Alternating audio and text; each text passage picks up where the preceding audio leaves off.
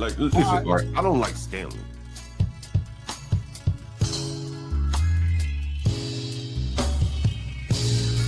I think the only person I have been was Stanley.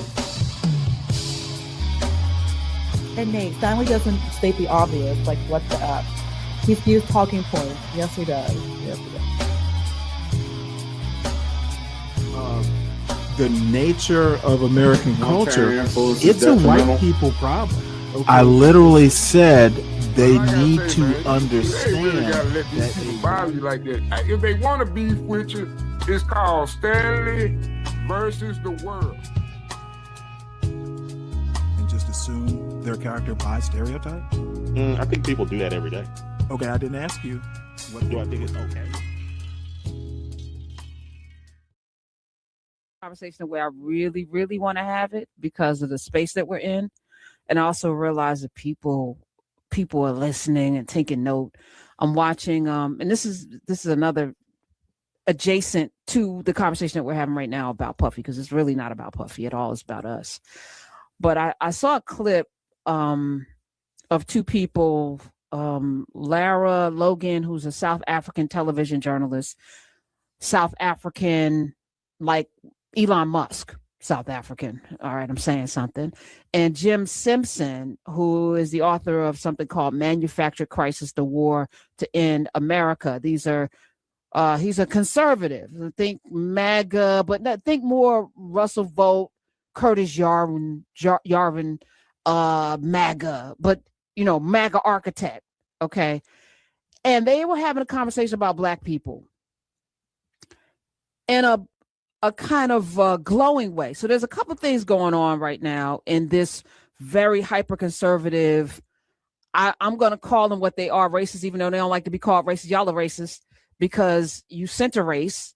You tell us we're centering race and we complain too much about race, but it's really you're obsessed with Black people because you recognize that races are made of constructs. So you're constantly chasing this, this ever moving, thing called whiteness. You're chasing it. You've been chasing it since you invented it, which is why you have to keep expanding. You let the Irish in, and then the Italians, and then the Spanish speaking people. But then you had to make sure that their Telemundo and stuff better be white Spanish speaking. You better Goya. You better not put what the most of the people who speak Spanish look like out there, because they are projecting something, right?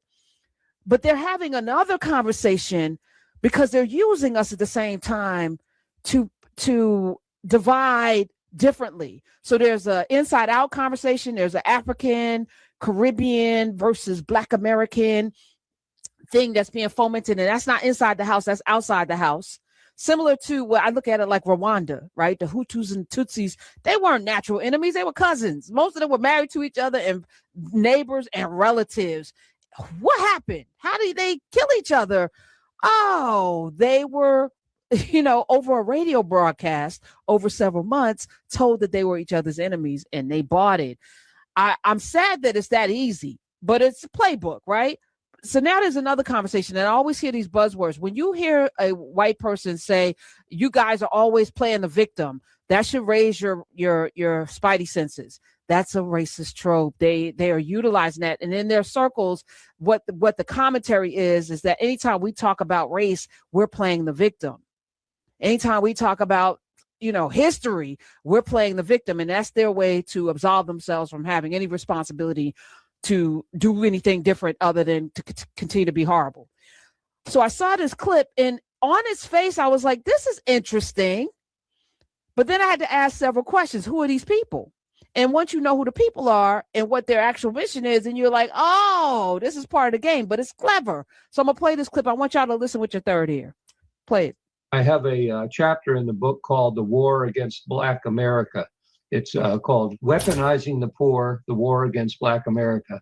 And I point out that the communists had been targeting the blacks since the 1920s. They've been at it since the beginning. And the last thing in the world they want is a happy, prosperous Black community. They want them isolated, angry, feeling oppressed, because a happy, a content population is of no value to them. None. They can't use them. Mm-hmm. They can't use them. And by the way, look at what the Nazis did with their program.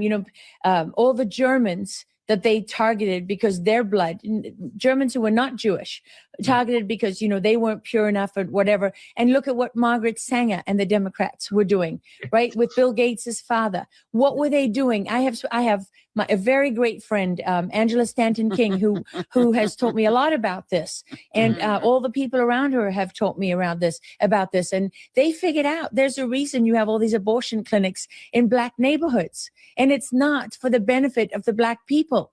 No. It's not. And it is by design. It's not an accident. These things don't just randomly pop up in these places. Somebody put them there. And there was actual thought that went into that. And what was that thought? It was nefarious. And it was divisive and it was filled with hate.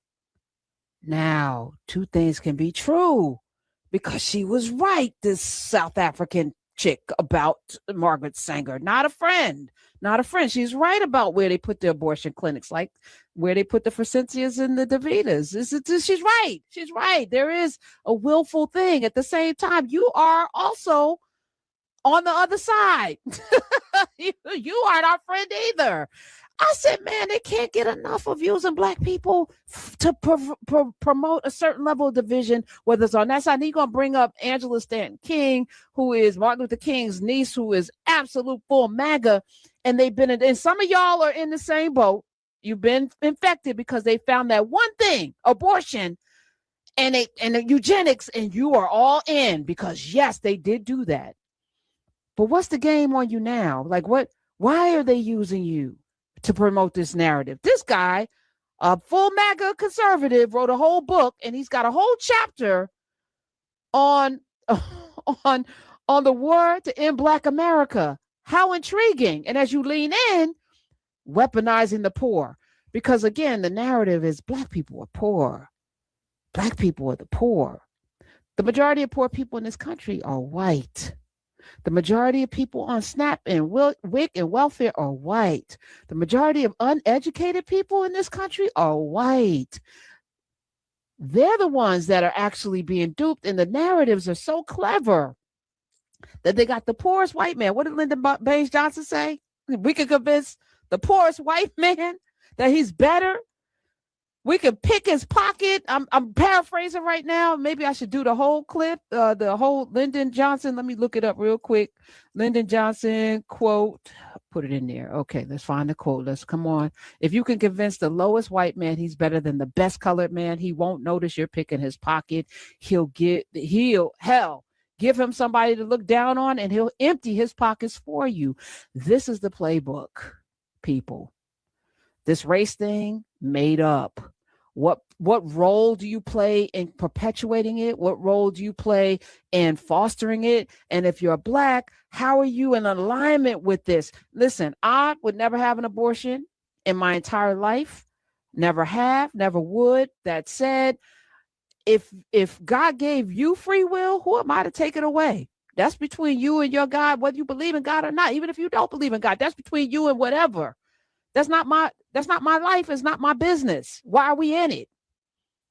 But they're using it politically because they know so many of us are tied to it. And we call it religion, but it's something else in there that it makes you feel better than that person.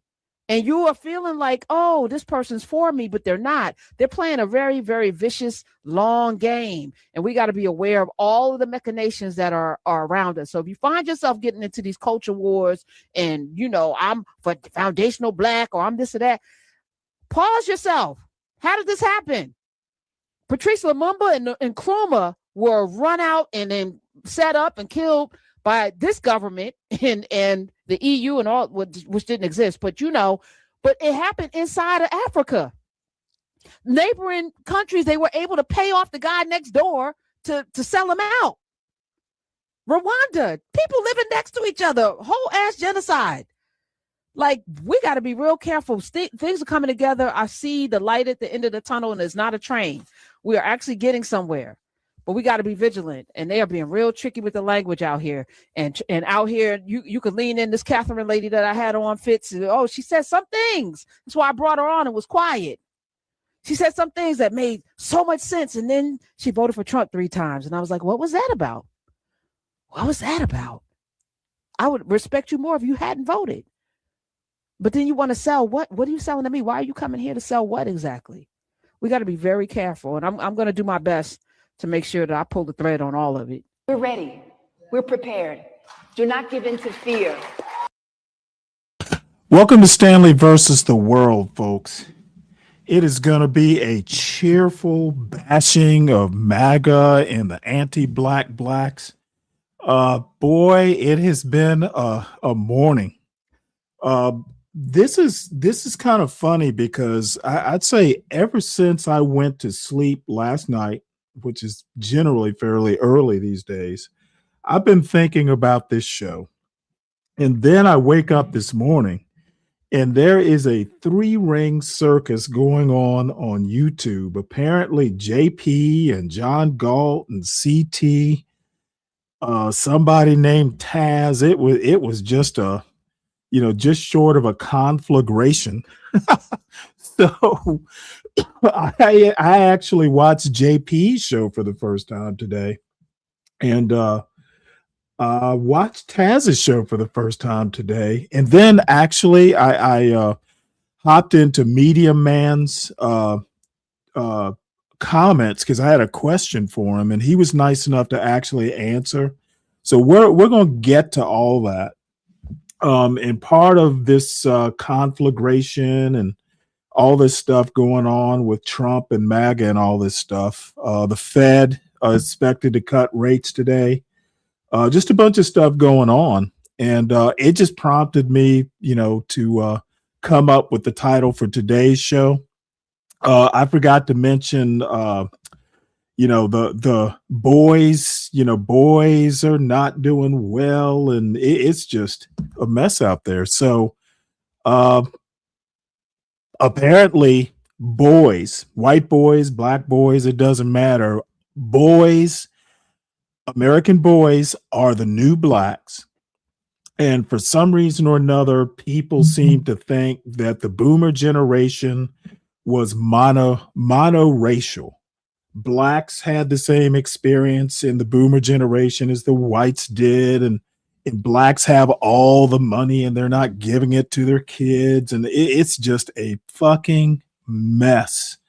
It's like the magic, I guess the skeleton key to all this rigmarole, as my mother used to call it, is that we stopped teaching critical thinking. People can't figure out that boomers aren't monolithic, and they can't figure out that if boys are not doing well, it's probably the first time in history that that's ever happened. And we're not going backwards. We need to figure out, how to deal with it all, rather than going to Scott Galloway and listening to the world as it was. It all just seems kind of silly to me. So we'll get deeper into it. But I want to start out. I want to just go ahead and start out with this. The National Review has a YouTube site, and they are good with coming out with 1 or 2 clips a day. And this one's called "Western Culture is Better, and Here's Why." And this is all leading somewhere, folks. So don't think it's going to be disjointed. It all fits together. So, dude, I cannot remember this guy's name. Rich Lowry. He's either the current editor or former editor of National Review. But here's why Western culture is better. Comments the other day in a cabinet meeting about Somali immigrants is driving a typically dumb and over-the-top simplistic reaction. Over to you, Jim Acosta. What needs to be said that isn't being said enough in our press over the last 24 hours is that the President of the United States said a blatantly obvious racist thing. You're probably right, Dirty. On Tuesday. Hey everyone, I'm Rich Lowry of National Review, and let's think about this issue a little more deeply. Now, I'm on the record as believing the President of the United States should never call anyone garbage, but the more fundamental issue here is culture. Nations have different cultures. Immigrants reflect the culture of the places they come from, and Western civilization has a different culture than other civilizations around the globe, and a better culture. Now, by the way, one of the greatest movies in American history is about this very fact, about immigrants bringing a distinctive culture to the United States, and not necessarily a good one. We are all grateful to Don Corleone for calling this meeting. We all know him as a man of his word. A modest man. He'll always listen to reason. Yes, Don Barzini. He's too modest. He had all the judges and politicians in his pocket. He refused to share them. When did I ever refuse an accommodation? Yeah, when did he ever refuse an accommodation? Now, this is not to say that all Italian Americans in the 1970s were criminals. Of course they weren't. But Southern Italy was by and large different than the United States, more clannish, less social trust, more of a culture of corruption, more criminality. All this went to an attitude. So it sounds like America has moved towards being Sicily. I would certainly call the Trump administration corrupt, treacherous. Is that his point? That the great political scientist Edward Banfield, in a book called The Moral Basis of a Backward Society, not sure you're getting that title published today, called Amoral Familialism. It's all about the family over and above everything all else, about the in Trumps. all senses of the term. So all this just goes to the point that culture is different.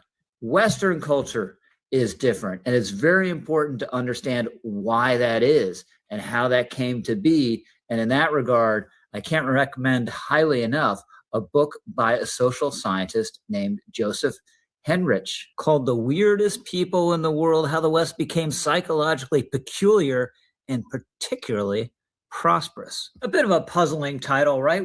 Who are the weirdest people in the world? What does weird mean? Well, weird is an acronym for Western, educated, industrialized, rich, and democratic. And Heinrich's argument in the book is that there are all sorts of cultural attitudes caught up in this.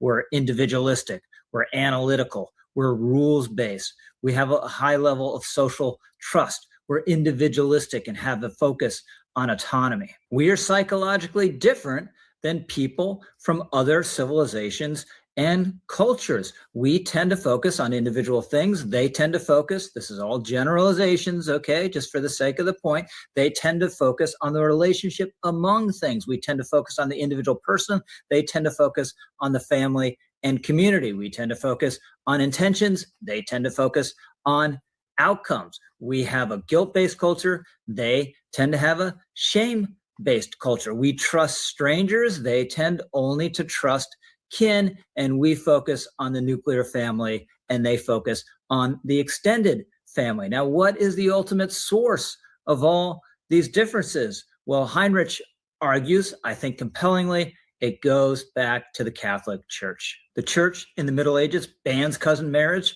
bans polygamy, focuses on monogamous families, and this sets in train massive cultural and institutional changes. What this does, it destroys clans and kin-based legal systems and creates the predicate. Now, I wonder if he's going to get to the part where the Catholic Church basically also unlocked the door to African slavery. Let's see if that gets covered. For the growth of cities, because you can leave your families, creates a predicate for markets, because you can trust strangers and trade with them, creates the predicate for the creation of all sorts of corporate bodies, again, because you can trust strangers and cooperate with them, spreads literacy and rational legal institutions. And otherwise, we get the seedbed of the West that over time will develop further and change Western psychology. Another big part of the puzzle is the Carolingian Empire, founded, of course, by Charlemagne. And what Heinrich argues is that the maximum extent of the Carolingian Empire— What's up, Yeti? How you doing? —constitutes this invisible border around Europe, where you're inside that area, you are heavily Westernized. Outside it, you are not, because the Carolingian Empire is allied with the Western Church, and these attitudes towards family are enforced within that empire. not outside of it. And this brings us back to The Godfather, by the way, because Heinrich says Italy is really a test case here, because the northern part of Italy, inside the Carolingian Empire, highly westernized, not that distinctive. Southern Italy, outside, and you have a more clan-based attitude. How does this matter today? Well, in a couple ways. One, it explains why the West generally more peaceful, more prosperous, and freer, especially the United States, which became over time the most westernized of all the societies in the West. And it also matters for the debate we're having about immigration. People from different places are bringing their own psychological attitudes. And this brings us to another book I'd like to mention by a guy named Garrett Jones. He's an economist at George Mason University. He's not a hater. He's not even anti-immigration. And the point he makes in this book is that economically, we experience much less assimilation, every country around the world, from immigrants than you would expect. He points out that in sheer economic terms, what determines the success of people in a given country tends to be where they came from and how prosperous that place was.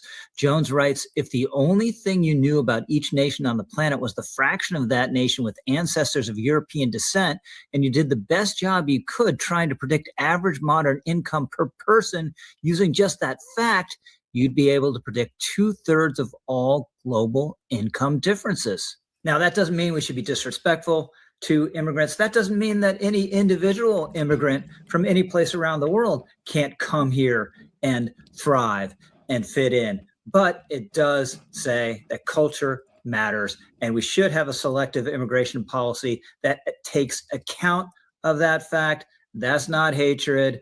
That's not racism. That should just be common sense. I'm Rich Lowry, over and let us always remember that the National Review was started by William F. Buckley, and these guys are a bunch of Western chauvinists. This is basically a propaganda piece, and it's a short video clip. You can't cover everything, but this unqualified Western culture is better, dude. Anybody who graduates from high school and took, the world history course and the US history course, and usually they'll figure out how to do your state's history. You could poke holes in there as a ninth grader. And, but this is like a national magazine, and people will quote from this sort of stuff. So, the next thing is from Heather Cox Richardson's Letters from an American. She's my favorite female historian. And she is talking about the Trump administration and some of the origins of its, what would you call it? Kind of its fundament. Essentially, a lot of what Trump has been doing in the last week is propaganda. If you haven't heard, he's about to kick off, I guess, a bunch of like campaign rally style barnstorming, where affordability is going to be kind of the theme. And we're going to get to that in a couple minutes, because I have a specific article for that.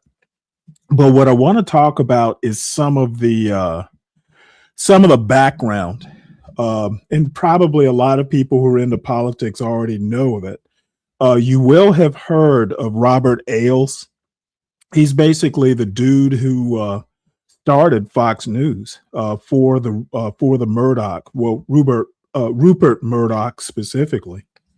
So he was basically kind of like a campaign communications guy before he went to run Fox News.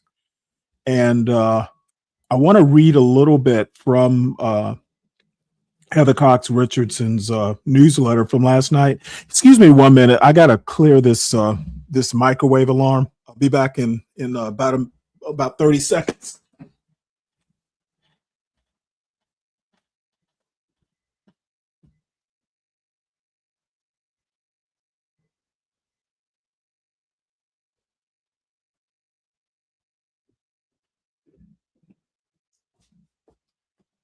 Oh, sorry about that.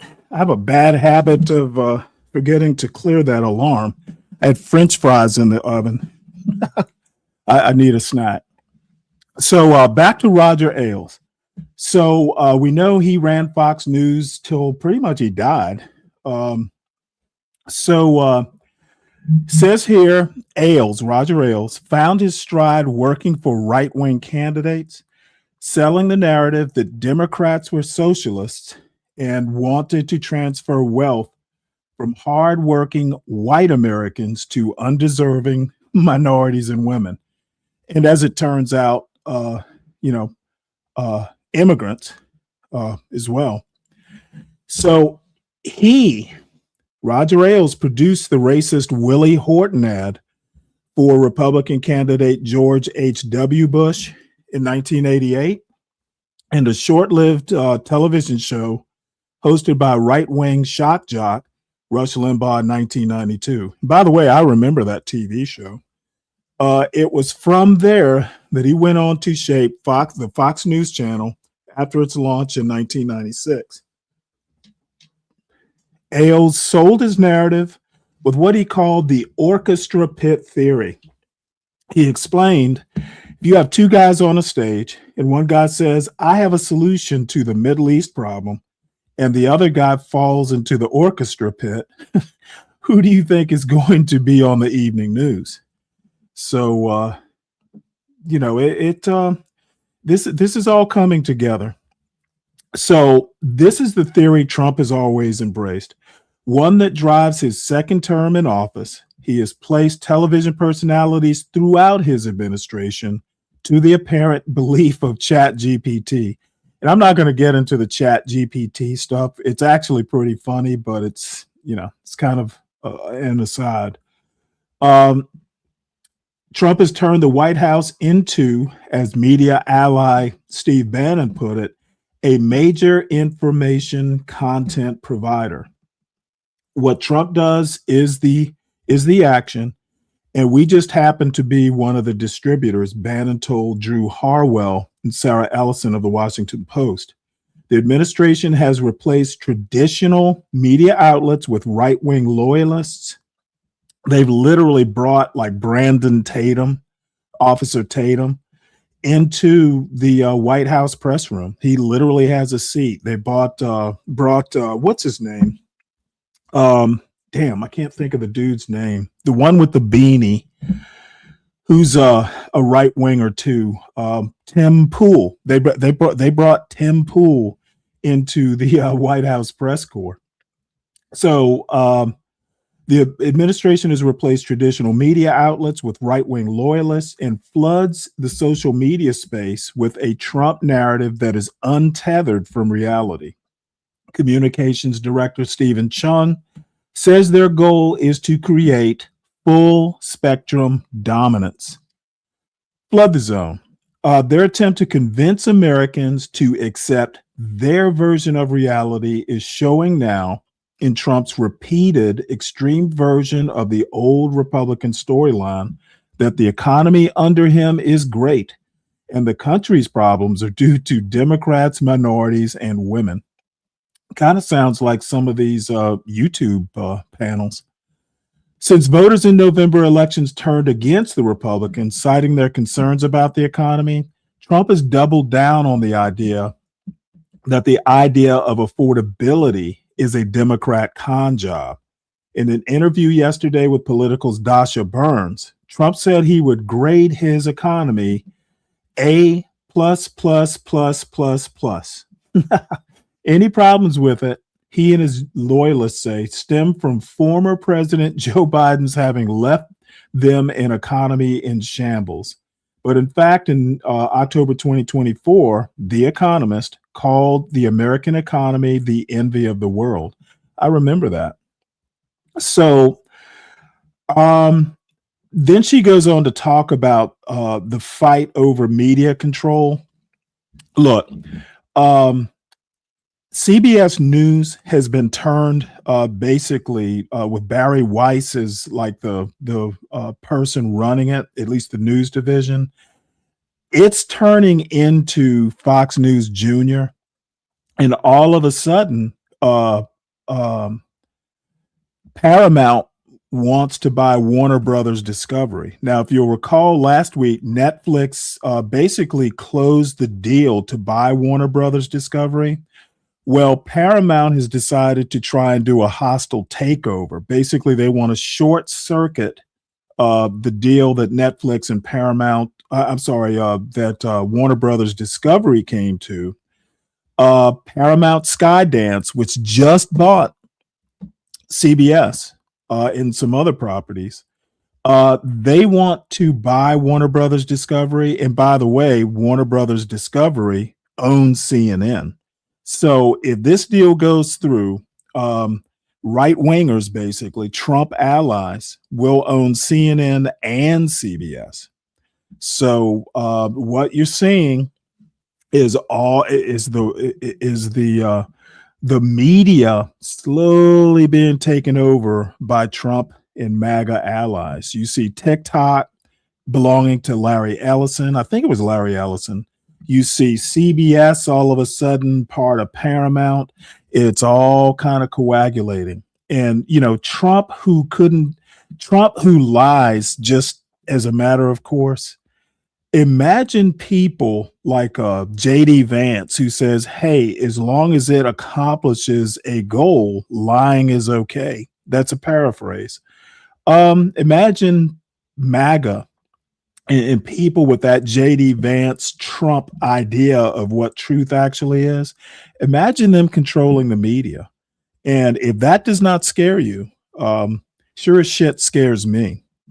So it's happening. It's happening slowly but surely. And I'm surprised. Well, I think Americans are slowly but surely starting to see this. And I will point out exactly why I think this. You know, the elections last November said something, but there's one other election that just happened in Miami that I'll talk about later. So this is just in the Federal Reserve cuts rates. They cut it by 0.25% again amid mixed economic signals.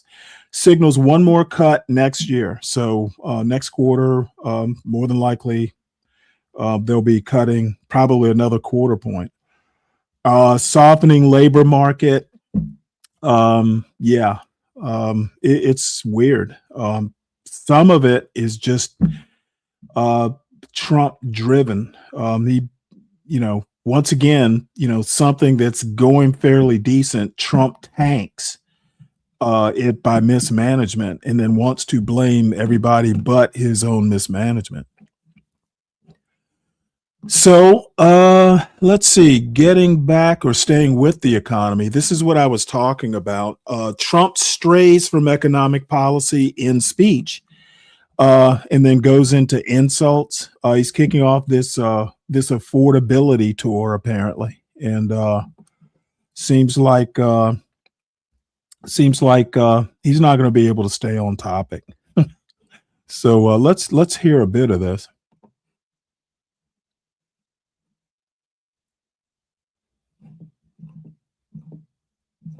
Let's see if we can play it.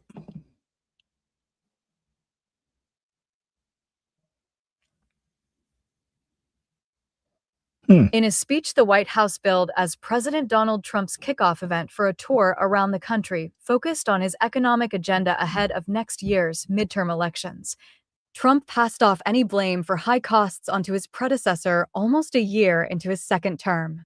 Speaking for nearly an hour and 40 minutes, Trump strayed from the issue of affordability, launching into derogatory language to call out his political opponents and prompting his supporters into a "send her back" chant about Minnesota Representative Ilhan Omar. On the economy, God, really? Trump blamed the Biden administration for the high cost of groceries, gas, and inflation levels and claimed that his administration has brought those prices down. How the economy flipped from a red to blue issue, according to exit polls. That's our message. They gave you high prices. They gave you the highest inflation in history, and we're bringing those prices down rapidly, Trump said. Lower prices, bigger paychecks. You're getting lower prices, bigger paychecks. We're getting inflation, we're crushing it, and you're getting much higher wages. I have no higher priority than making America affordable again, Trump said. That's what we're going to do. And again, they caused the high prices, and we're bringing them down. It's a simple message. In recent weeks, as the president Yeah, I has talked attempted to about sell that his yesterday, economic Dirty. message, he's faced criticism for appearing to dismiss concerns about the realities of the economy. Speaking at a roundtable last week, Trump called the issue of affordability the greatest con job and a Democratic hoax, comments he repeated on Tuesday. I said it the other day, and a lot of people misinterpreted this. Oh, he doesn't realize prices are high. Prices are coming down very substantially. But they have a new word, you know? They always have a hoax. The new word is affordability. Although Trump has extolled his economic plans, a recent Gallup poll found that only 36% of Americans approve of his handling of the economy, while 62% disapprove and 2% have no opinion. And it's clear that the Trump administration is feeling pressure to address concerns about the cost of living following November's elections, which saw voters across New Jersey, Virginia, and New York City push back against the president's agenda. In the weeks that followed, the Trump administration made shifts in its economic plans, including rolling back tariffs on some food imports in an attempt to lower grocery prices and floating the idea of a 50-year mortgage. Trump repeatedly attacks Representative Ilhan Omar. During his speech Tuesday, Trump deviated from an economic message and Yeah, this is literally out of the authoritarian uh, playbook. It's literally what Karen Hunter was just talking about. You know, people who were there ostensibly to hear about his plans for making groceries and stuff like that more affordable. What does he do? He gives them someone to look down on. He gives them someone to basically feel superior to. He gives them someone to hate. So instead of talking about how your grocery prices are going to come down, he basically leads the chair of send her back. And I notice I don't get a whole lot of Trump is great from this audience like I was 9 months ago. The dude is a fucking clown car. And it is true. I want somebody. I'm waiting on Brian Nichols to come in and tell me how great Trump is right now. Oh man. So hey, you know what? The thing is his voters, they may, the diehards are gonna always be there. But let me just skip ahead. This is something that, there's some bellwethers out there, and I'm going out of line here, but I want to make this point. The only people, a lot of this is just window dressing. I think Americans are not being fooled by all of this. Give me one sec here. Let me find, I have like a shitload of articles here. This is a bellwether. Look at this. Democrats flip Miami mayor's office, winning control for the first time in nearly 30 years. And guess what?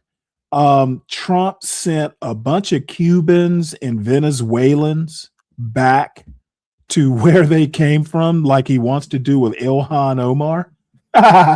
and basically on December 9, which was yesterday, Democrat Eileen Higgins, won Miami's mayoral runoff, routing Trump-backed Emilio Gonzalez. Emilio Gonzalez was just in the Oval Office because there's a Trump property down there where there's going to be like a G20 summit at some point next year.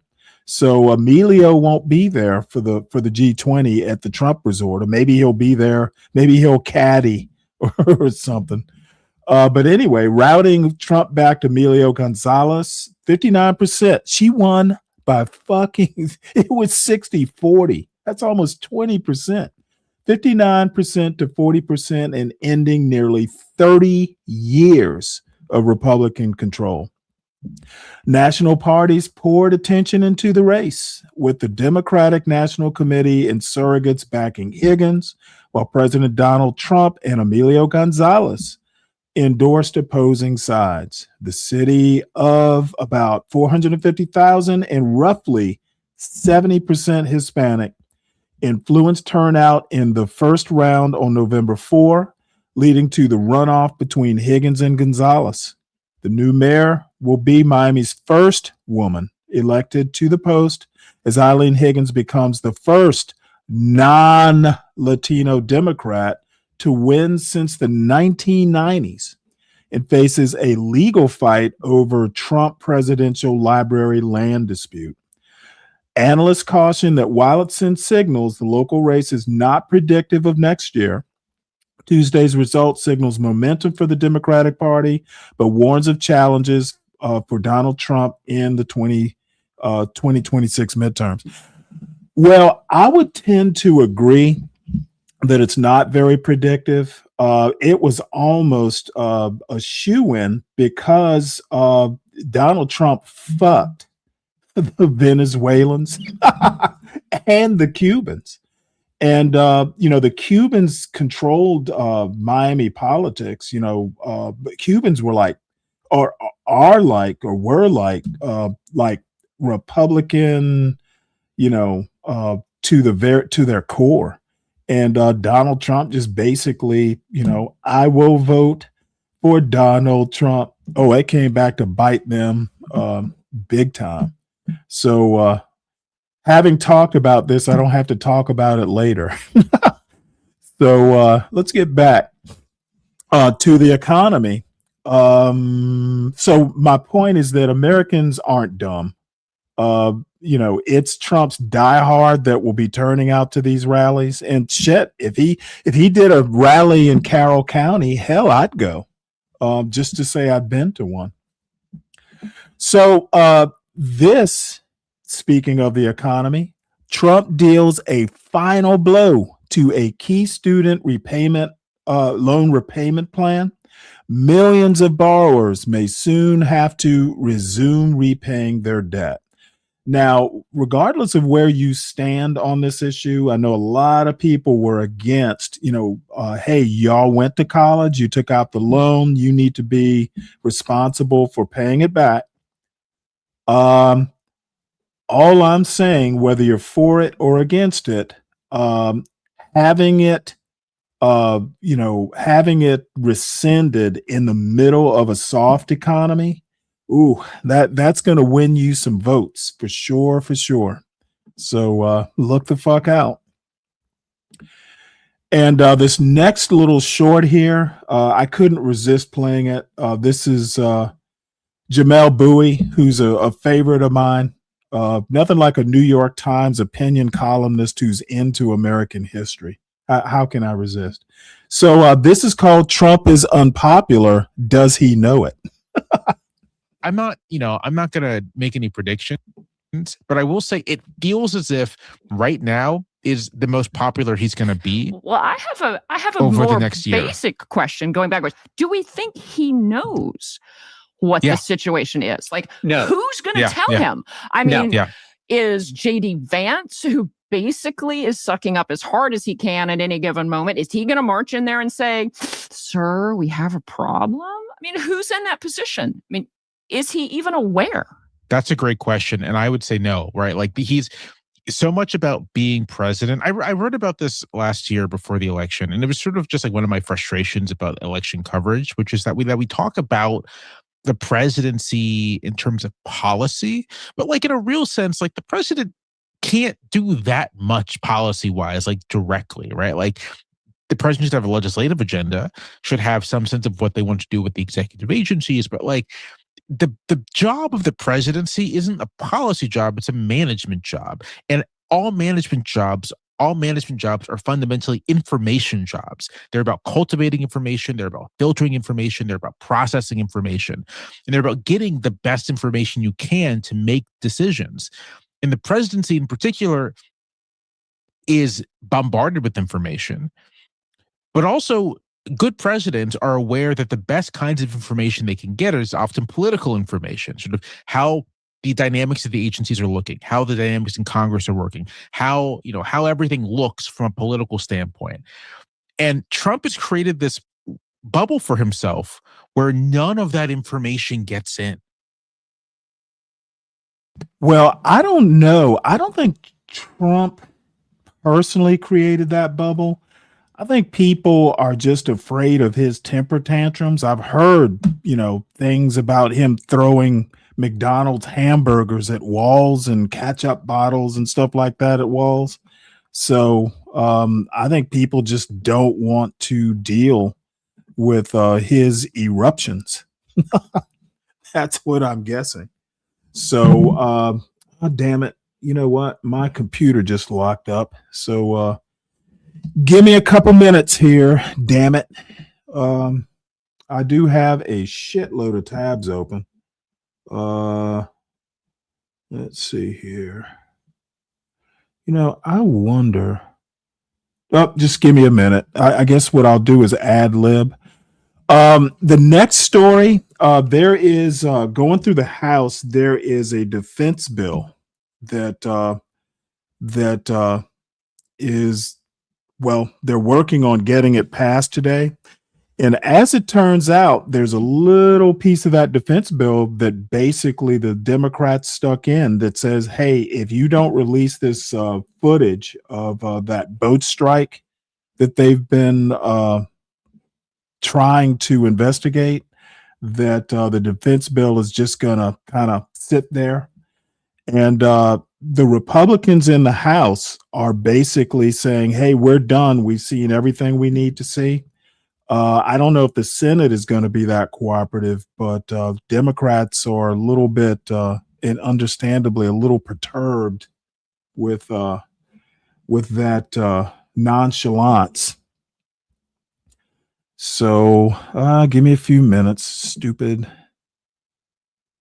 My computer just, you would think 16 gigs of RAM would be good enough, but I do have about 30 tabs open. So and it's the browser. It's the only thing that's locked on this stupid computer.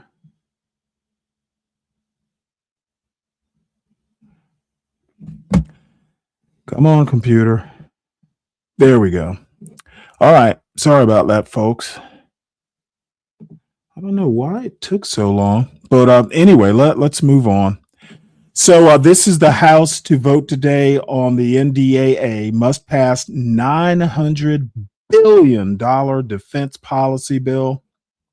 Both chambers race to pass it before the end of the year. It is a 3,086 page compromise bill, which authorizes $8 billion more than what the Trump administration requested. I don't know. I think we really need to stop doing shit like that. Why are they giving him more money than they requested? Probably mostly, the senators, it's probably just pork, for their individual states or districts. But apparently 900 billion. Apparently 900 billion is better than 882 billion or 881 billion. So next, we're going to switch gears and talk about immigration stuff. Apparently a judge just ruled that the National Guard deployment to Los Angeles must end. It was ruled illegal, and Trump just kept them there. So now they're going to try and force the issue, and I guarantee you they'll appeal it to the Supreme Court. And I almost guarantee you the Supreme Court's going to go, fine, just leave it there. It's going to be interesting to see what happens after the new year. I've honestly think that you're going to see guardsmen starting to balk. With the upcoming holidays, these guys are basically civilian soldiers. So I've been predicting this. I don't know. Maybe I'll be wrong. So here's something that maybe a little bit of a ray of hope. Migrants facing mandatory detention in U.S. are fighting back and winning. Basically, due process is coming back to bite this administration. And funny enough, Elise Stefanik, Trump's press secretary, she's the one who does those briefings, the daily press briefings.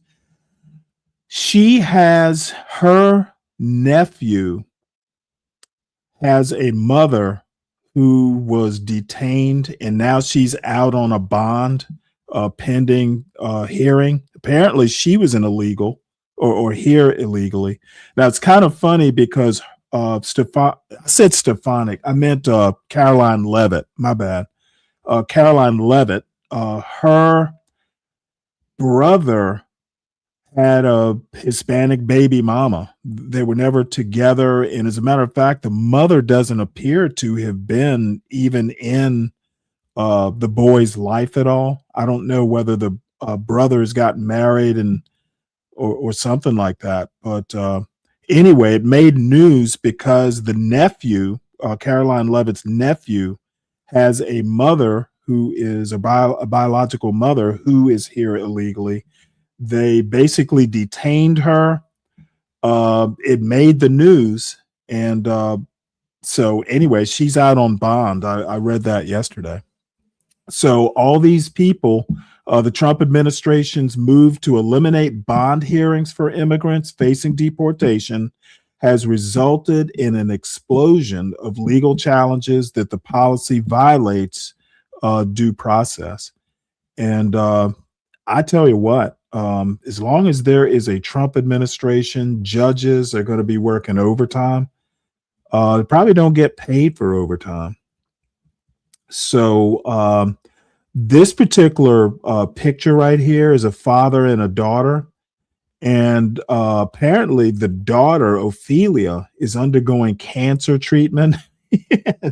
And apparently they wanted to put her behind bars. So the Trump administration's move to overturn years of legal precedent and require mandatory detention for all immigrants facing deportation has sparked outrage from advocates who say they are being denied due process. Now the migrants are fighting back in a torrent of legal challenges and on a winning streak in federal court. So due process is a thing.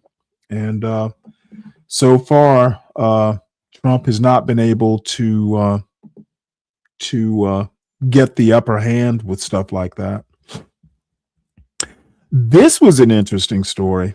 So the feds bring a woman into the U.S. to face charges, then say she's here illegally. Now, tell me that is not clown car. Like they fly this woman in and then they go, oh, hey, you're here illegal. We're going to deport you. Oh, look, it's of Aaron C.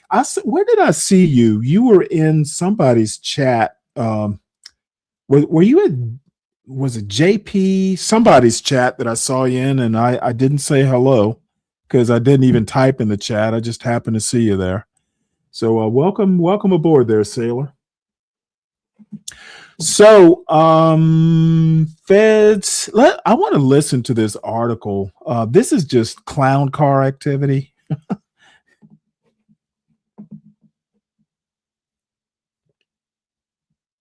Federal prosecutors spent over a year working to extradite a Belarusian woman accused of smuggling more than $2 million in sensitive U.S. aviation equipment into Russia as it waged war on Ukraine. But the case could fall apart because the defendant, Yana Leonova, is now at risk of being deported before going to trial. Trump administration officials issued an immigration detainer for Leonova shortly after she was paroled into the United States on November 3rd to face a 10-count indictment charging her with fraud, smuggling, and money laundering offenses. The unexpected move has left the prosecution and defense scrambling to find out whether Leonova will continue to face the raft of felony charges or be put on a flight home.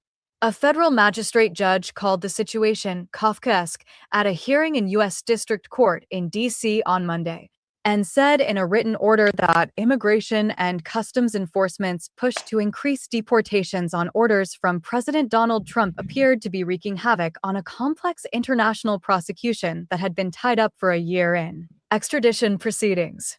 Indeed, it is both preposterous and offensive for the government to bring someone into the United States against their will and then turn around and seek ICE detention because that person is here illegally, U.S. Magistrate Judge awesome. Zia M. Faroukhi said in the written order. The government needs to decide what its priorities are, ginning up deportation stats or prosecuting alleged criminals. Leonova's authorization to remain in the country expired 2 weeks after she arrived, leaving the Russian resident, a citizen of Belarus, in an uncharted legal limbo. The immigration detainer gives Department of Homeland Security officials the ability to take Leonova into custody and begin deportation proceedings. And government officials initially told the court that they planned to do so if she was released from jail pending trial. But at the hearing Monday, an assistant U.S. attorney said he was asking DHS to give Leonova legal authorization to remain in the country to face the conspiracy and smuggling charges as outlined in the 23-page indictment. That request was pending as... Yeah, I'm going to go ahead and stop this here. So they spend all this time to extradite from Belarus, bring her here, and now they want to deport her before the trial. Awesome. Awesome. So 3 cheers for the Trump administration. They're going to save court costs this way.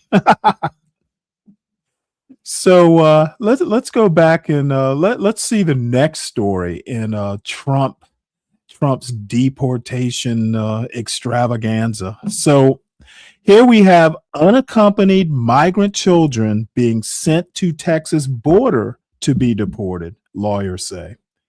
So it's like this Trump administration is I don't know what to say. A gift that keeps on giving, I guess. I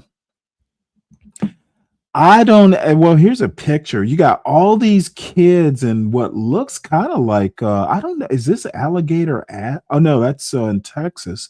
Says the Trump administration is sending dozens of unaccompanied migrant children to the Rio Grande Valley of South Texas to await deportation. About 50 children have been sent to the region from the interior of the U.S. in the past few months and are being held in 4 detention facilities operated by Department of Health and Human Services, Office of Refugee Resettlement. So, damn, this is a long article.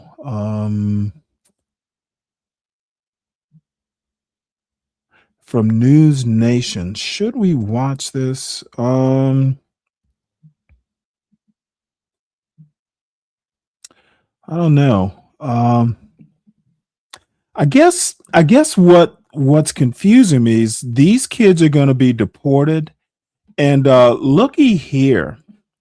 So the Department of Homeland Security just signed a contract to create its own fleet of Boeing 737s for deportations. So the Department of Homeland Security is basically creating its own airlines to deport. So the agency will spend nearly $140 million to buy the planes, funding that comes from a massive budget increase for immigration enforcement approved by Congress. Now, of air and sea, I don't know, but I mean, you are like you've been in kind of like exposed to aviation. Have you thought maybe about being like a mechanic or something like that, or even a pilot for a Department of Homeland Security. I mean, they're going to have their own fleet of planes. Surely, this could be something that could be right up your alley. You will definitely be of air. The air part. I don't believe they're doing this, but damn it, they are. Now, I'm wondering if they'll just house these at some Air Force base, or they're going to build their own airport. How is this actually going to work? You're listening to DHS Inc.'s contract to create its own fleet of Boeing 737s for deportations. A news story written by Marianne Levine and Jacob Bogage and read This by is Rachel, awesome. an AI-generated voice. The Department of Homeland Security recently signed a contract worth nearly $140 million to purchase 6 Boeing 737 planes for deportations, a move that will allow the agency to operate its own fleet after receiving a massive funding increase from Congress. U.S. Immigration and Customs Enforcement has long relied on charter planes to carry out deportation flights, but 2 officials familiar with the contract and records reviewed by the Washington Post indicate ICE has broader plans. Earlier this year, Congress signed off on $170 billion for President Donald Trump's border and immigration agenda over 4 years as part of the GOP's sprawling tax bill. The money for the planes is coming from that funding, according to the officials, who spoke on the condition of anonymity to discuss information that had not been made public. The enormous infusion of cash opened the door for the Trump administration to spend lavishly on immigration enforcement to meet the president's goals of deporting record numbers of immigrants. Administration officials have set a goal of deporting 1 million people by the end of Trump's first year in office. Trump border czar Tom Homan said the administration has made more than 579,000 removals, though it has not published official numbers. Nearly 66,000 immigrants are being held in detention, according to DHS data. Tricia McLaughlin, a DHS spokeswoman, said in a statement in response to an inquiry from the Post that the planes would save money by allowing ICE to operate more effectively, including by using more efficient flight patterns. We are delighted to see the Washington Post is highlighting the Trump administration's cost-effective and innovative ways of delivering on the American people's mandate for mass deportations of criminal illegal aliens, she said. Homeland Security Secretary Kristi L. Noem has indicated that she wants ICE to have its own planes for removals. The Wall Street Journal previously reported that Noem and her chief advisor, Corey Lewandowski, directed ICE officials to purchase 10 737 planes from Spirit Airlines for deportation flights and their own travel. But Spirit Airlines did not own the planes, and the planes did not have engines, the newspaper reported, so the purchase never happened. The DHS contract is with Daedalus Aviation, which was established in February 2024, according to corporate records. A Virginia State Corporation Commission filing dated December 5th lists William Allen Walters III as its president and Tondria Capel as treasurer and chief financial officer. Daedalus Aviation's website states that it offers a full range of commercial and charter aviation services and provides comprehensive, responsive flight operations tailored to the unique needs of each mission.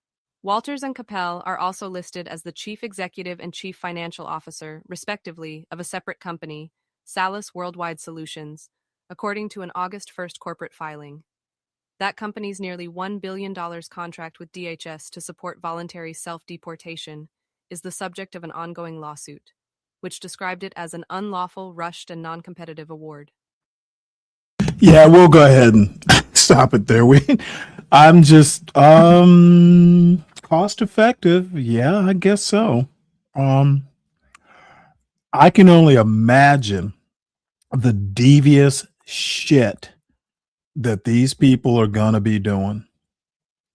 Man. People are going to be disappearing. They're only halfway to that million from the first year. I can only imagine how many people are just going to be disappeared and flown out. And I await that news story. So next, and this will pretty much be the last of the immigration stories. New data shows ICE arrested nearly 75,000 people with no criminal records.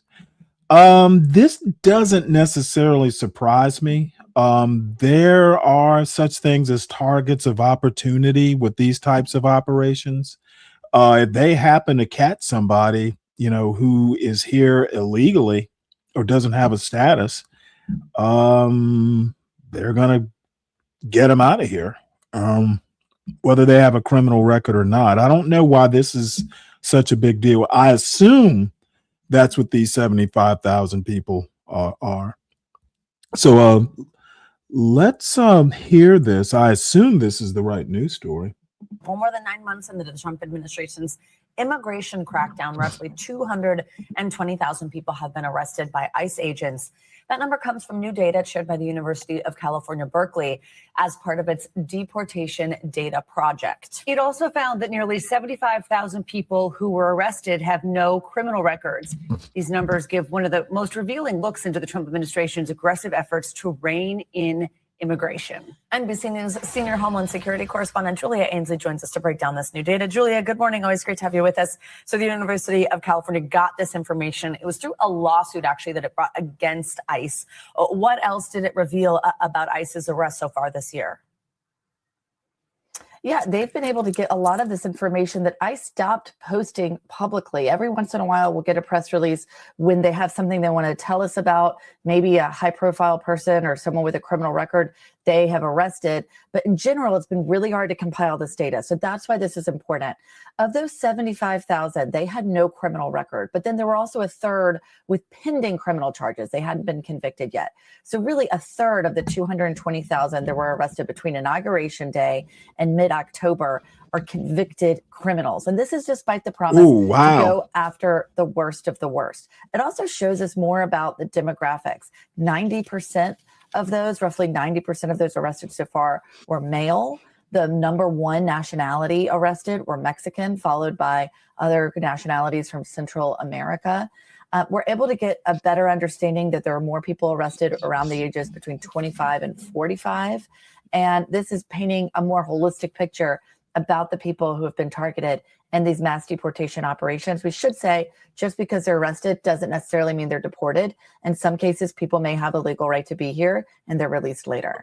So, you just said the Trump administration keeps insisting they're targeting only the worst criminals. The numbers appear to contradict that. What is the Department of Homeland Security saying or reacting to this new data? They're not, responding to this. They did not send a statement to our story, and they haven't responded to the data that's been out there from this project, and others have been picking up on this as well. But this does get to an underlying conflict that we're having when we are able to report on some people who are arrested who have committed serious crimes and were at large in the United States, but we're not able to get to the underlying problem here that a lot of people who are arrested don't have criminal records. And as President Trump himself said in a cabinet meeting last week, there are over 11,000 people who are in this country undocumented who do have homicide convictions who have still not been arrested. So that really makes us ask more questions about who they're targeting and why. Yeah, well, you know what? They don't care. I wonder if the time might not be spent doing or reporting about something else. So this is a Pew Research thing that I got about an hour and a half ago in my email. And it is titled Public Trust in Government, 1958 through 2025. And I have not really had a chance to go into it deeply. Just suffice it to say that the headline is just 17% of Americans now say they trust the government in Washington to do what is right just about always. 2%.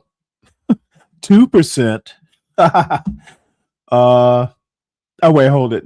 Let's see. What is this 2%? Just said 2% or most of the time. So just 2% are saying most of the time. Am I reading this right? So I'm sorry, most of the time, 15%, just about always is 17%, It says, while trust in the government has been low for decades, the current measure is one of the lowest in the nearly 7 decades since the question was first asked by the National Election Study, and it is lower than it was last year. Last year, it was around 22%, I guess, for just about always. So I don't know.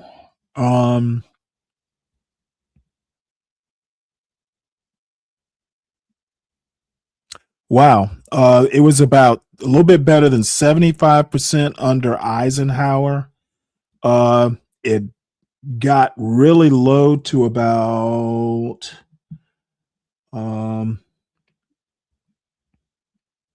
I want to say about maybe 25% under Carter.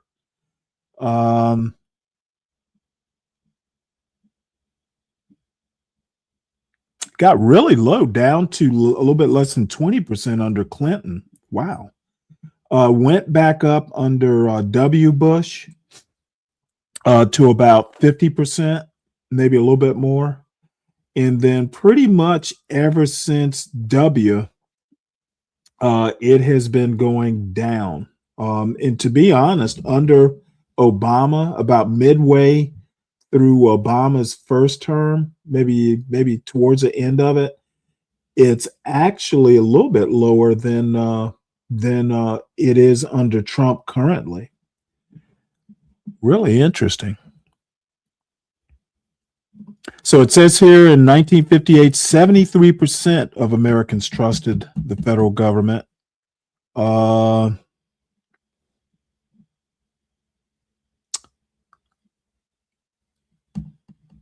it says since 2007, it's never really been higher than 30%. Damn. Trust in government higher among members of party that controls the presidency. So right now you'd expect Republicans to trust the government more than Democrats. That makes sense. Trust in government by party or ideology. Trust in this ought to be interesting. Trust in government by race and ethnicity. And let's see here. Believe this or not. And say, oh wow. So under Obama, this is interesting.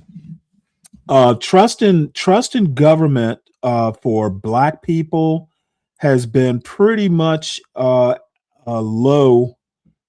It started plummeting in the Nixon administration. It got really low under Clinton, believe it or not. This is the thing that stands out, though. White people trusted the government less under Obama, and Black people trusted one of its lowest points under Trump.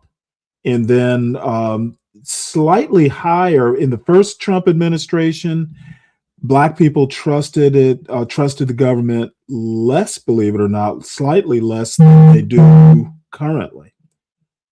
And of course, once Trump came back into office, the white trust in government rebounded.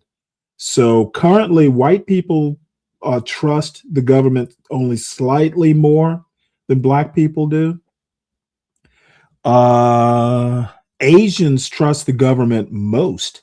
And it was really high under Biden, believe it or not. Apparently, they just started measuring it under the Trump administration. So it was actually fairly high. There were 2 peaks that were pretty high. Currently, under Trump, it is at an all-time low among Asians. And then Hispanics trusted Obama at its peak. Biden, they trusted. Trump, it's kind of odd. It rebounded under Trump because it got low towards the end of the first Trump administration, started rebounding a bit. And then It peaked just about the time Biden got elected, and then it plummeted under Biden. And then it rebounded just before Biden got out of office. And then since Trump has been in office, of course, it's plummeted because he's going to deport them all, apparently. So if anybody wants this Pew Research poll, just let me know. I think I put it in the show notes. But if anybody wants me to drop it, just let me know. That's about as deep as I'm going to cover it. Smarty Artie Blatz can learn from JP and John Galt. Well, Brian, I hope you stick around because I have clips from today's JP show with John Galt. I have like 4 clips from that. I think John Galt is a fuck up, and I have comments on what we can actually learn from JP and John Galt. So stay tuned for that. And as you can imagine, it's not praise. And John Galt is a fucking coward. What's up, CKJ? John Galt got up on. I'm gonna save the clip. John Galt is a pussy, and you'll see why. And a liar too, for that matter. So let's see here. What do we have? I think I'm going to set this next article. I think I'm going to skip over it and save it.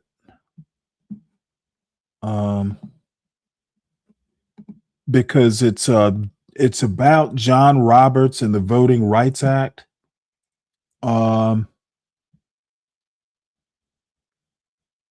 Yeah, I think I'm going to save it. Maybe even do a separate show on it, to be honest.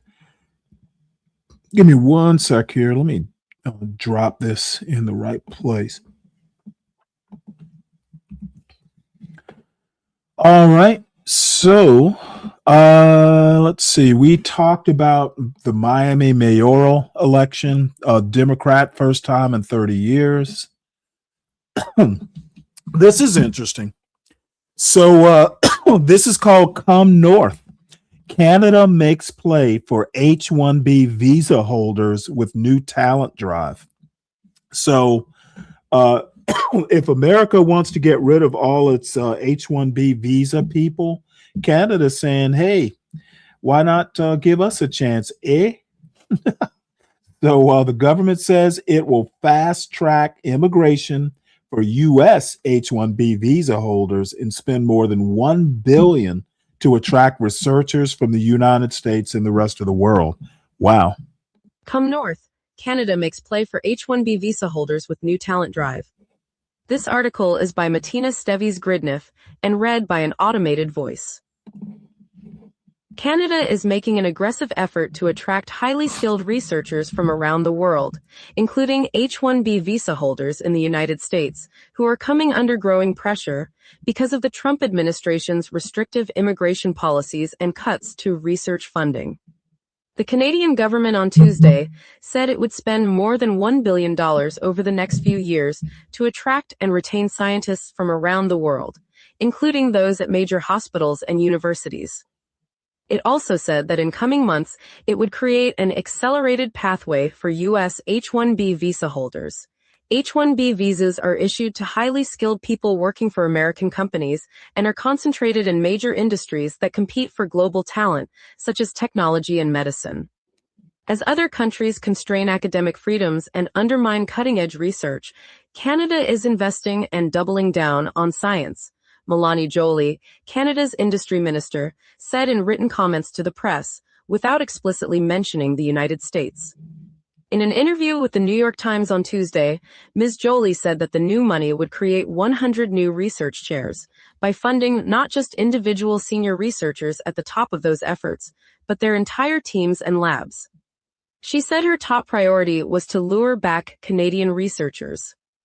For decades, Canada has had a brain drain issue, and now we are in a brain gain mode, Ms. Joly said. My message to Canadians around the world is, it's time to come home. But she added that the push to attract top global researchers was also about creating a stable environment for those wanting to move to Canada. If you want to live in the best country on the earth, that is also the safest, and the one that will actually respect your work and offer you the right environment to flourish, well, come to Canada, she said. The question of H-1B visa holders, on whom the U.S. tech industry in particular relies, has opened a fault line within President Trump's base and unsettled planning in the tech, pharmaceutical, and other. Yeah, we'll stop there. I think that in the end, it will probably wind up being more people just don't even bother coming to the United States, but going to Canada. Now, here's the deal with Canada.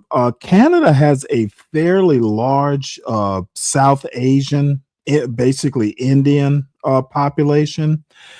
Now, it's kind of surprising that they're so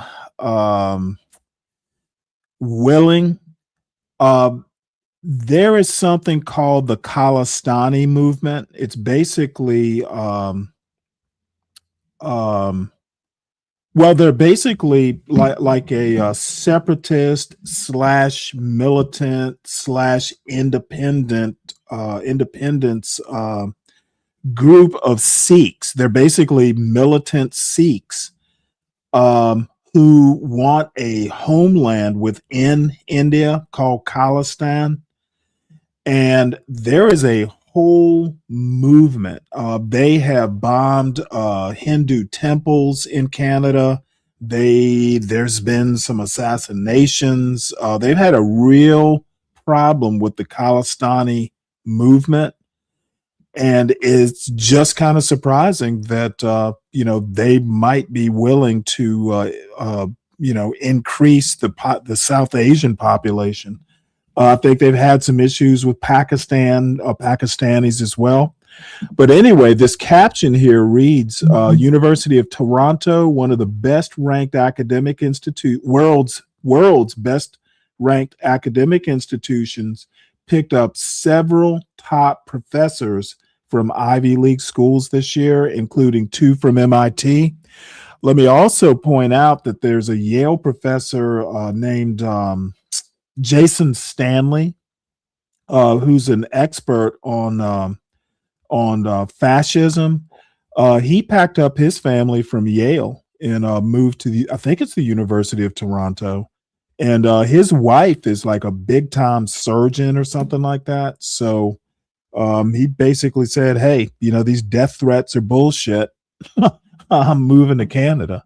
So we'll see how that all turns out. I don't know if it's going to be like a mass, I don't know that it's going to rise to the level of the Underground Railroad, but if nothing else, it's kind of an embarrassment, I would think. So there was a shooting, 1 dead, 1 injured on the campus of Kentucky State University in Frankfort, Kentucky. And the reason I bring this up is Jason, what's his name? Wilfred Riley, my favorite Black conservative, is a professor there. And I haven't seen any reaction from him yet. I'll be looking out for that. But this, by the way, KSU, Kentucky State University, if I recall, is an HBCU. I think it's Kentucky State.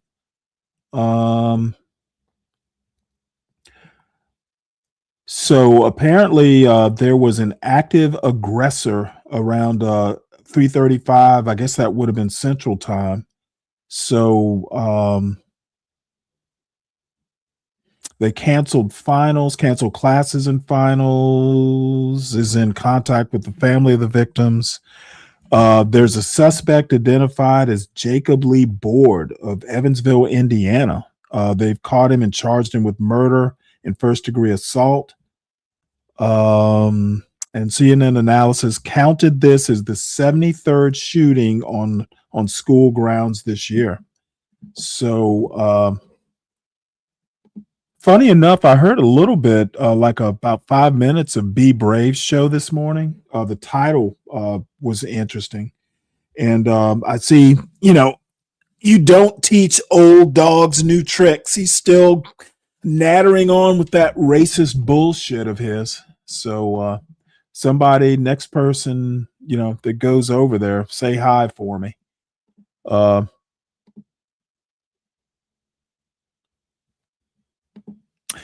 Actually, what surprised me, there were a couple people that were over there that kind of surprised me. It always surprises me that black people just buying that fucking John Galt and Be Brave level racist bullshit, that anti-black stuff. It never ceases to amaze me.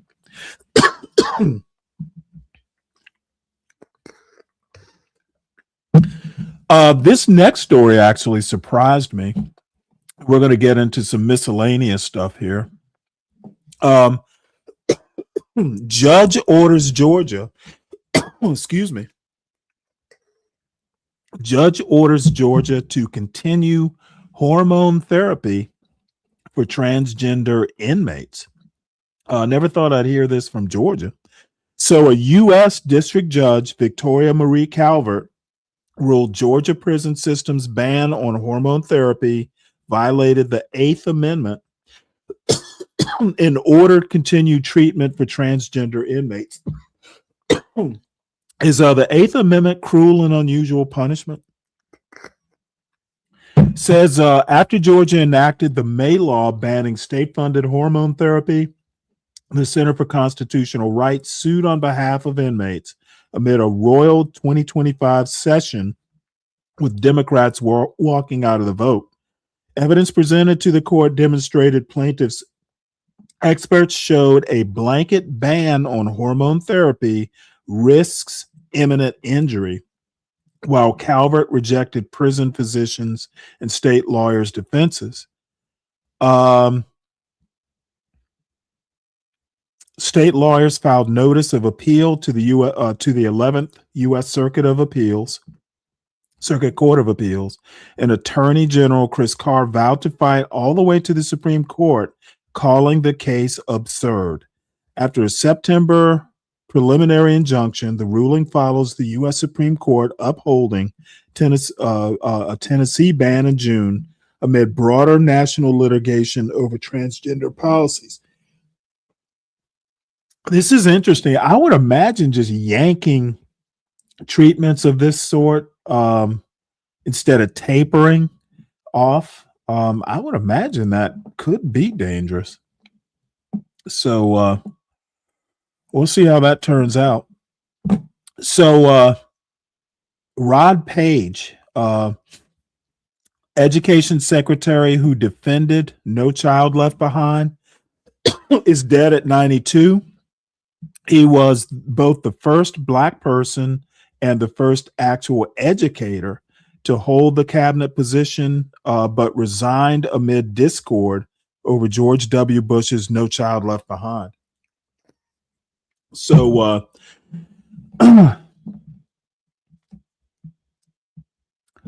he defended it. I don't recall this, the actual details of it. But says here, former school superintendent in Houston, Dr. Page arrived in Washington with little political experience, but with a reputation as a champion of urban education. He was the nation's first Black Secretary of Education, the first actual educator to lead the department, and a symbolic star of the administration's compassionate conservatism. Interesting. So he is dead at 92.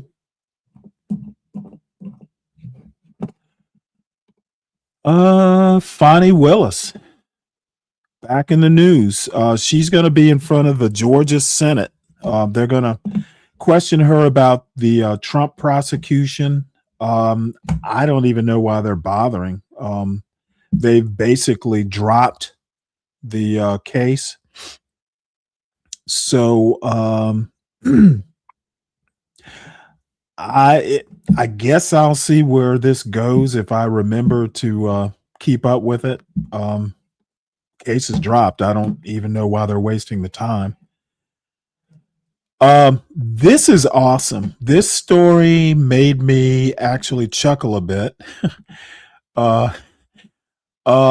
Sperm donor with a cancer-causing gene fathered nearly 200 children across Europe. I'm surprised that they don't screen this sort of thing. But apparently, when he was a student, the man carrying the gene passed screening checks before he became a donor at the European Sperm Bank. When he was a student in 2005, his sperm has been used by women trying to conceive for 17 years across multiple countries. Wow. How was the discovery made? The affected donor sperm was discovered when doctors seeing children with cancers linked to sperm donation raised concerns at this year's, oh my God. At the time, 23 children with the genetic mutation had been discovered out of 67 children linked to the donor. Oh my God. How did the sperm get used by women all over Europe? The donor sperm was sold by the European Sperm Bank in Denmark to 67 fertility clinics in 14 countries. Oh, wow. In Belgium, where sperm from a single donor is supposed to be used by a maximum of 6 families, 53 children were born to 38 different women using sperm from the donor with the genetic mutation, the investigation found. Wow. I don't even know what to say to this story. Talk about reckless. Wow. Okay. Well, speaking of sperm donation, let's move on to the boys part. Scott Galloway, leading defender of troubled boys, and I discovered this video through some folks that I follow their podcast through Patreon. And apparently they're going to be talking about him here in the next week or so. So I guess we'll just listen. Oh, it's locked. How did that get locked? Join. Wait, I am joined. God damn it. Hold on one second here. I've subscribed to their podcast.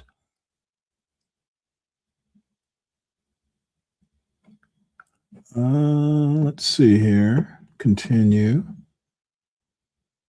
I think I used my Google account. There we go. Scott Galloway, welcome to the show. Oops. It's always great to see you, man. Great to see you here in London. Hold Better on to see you in person. Yeah, the that's first one right. that we've done all the time that we've hung out in person and all the podcasts we've done. And those two things have never crossed over. We've never done a live podcast. We've never done an in-person podcast. Hold on one We've sec. hung I got out an and we've recorded. We've echo never done the here same. somehow. Oh, welcome to London, man. Thank you. Somehow I have You a did an double interview session up with here. BBC Global. Okay. You know That what? was titled "Young Men Are Struggling. What does this mean for young women?" Why am I hearing this This twice? men struggling, women most affected framing is wild to me. Yeah. Does that irritate you in the same way as it does me? All right. To have to do this weird sort of land acknowledgement to the challenges that women face, even as we're talking about the You know problems what? that men have. Let me do this. Somehow or another, I had a double session going here. Let me see. Can I restart it? That's annoying.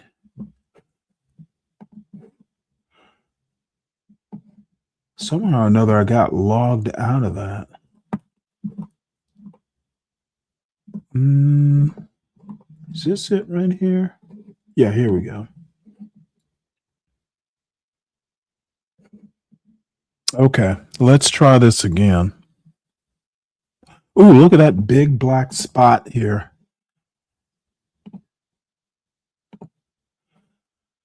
All right, let's try this again. Now, I know who Scott Galloway is. I've never actually heard him before. I know he's kind of an advocate of like a boys' rights or men's rights advocate, which I have very neutral feelings about. I don't think men and boys are even in any danger whatsoever. And actually, you know what? Before we get to that, let me talk about Medium Man. We watched a video of his yesterday called Black Men Can't Provide Without Feminism. And Fred is a fan. Man of Tomorrow was up here. We were talking about this. And one of the questions I had, someone says Black men cannot provide without feminism. And apparently there are people who believe that, $57,000 wasn't enough for a family of three. And it turns out that, it's a very geographical argument. If you're living, in the deep South, it's very possible. Like here in Georgia, outside of Atlanta, you could live fairly well on 57,000. So I actually got into Medium Man's comments, and I asked him specifically. I said, Medium Man, who or what source did you first hear the Black man can't provide without feminism trope? And I'm sure it was an odd question. And his response to me was, what is your reason for asking? And be honest. I guess he thought it was a hostile question. So I responded to him, I've never heard this trope before. Full disclosure is I'm a 60-year-old Black man from the South. And, once I disclosed, kind of who I was, and I'm sure he must have clicked the name to find out I, do have a YouTube show. So his response was, oh, okay. This was repeated on multiple podcasts by a couple of different Black women. And the reason I had the question is I've read bell hooks years ago. I've read a few feminists, and no one ever talked about, income as something that, feminists would just kind of go, hey, you're not good enough. So it is something that was kind of heard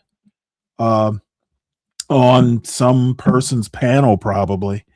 And that pretty much explained it. A lot of these panelists who get up here, men and women, are fact-free. They live fact-free existences, and they just spout shit out, sometimes just based on, their feelings or anecdotes. And I just want to shout out Medium Man for responding. It's very nice of him to do it. So, and once he said, what the source was, it explained it. Basically, it's not something I need take seriously. These women are wrong, and anybody who's lived any sort of life knows that there are places where $57,000 you could probably have a stay-at-home mom on 57,000 if you decide you don't need a new Mercedes every few years, or something like that. You can live frugally on 57,000 in the deep South.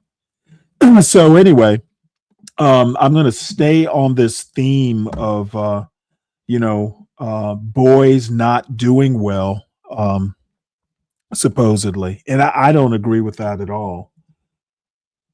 I actually have a clip from Sharon's show this morning, and I may get to it, I may not. I have a bunch of clips from JP's show. John Galt was up on JP's panel, and apparently JP is having a beef with somebody called Taz from a show they did yesterday. And of course, Imperius is involved, JP is involved, Leonard, Roy is involved, all the usual suspects, more or less. And John Galt basically brought me up, not by name. So I got a clip of that, of course, and we'll get to it. But I wanted to hear a little bit of what Scott Galloway has to say, mainly because I've never heard. I know who Scott Galloway is, but I've never actually heard, a lot of his argument in an interview format. I'm pretty sure I'm not going to agree with him. I think that this trope of patriarchy and the patriarchy being threatened by the matriarchy, I think it's all made up. I think it's just literally non-fact based. And so what if women are doing well? That just means there's competition. And I literally, as a matter of fact, you know what? Let's listen to, before we get to Scott Galloway, let's listen to that Sharon clip because it was fascinating. It is an example of fact-free, living a fact-free existence. Yeah, I guess Taz really knows JP. Yeah, I listened to Taz's show for the first time today, and it was an education, and it's part of the reason of today's show title. In MAGA world, boys are the new blacks. It's like boys are just beat down and, they are not given a fair shake. They can't get a job. They can't graduate from college. And, yesterday's topic about, all boomers, being alike, like black boomers had this sort of economic situation that, they are the reason that, black boomers were so powerful economically that they're affecting millennials' jobs and all that stuff. And I'm just like, dude, there is no subtlety to that argument at all. And same thing, this all boys are the new blacks. I find that argument a little out there as well. But let us do this. Let's find the Sharon clip. It's not a very long one. And I have to say, PH Diva, she pretty much held her own. I was kind of impressed, to be honest, because it's something I never really thought about that she brings up, and I looked it up, and she was spot on with it. So let me see, can I find it?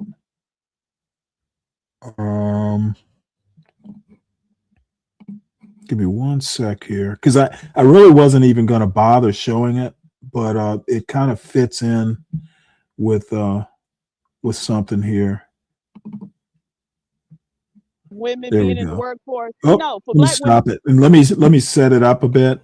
So this is from Sharon's show this morning. They were this is the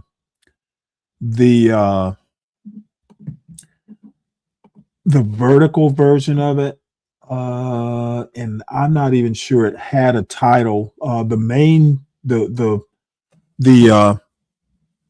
The landscape version had the title. The vertical version didn't. Let me look up the actual title of the show from this morning.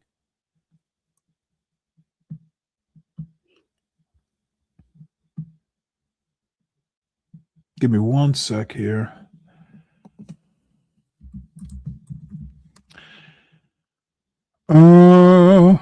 It's called The Wildest Wake Up Show. Wildest Wake Up.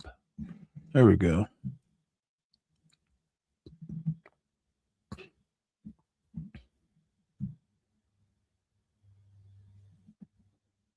Yeah, the show was called Marriage Ain't What It Used to Be. Oh, damn, that show's still going on. Jeez. It's been an all-day show. So anyway, let's just listen to this clip. And by the way, everybody make sure you hit the like button And if you are new to the show, it is long, it is newsy. And if you're not into news, you can drift off into a nap, kind of like President Trump. But it's what I do. So, the fuckery tends to happen the closer we get to the weekend.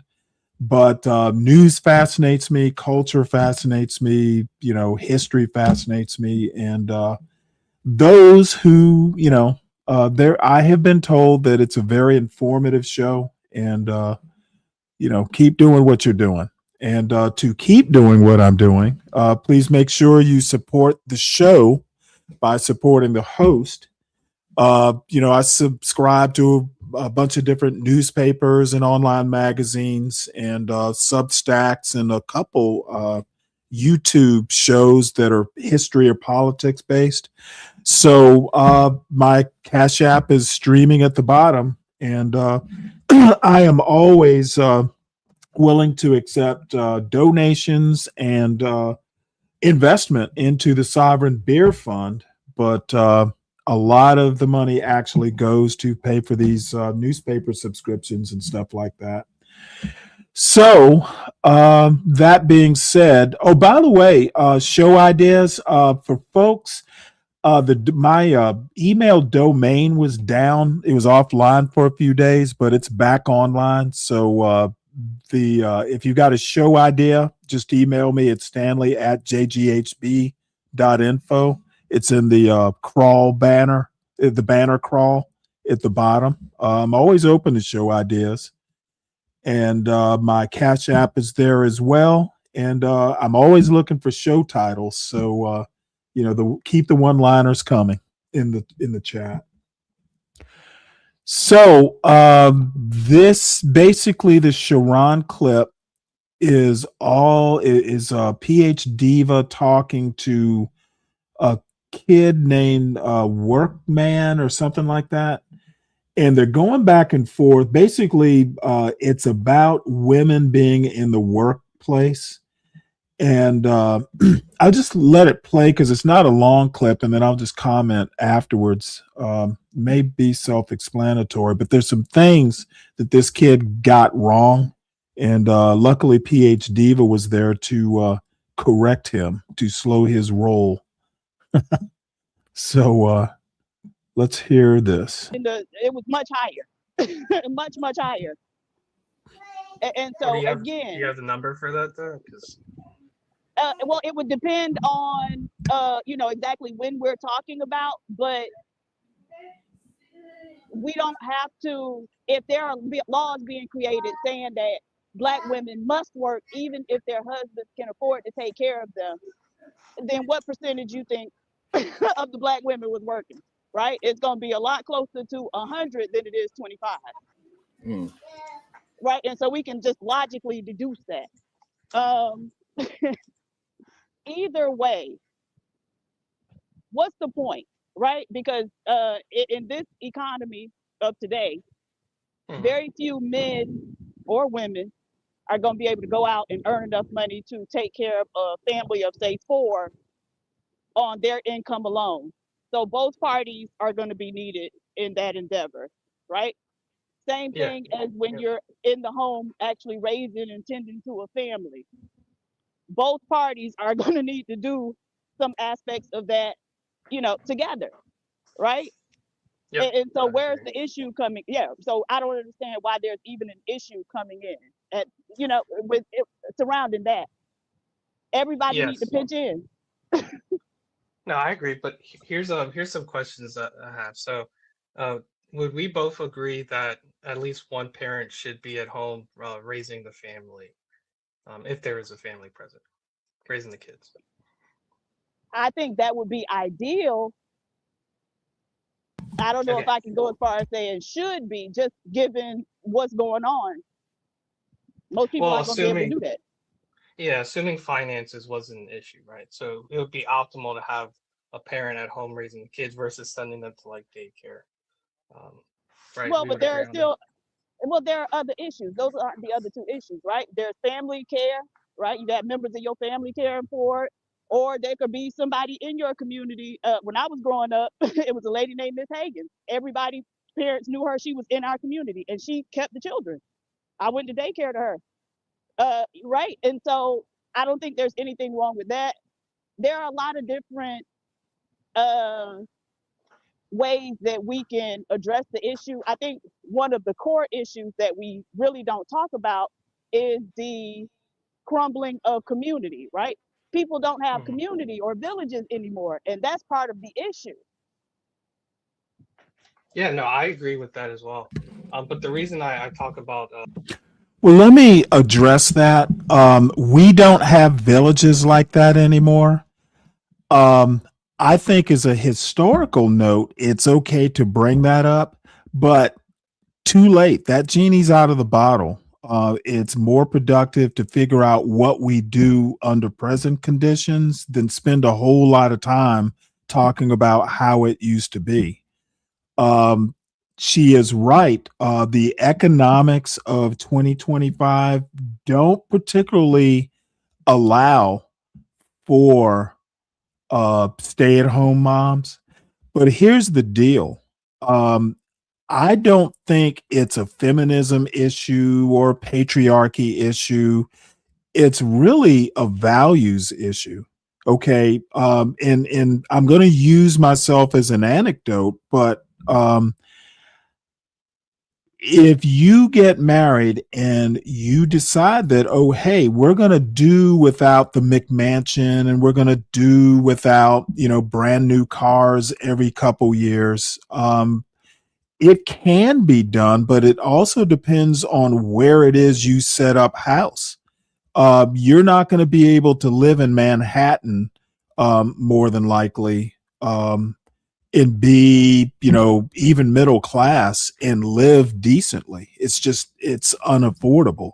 So, there's some priorities that need to be dealt with if you decide to couple up and have kids. If you wind up in a situation where, there's a single mother home or something like that, that just adds more caveats, and maybe it's outside the scope of what these two were talking about. But the bottom line is that it's all about priorities. Now, this young man's talking about, women shouldn't even be in the workplace because it just means that men have more competition for jobs. And I'm like, well, again, that genie's out of the bottle. It's not going to go back to the way it was. And you know what? If there's more competition for young males, well, then the young males need to fucking work harder to be more valuable. It's not a matter of, hey, you need to get rid of all these women so the men can, have the turf and compete with each other. The reality is that more competition might mean you have to work harder. And for some reason or another, these men's rights advocates are not going out and encouraging boys to work harder. What they're doing is whining that the competition is so fierce. And I think that's weak sauce. Okay. Hunker down and work harder. If women are graduating from college at higher rates, and boys are not getting into college or something like that, so what? Oh, well, if a boy wants to go to college, you might have to work hard. There is nothing, just because there are more women, say, in law school, I fail to see how that is bad for boys. If a boy wants to work hard and get into law school, work hard and get into law school. Someone needs to come up and hit the link and explain to me why more women in a college means fewer boys. This, now you could argue that somewhere like Harvard, it's a zero-sum game because they only take so much.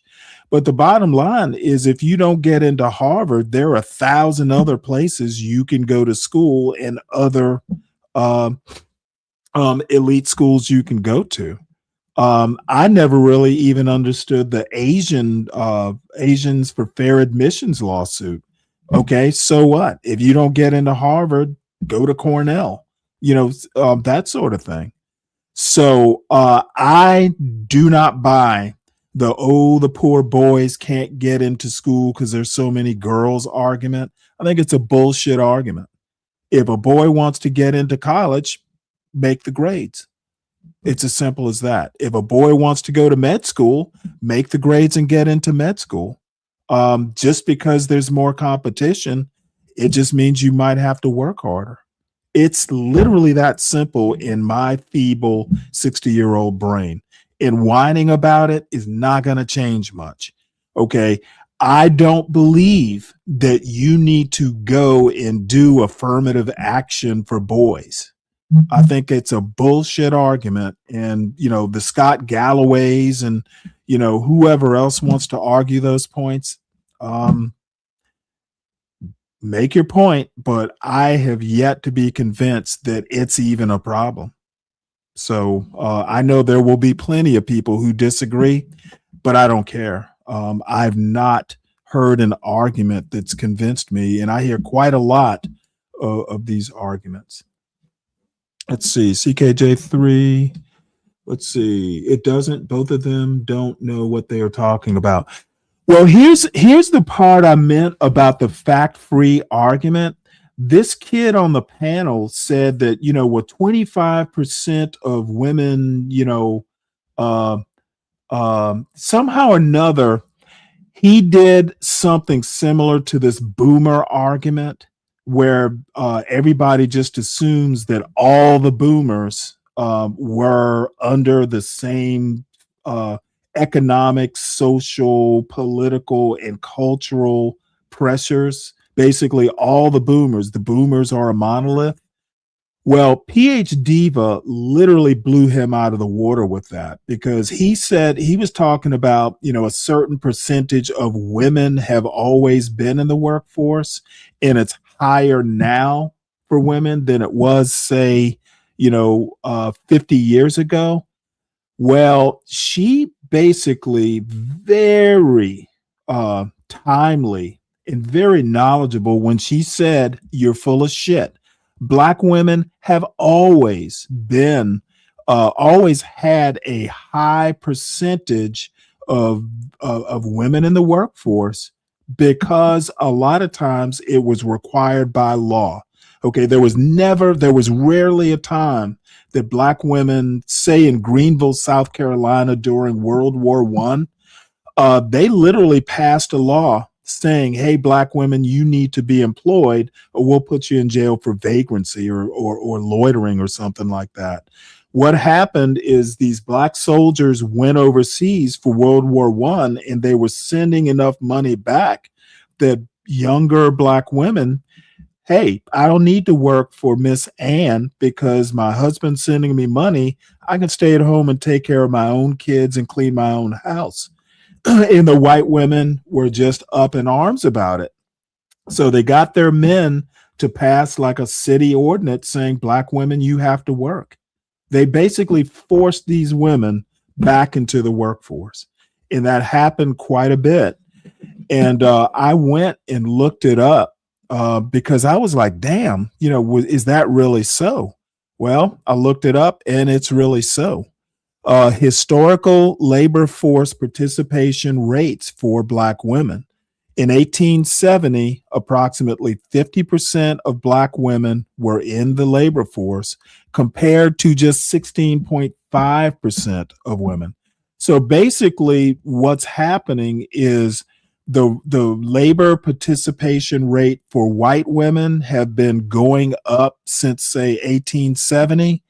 It was always high for Black women. And even today, more Black women, it's 60% in 2019. The rate of labor participation rate for Black women in 2019, that's the last year. I did a quick and dirty search on Google. The labor participation rate for Black women in 2019 was 60.5%. compared to 57.4% for all women. So basically, white women have gone from 16.5% in 1870 all the way up to 48.8% in 1970. And then it's higher than that now. It says 57.4% for all women. I'm just going to assume, it's probably around, say, 50%, somewhere around there for white women in particular. So Black women basically have always been 50% up to 60% in 2019. So this argument that, Black women, it's a new phenomenon in the Black community is bogus. Well, he didn't have a choice but agree with her. But what struck me, CKJ3, is he just boldly made that statement without knowing shit about what he was talking about. And what struck me is that happens all the time on these panels. People just go with what they feel without actually applying critical thinking or, some sort of research into the number. And had PH Diva not been up there, he probably would have gotten away with it. Not that he was doing anything malicious or anything like that, but this happens a lot on these panels where people just get up there and they don't, they just throw stuff out there and it's never nuanced, it's never researched, or sometimes people just get up there and tell them what they feel.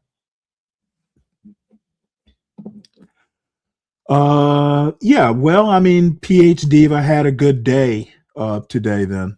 So in any case, we need to do better on these panels. That's really the upshot of this clip.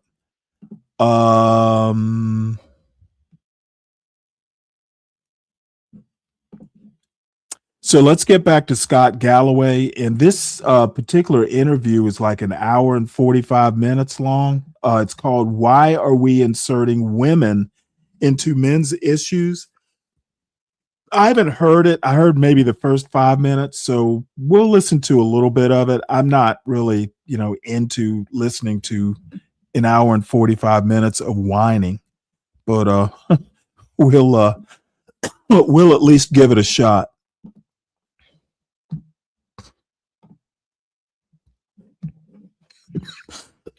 And anybody who wants to hit the link, you can. At least if you're relatively sober. Scott Galloway, welcome to the show. It's always great to see you, man. Great to see you here in London. Better to see you in person. Yeah, the first one that we've done all the time that we've hung out in person and all the podcasts we've done. And those two things have never crossed over. We've never done a live podcast. We've never done an in-person podcast. Oh, nice. We've hung out and we've recorded, but we've never done the same two things. Oh, welcome to London, man. Well, Scott's so old he doesn't remember. You did an interview yeah. with BBC Global okay. that was titled, "Young Men Are Struggling. What Does This Mean for Young Women?" Yeah. This men struggling, women most affected framing is wild to me. Yeah. Does that irritate you in the same way as it does me? To have to do this weird sort of land acknowledgement to the challenges that women face, even as we're talking about the problems that men are facing? I think it's productive to think of it as a societal problem. Well, moving to solutions, I think the only way you get stuff done here, or the most effective way to get stuff done, and the lesson is, I've spent the majority of my life struggling with this issue professionally, and that is, I think I'm good at being right. I'm not very good at being effective. And there's a difference. Okay. And if you really want to help young men, and you want to think about starting a conversation that gets programs and a change in mentality and a focus on the investments needed to lift up young men, I think it's done more effectively through the context of lifting up all young people. So the basic line is, women aren't going to continue to thrive and the country isn't going to continue to prosper as long as young men are flailing.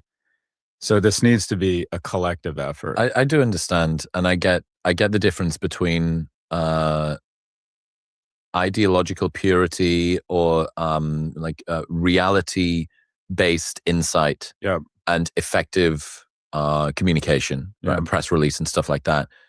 I had this conversation with Richard Reeves as well. I'm just so sick of this land acknowledgement thing where we have to prostrate ourselves and say, well, we know that women are, it's only been recent that they got equal access to education and employment, and we must not forget that maternity leave must improve, and we must, and after we've done all of this work, we can say, and now we can talk about male mental health, and now we can talk about male suicide. Could you imagine if there was a video that was titled, "Young Women Are Struggling. What does this mean for young men?" That wouldn't happen. At no point does somebody do this disclaimer about the struggles of men in suicide in order to talk about female breast cancer. That doesn't happen. I don't know. I think that I don't know that I absolutely agree with this point.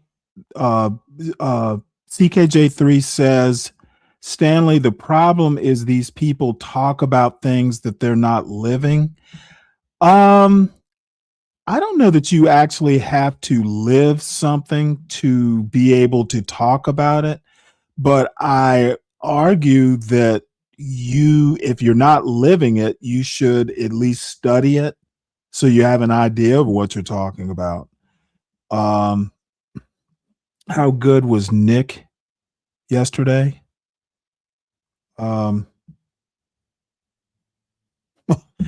Okay.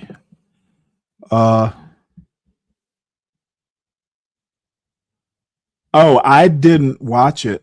I don't watch Nick Fuentes. I only watch clips.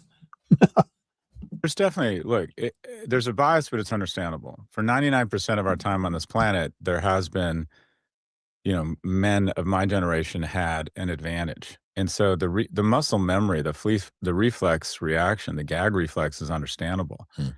So, but I mean, the bias is real. I'll say at a conference that women are doing better in college, right? 60-40, they score better. 7 to 10 high school valedictorians are women. Prefrontal cortices of women are ahead of a man's. I don't get it. So if 3/4 of or whatever the number was of high school valedictorians are women, to me that just means boys aren't fucking studying. If they tried harder, they'd be okay. I don't understand how that is a matriarchy problem. It could be. Now, he's going to make a point here, because I did hear this part that I don't agree with either. My response, if my son came to me and said, oh, hey, girls, and by the way, the salutatorian and the valedictorian of my son's high school graduating class, they were both females. And I can't remember. I think it's the salutatorian is actually at Georgia Tech with my son. So, the first couple years, I actually thought my son was going to be valedictorian or salutatorian, but you know what? He decided he wasn't going to spend all his time studying. I don't know. I mean, I'm not absolutely sure that, maybe they don't want to be salutatorian,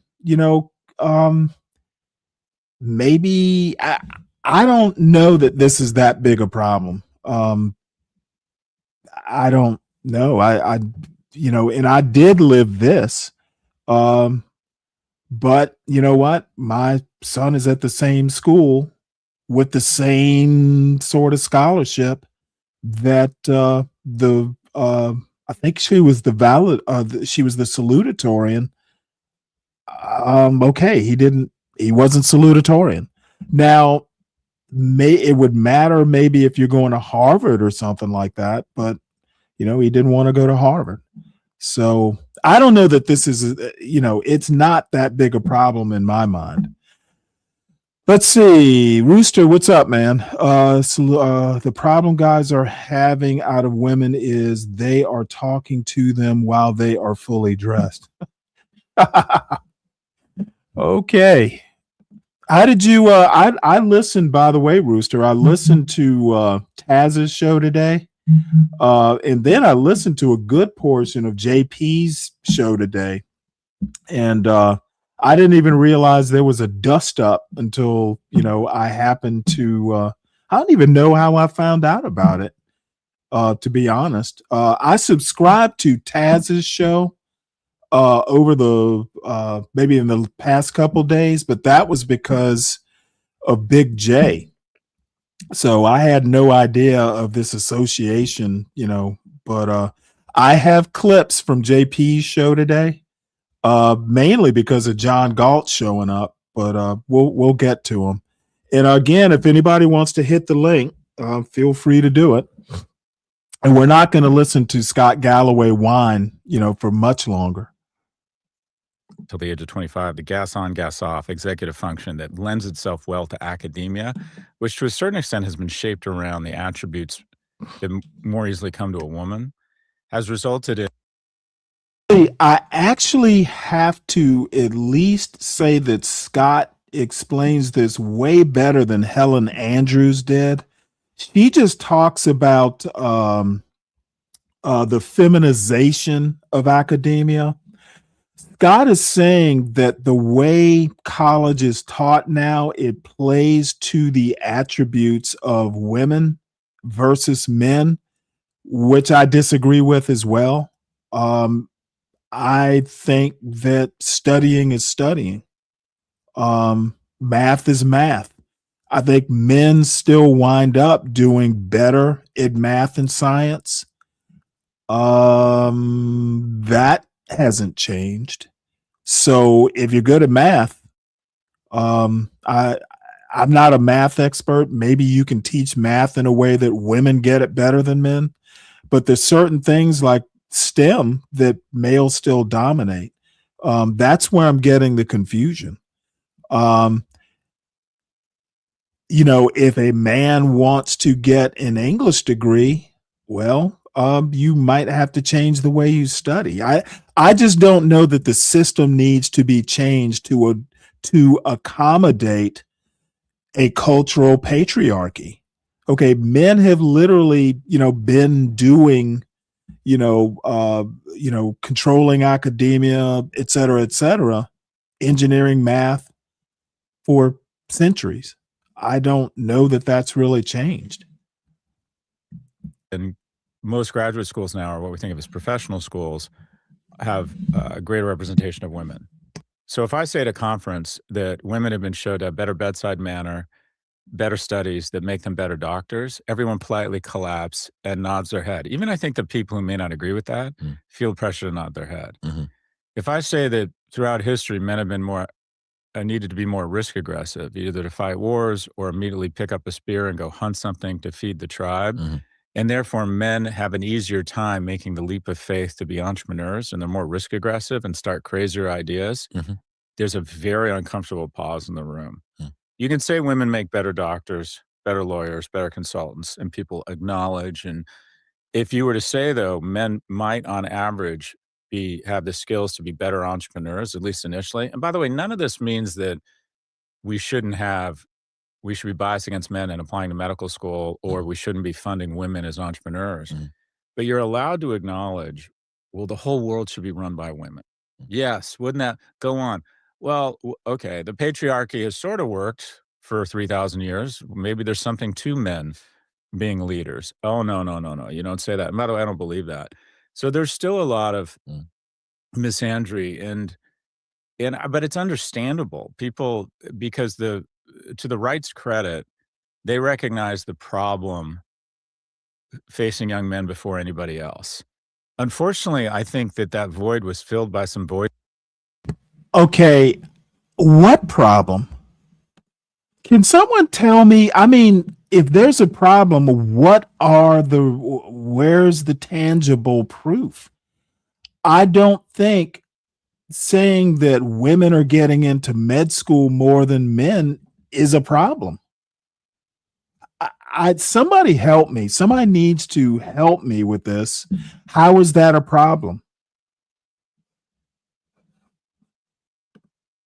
Well, I suspect I know what people think the problem is. It's this, oh, well, we need to the men need to be the breadwinners. Well, dude, go out and win the bread. Nobody's stopping men from excelling. I think it all goes back to parenting, and that's that. Raise your boy to be a winner, and he'll be a winner. I think it's literally as simple as that. Yeah, that is a weird comment. Zhang, you might want to delete that one and come back and try again.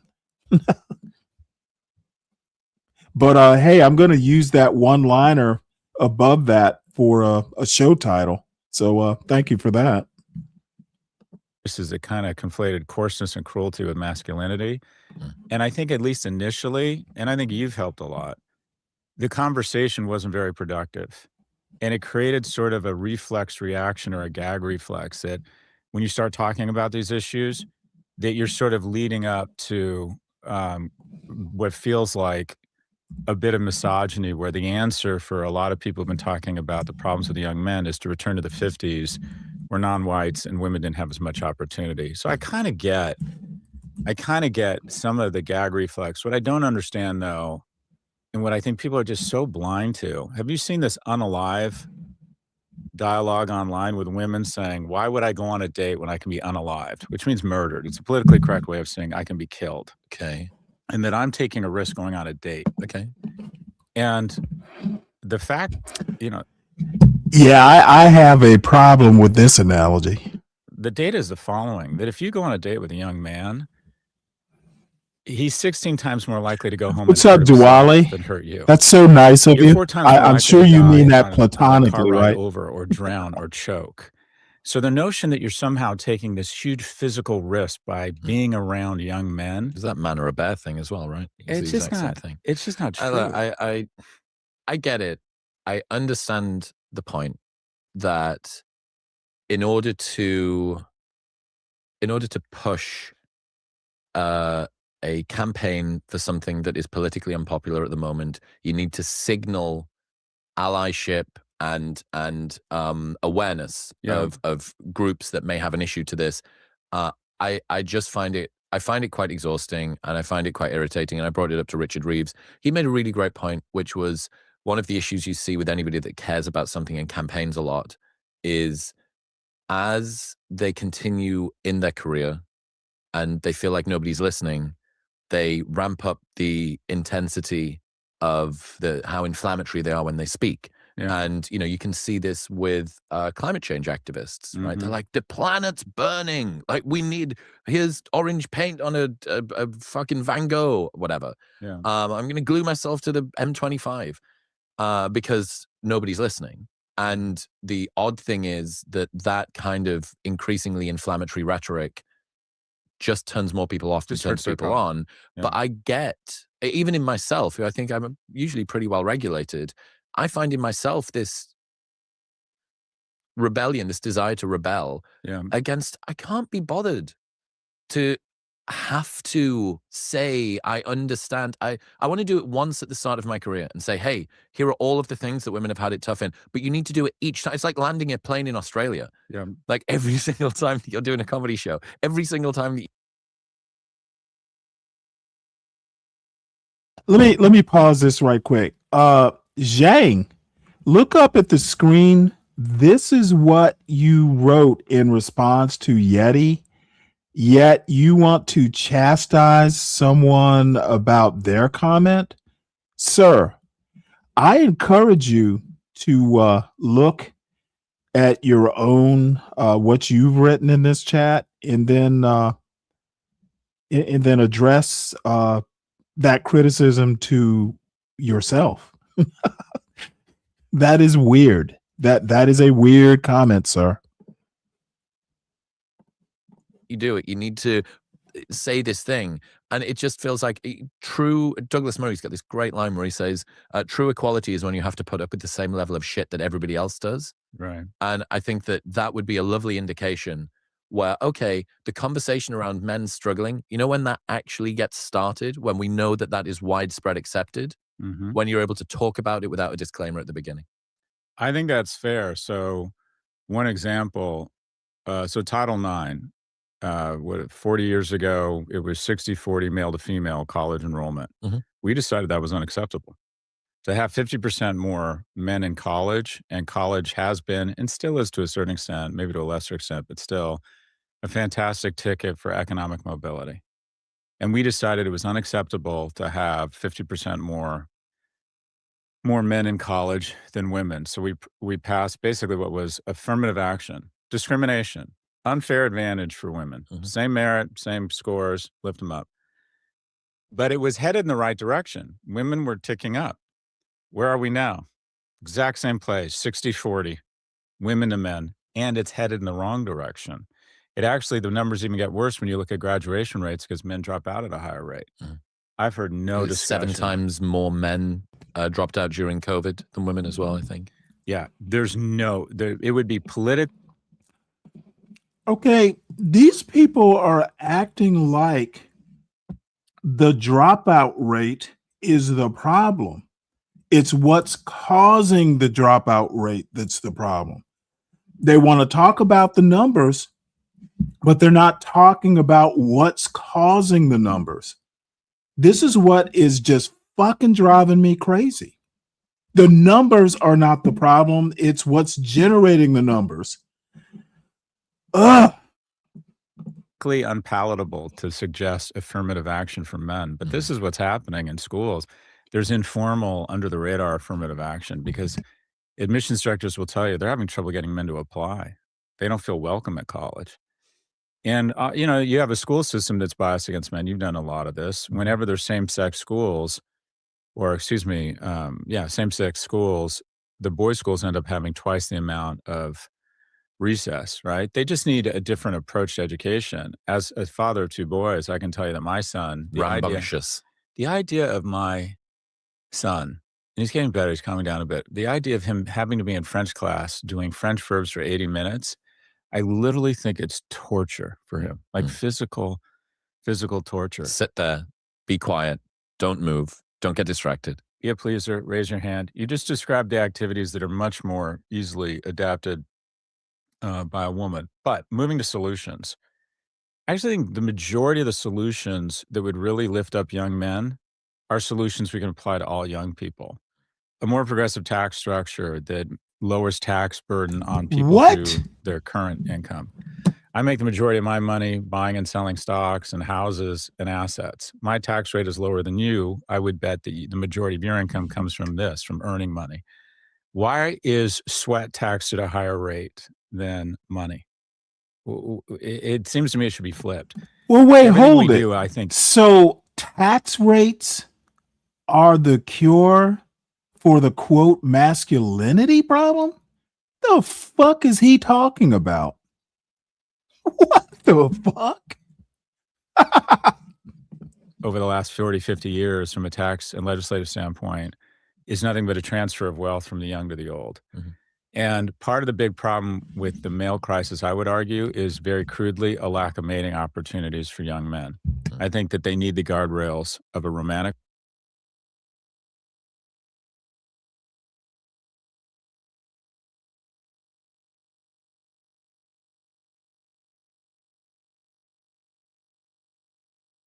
partner or friendships. And men are just dramatically less attractive when they're not economically viable than a woman who's not economically viable. What Chris Rock said, Beyonce could have married Jay-Z if she worked at Kentucky Fried Chicken or KFC. The other way around doesn't work. Well, this is my whole tall girl problem thing, right? That when you have socioeconomic inflation artificially or naturally by women either having the brakes taken off or being given a helping hand, that men comparatively get shorter. And if you are, as a woman, predisposed to date up and across. Yeah, it doesn't happen. If you're rising up through your own hierarchy, you're looking at this very rarefied strata of men. And as any evolutionary psychology. Oh my God, this is just total hogwash. Oh boy. Oh boy. Just will tell you, if you have an imbalanced sex ratio, the power is with the rarer sex. And because of women's selection preference and this rising up through the socioeconomic ladder, they have created an imbalanced sex ratio to the benefit of ultra high performing men who use and discard, don't commit, force or polygamy, play the game. Yeah. Yep. Yeah. What some of the research. You know what? Let me see. This is just embarrassing. This is something that Sergeant Willie Pete posted. This was earlier this afternoon. And this says people love stereotypes until it's them. And this is kind of long. Well, it's not that long, I guess, but it's got a picture of Pete Hegseth. So that'll give you a clue of where this is going. But Sergeant Willie Pete writes, let me make sure. Let me see, can I enlarge this a little bit?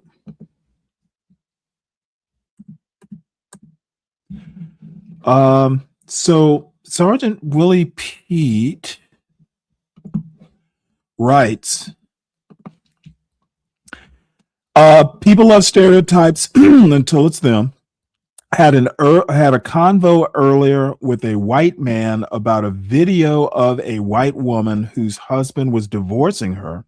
Usually it's the woman who initiates divorce. Her husband told her that he's deactivating the cards she uses that he pays for. She was a stay-at-home mother, 2 kids, no employment for 10 years. I told this guy that shit like this is why a lot of women go the feminist smash the patriarchy route. Men have to keep their end of the bargain up, and if they don't, this becomes the example to thousands of women. I've been pointing out to him for a while that white women are not fucking with white men like that because of the stuff that this administration is doing and the hard right pivot that white men have made. If anything is undermining patriarchy right now, it's white men and their system. He doesn't like it when I say it, but I told him black men are not the face of the housing crisis, cost of living crisis, job crisis, AI crisis, removing people's health care, Christian nationalism, using SNAP as a political tool, nor are we the ones trying to take away women's reproductive rights. You're, meaning white men, are the only ones standing up there on the podium. I said, there is no way for this shit not to spill onto you with that many white men visible in positions of power fucking up. If a black man knocking over a liquor store equals black fatigue, well, you better believe that all the BS the Trump administration is doing is going to equal white male fatigue. Not quite what Scott is saying here, but, I'm thinking, you know what? Women will like you better if you're not a dick. Okay, if you are not acting like an Andrew Tate or acting like Nick Fuentes, women are just going to want to date you more. And I'm not saying that, this wasn't something that was a gradual get to this point sort of thing, but I, as the father of a 19-year-old male who raised him pretty much alone from the age of 7, teach your son not to be a dick, and he'll get a decent girlfriend in college. I don't get what all this is about. And this is a post that Medium Man posted earlier. And the upshot of this, and this is a long one. I don't know that I want to read all of it. Let me scan it right quick. The little cartoon here says, why won't you submit? Why won't you be submissive? And the woman goes, no, you have to do more in order for me to be submissive, which is probably a little bit more to Scott Galloway's point of you got to be worth some shit. So, at least this part I agree with. Essentially, if you're a man having to, if you're having to go and ask these questions, why won't you be submissive? Then that's not the woman for you. Okay, stop trying to force shit. You might, and dude, when I grew up, there were girls I was head over heels for. Dude, I am crazy about you, honey.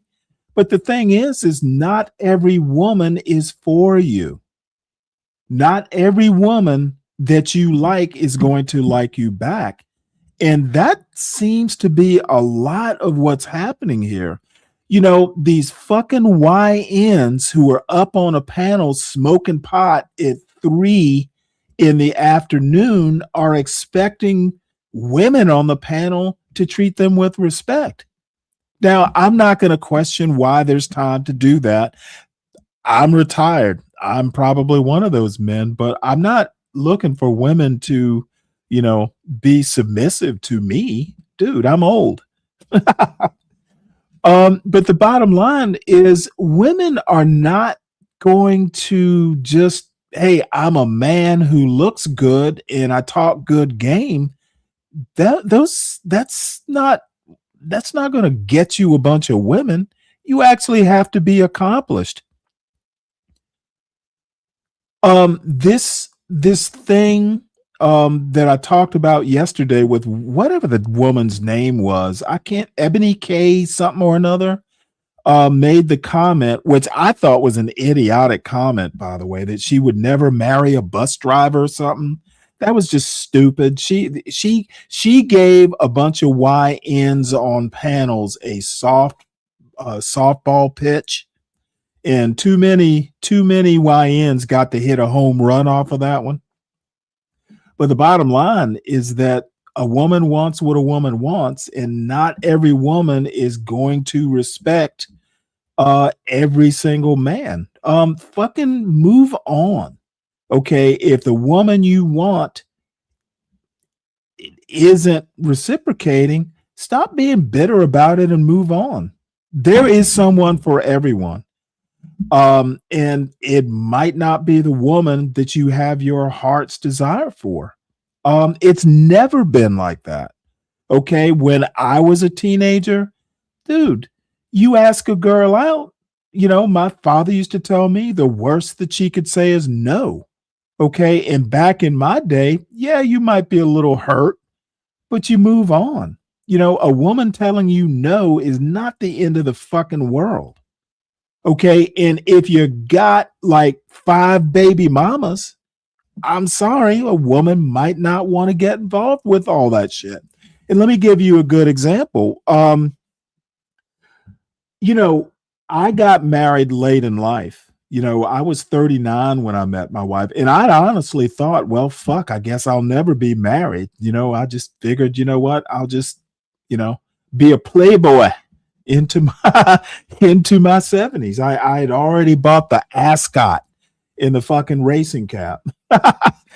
But I met my wife, and all was cool. But the thing is when you get up, say, into your 30s, most of the women who are age appropriate are going to have a past, whether they're, divorced with kids or baby mama with kids. The older you get, the less likely you're going to get that virginal, person who doesn't have kids.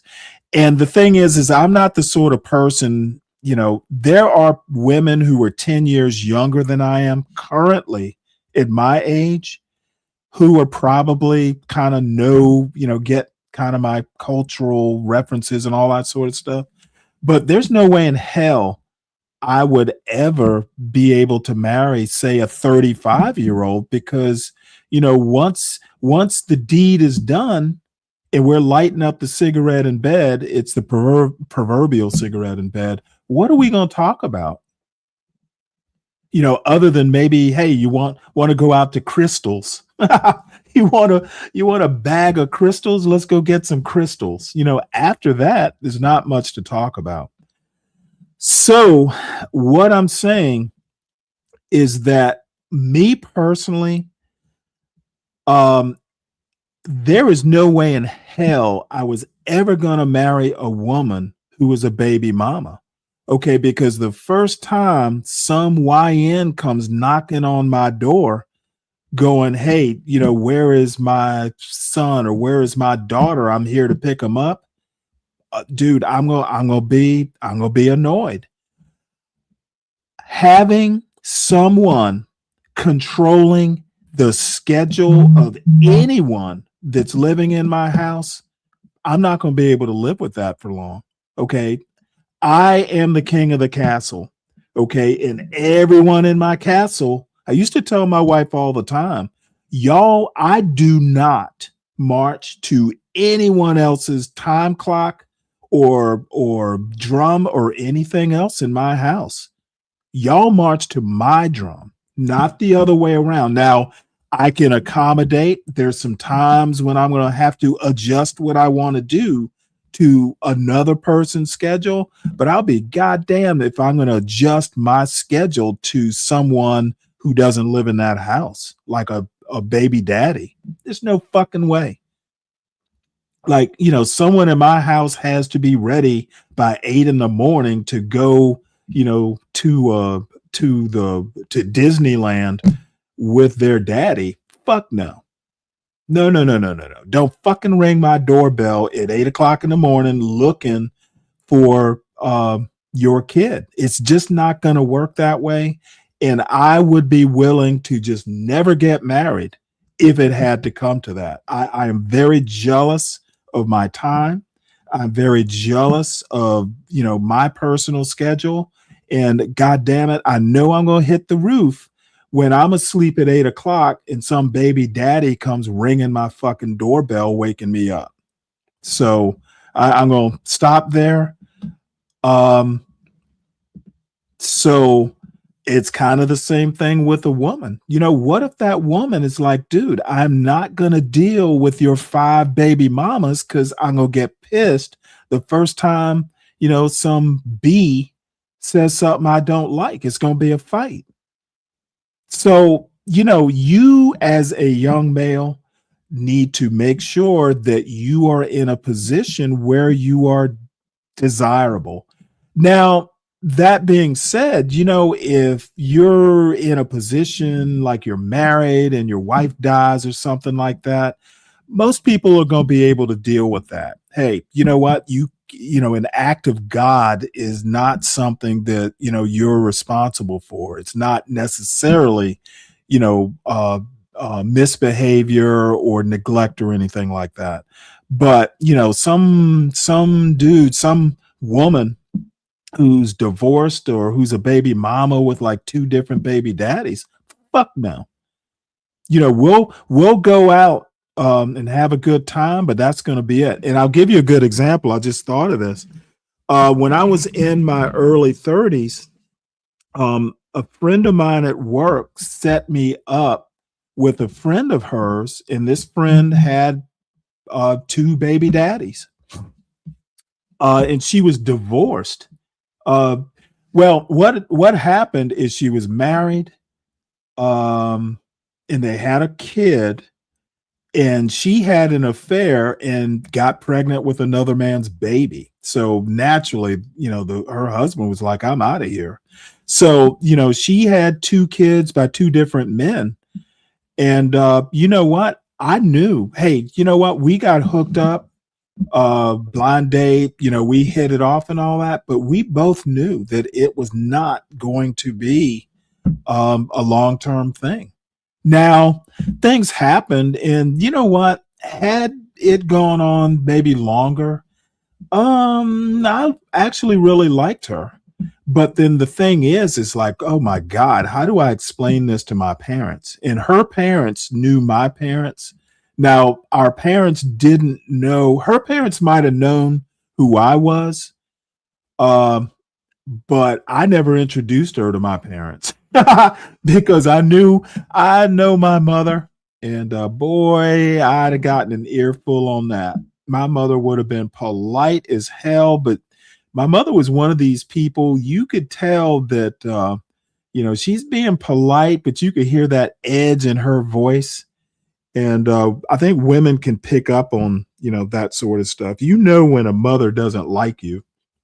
But anyway, enough of my bullshit anecdotes. But you know what? If you're a young male and you got 5 baby mamas, sorry, a woman's not going to submit to that. And life has happened. Life happens. My advice might be for someone like my son who's 19 and hasn't really lived life yet, but it's advice I've given him. No woman's going to want you. A woman may not like you even as you are currently, but there's less of a chance of her wanting to get attached to someone who has just kind of been irresponsible. And that's just the way life is. You can blame it on the matriarchy. You can blame it on the courts being pro-feminist. You can blame it on a lot of things, but you're the baby daddy. And I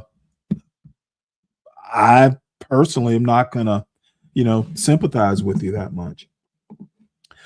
Stanley, keep my name out of your mouth, you jive turkey. Okay. So anyway, enough of that. Let's get back to a little bit more Scott Galloway. Not sure I'm going to be able to deal with much more of it.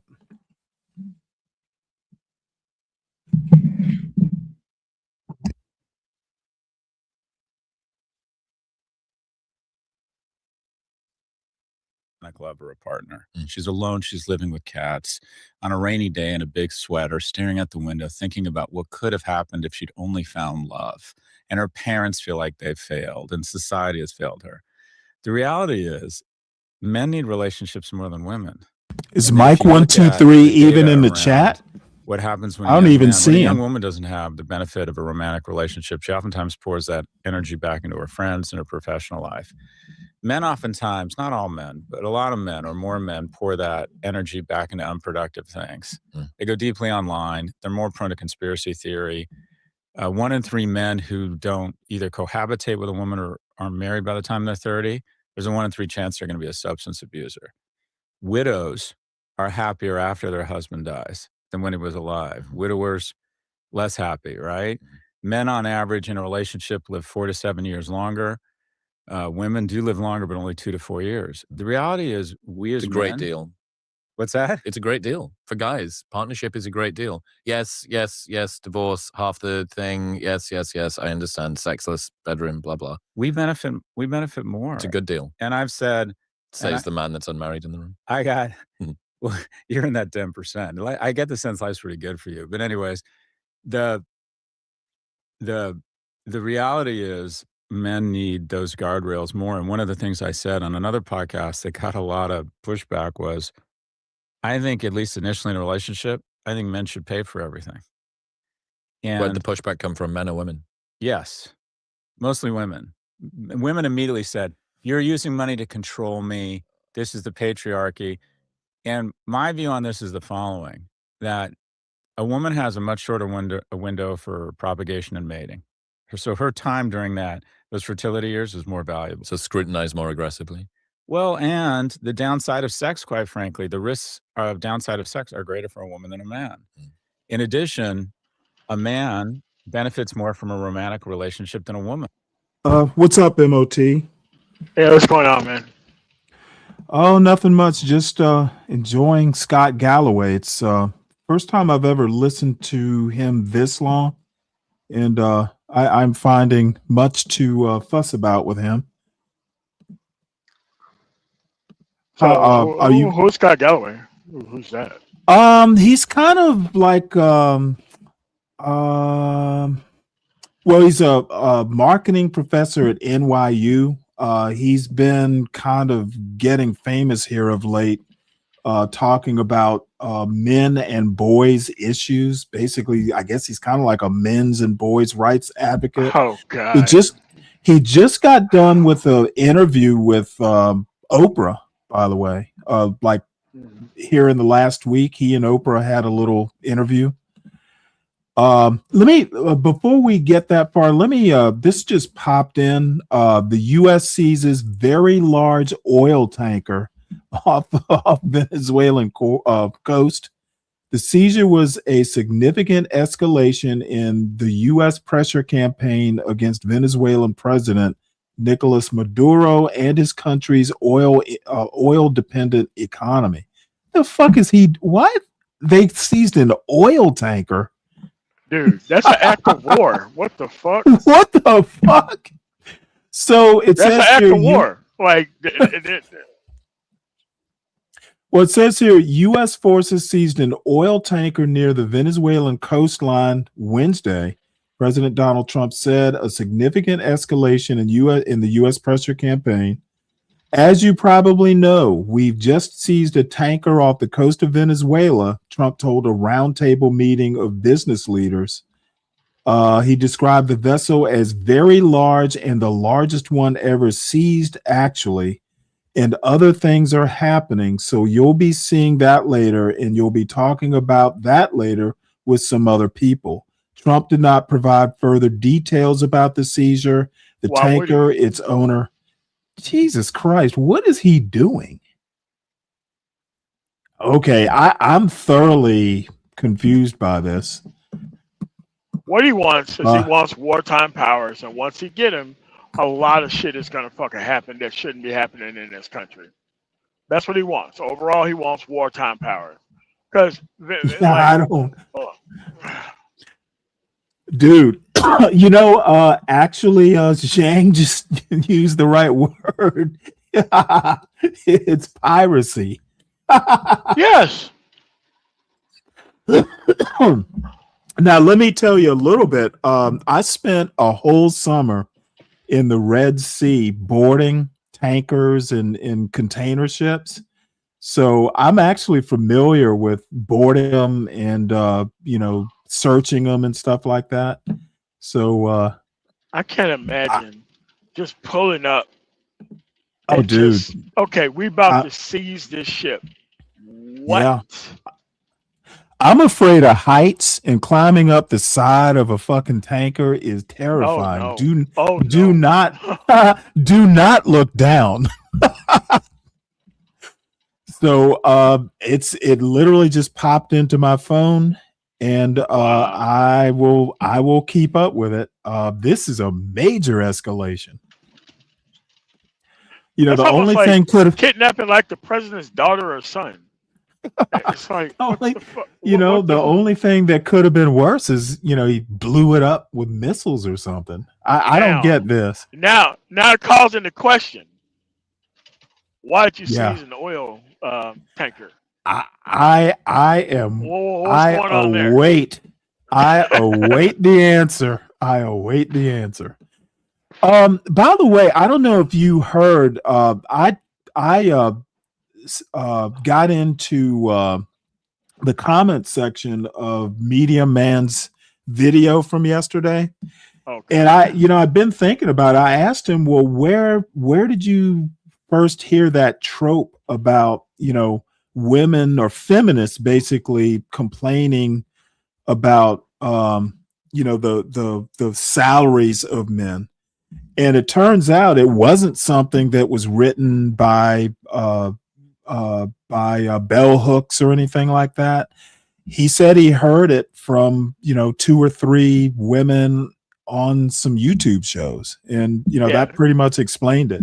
It wasn't anything that an actual. Now you understand my actual. Yes. Whenever people are doing that, because at the end of the day, had you not asked that question, that shit still would have been attributed to bell hooks and what he was reading.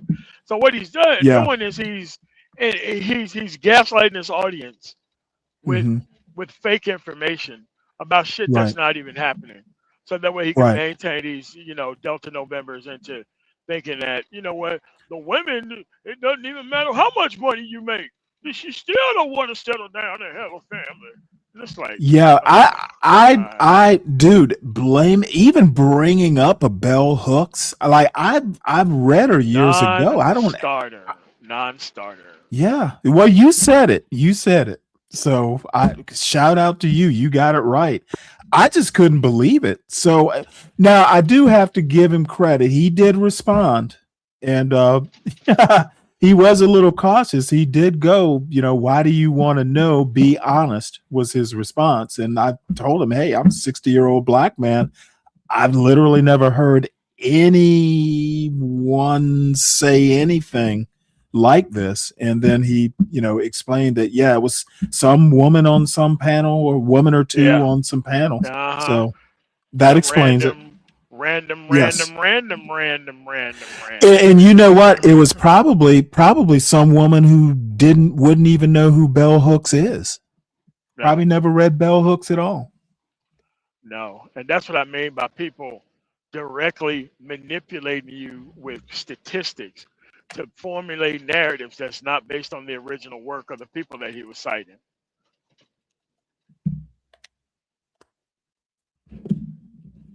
That's why I'm against it in all cases. Like, men shouldn't even be talking to about reading fucking feminist ideology. Like, what the fuck am I going to get out of that? Paying attention to what some fucking feminists say. Like, what as a man that I'm literally going to get out of that? Nothing. Right. Yeah. But it is used to get these Delta Novembers to fight a gender war for no reason. And like I said, this is manipulation and orchestration. The thing is that he's proactively asking you the question, well, what do you mean by this? It's like, you know what the fuck I mean. Like, if she didn't say this, so what's the point of even having this segment? Because he's the one who said that he did all this research.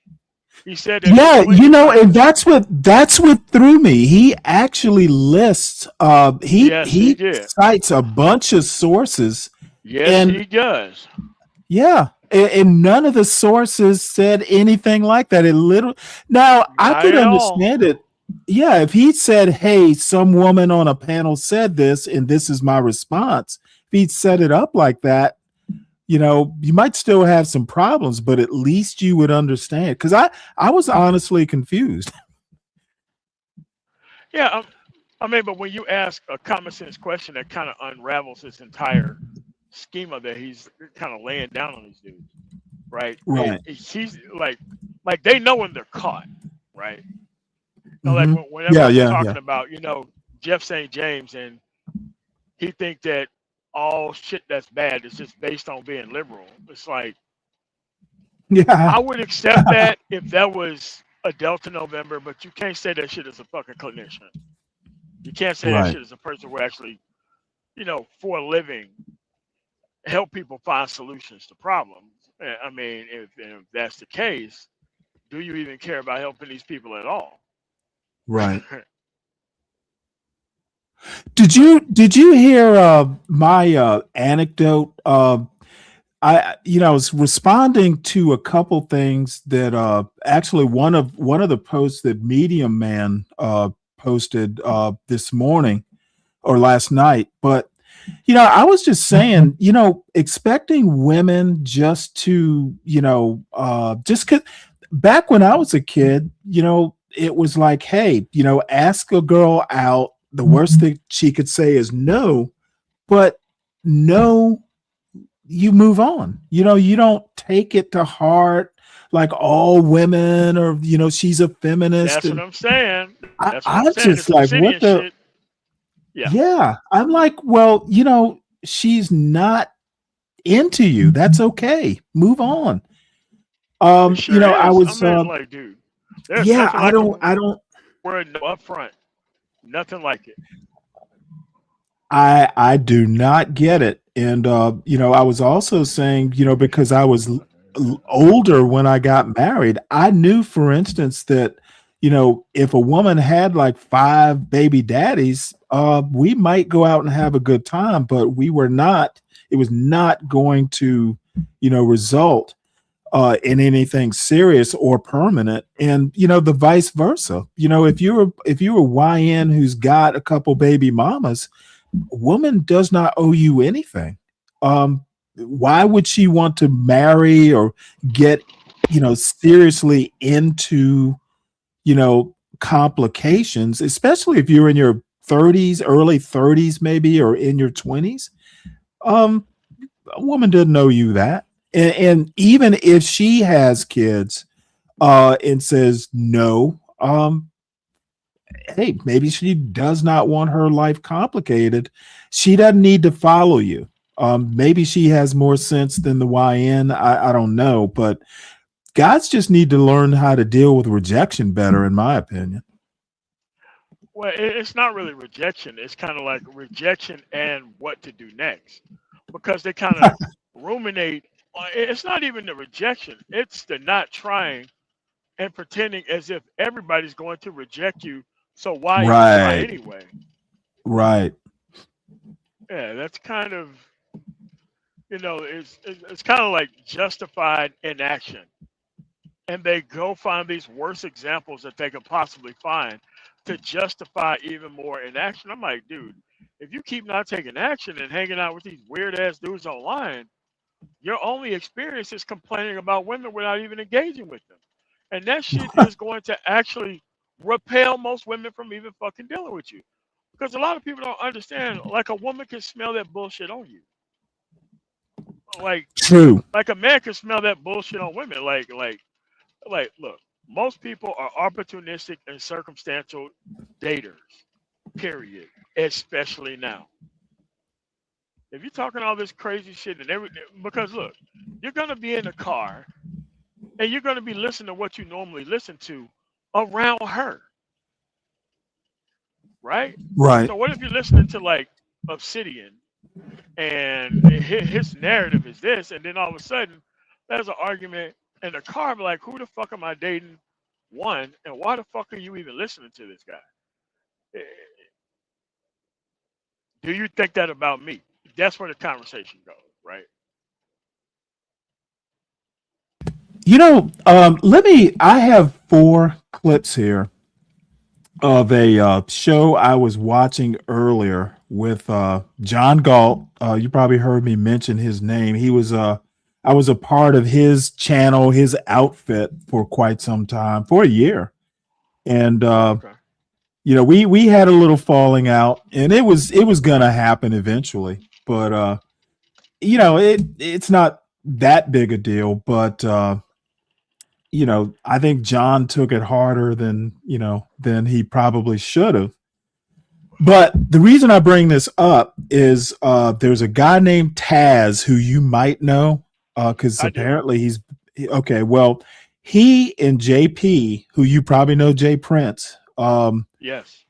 They were buddies, and all of a sudden they've had a falling out. And really, when was this? To like in the past day or two. Oh, really? And, okay. All right. Because I thought they were real cool. Well, they were, but apparently, I'm actually. Well, let me go, because I listened to both of their shows today. JP's was where I got the clips from, and that's only because my buddy John Galt just had to be a passive aggressive asshole. So I come up, but not by name, as an example of someone who was disloyal. And I actually didn't even get annoyed. I actually, well, here's the deal. I wasn't like a paid employee. He started a channel, and he had 2 or 3 associates, and they were kind of treating it as a business. Business opportunity. They were going to go 24 hours and all that stuff. Well, one of the ladies, the woman, her name's Portia, said, well, Stanley, because I was a regular panelist, I was on CT's show quite a bit, and my politics are a lot different than say a CT or a John Galt. But dude, I get up on a panel and I go, dude, if there are 8 people up here and it's 8 on 1, I love those opportunities because I'm going to take all 8 of them on. I'm just that crazy. So anyway, she was like, well, you know what, Stanley, have you thought about doing a show? And it was kind of a lark, it's called Stanley versus the World. And it was her. It's an inside joke. Me and Portia. She's like, dude, you will just take on the world if you think you're right. And she's right. So anyway, that's how the show got started. So, my politics being different, and I'm kind of a night owl. So I did, you know what? My show started at 2 a.m, and I'll just go to 2 a.m to whenever, and just do an overnight show. Mainly it was just like, dude, I understand that y'all have your shtick during the day. And, at night, I'm not going to hurt anybody. I'm not going to clash with politics or anything like that. I just get to do my own thing out of the way and at night. So, as the year went on, the show grew and all that stuff. And, naturally, it was going to come down to me and John Galt butting heads. Now, I wasn't a paid employee. We would do meetings behind the scenes every now and again. And, the upshot is John might have a suggestion or two, and I might take the suggestion, I might not. And I told him point blank, I'm going to do what I want to do. You can offer suggestions, but I'm under no obligation to do what you want me to do. And if it comes down to that, I can always end the show. I'm not making any money off the show. I'm just doing it because I like politics. So that's how it was for over a year. And there are details that I'm going to leave out. It would just belabor the story. But in the end, what broke it down is, and one of the things I used to do, dude, I'd go up on his show and fucking lock horns with him. Why would I be afraid? I'm not your employee. I will get up on your panel. If you let me up, I'm going to say what I'm going to say. You either deal with it or you don't. And one of the things that came out today was like, oh, well, Stanley used to, Stanley never came and talked to me face to face. Basically, he said I hated him. I'm like, dude, you are so fucking wrong. Dude, wow. I like politics. I like arguing. I said, I don't know how many times that, dude, it's just politics. Dude, I don't personally hate you. Now, maybe I hate your politics, but I'm able to separate the two. But one thing I always did is I'm one of these people. It is more fun to tell the truth to your face just so I can see the reaction. So there was never, if I had something to say, I was going to say it. And if you don't like it, fucking just say, hey, we need to part ways. And eventually that's what happened. It was his channel. And, people had been telling him for quite some time, why do you tolerate Stanley doing shit like this? He's disrespecting you on your own show. And you know what? They're right. As a matter of fact, it got to be kind of a sport. I literally just wanted to see how much he would take. And after about 6 months of that, he finally. I got a question. Like, what happened in America, for Black America specifically, where you have to let a person be full of shit because it's a house or it's a property? I'm like, look, man, plenty of people got the shit slapped out of them in their own house. Plenty of people got shot in their own house. Look, if you're just full of shit, you can't claim that, oh, well, I'm at home, so you can't really point shit out about. Like, man, fuck that. What? No, hell no. Well, but here's the deal. For me, I'm one of these people. Politics is almost like sports. You can't take it too seriously. And you know what? To me, it's just a debate. After the debate is over, shoot, he and I used to get up and talk about all kinds of things other than politics. There were things we agreed on outside of the politics. Now, the one thing I never back down, he's one of these anti-black blacks. He's basically worse than CT, to be honest. Oh yeah, he's way worse.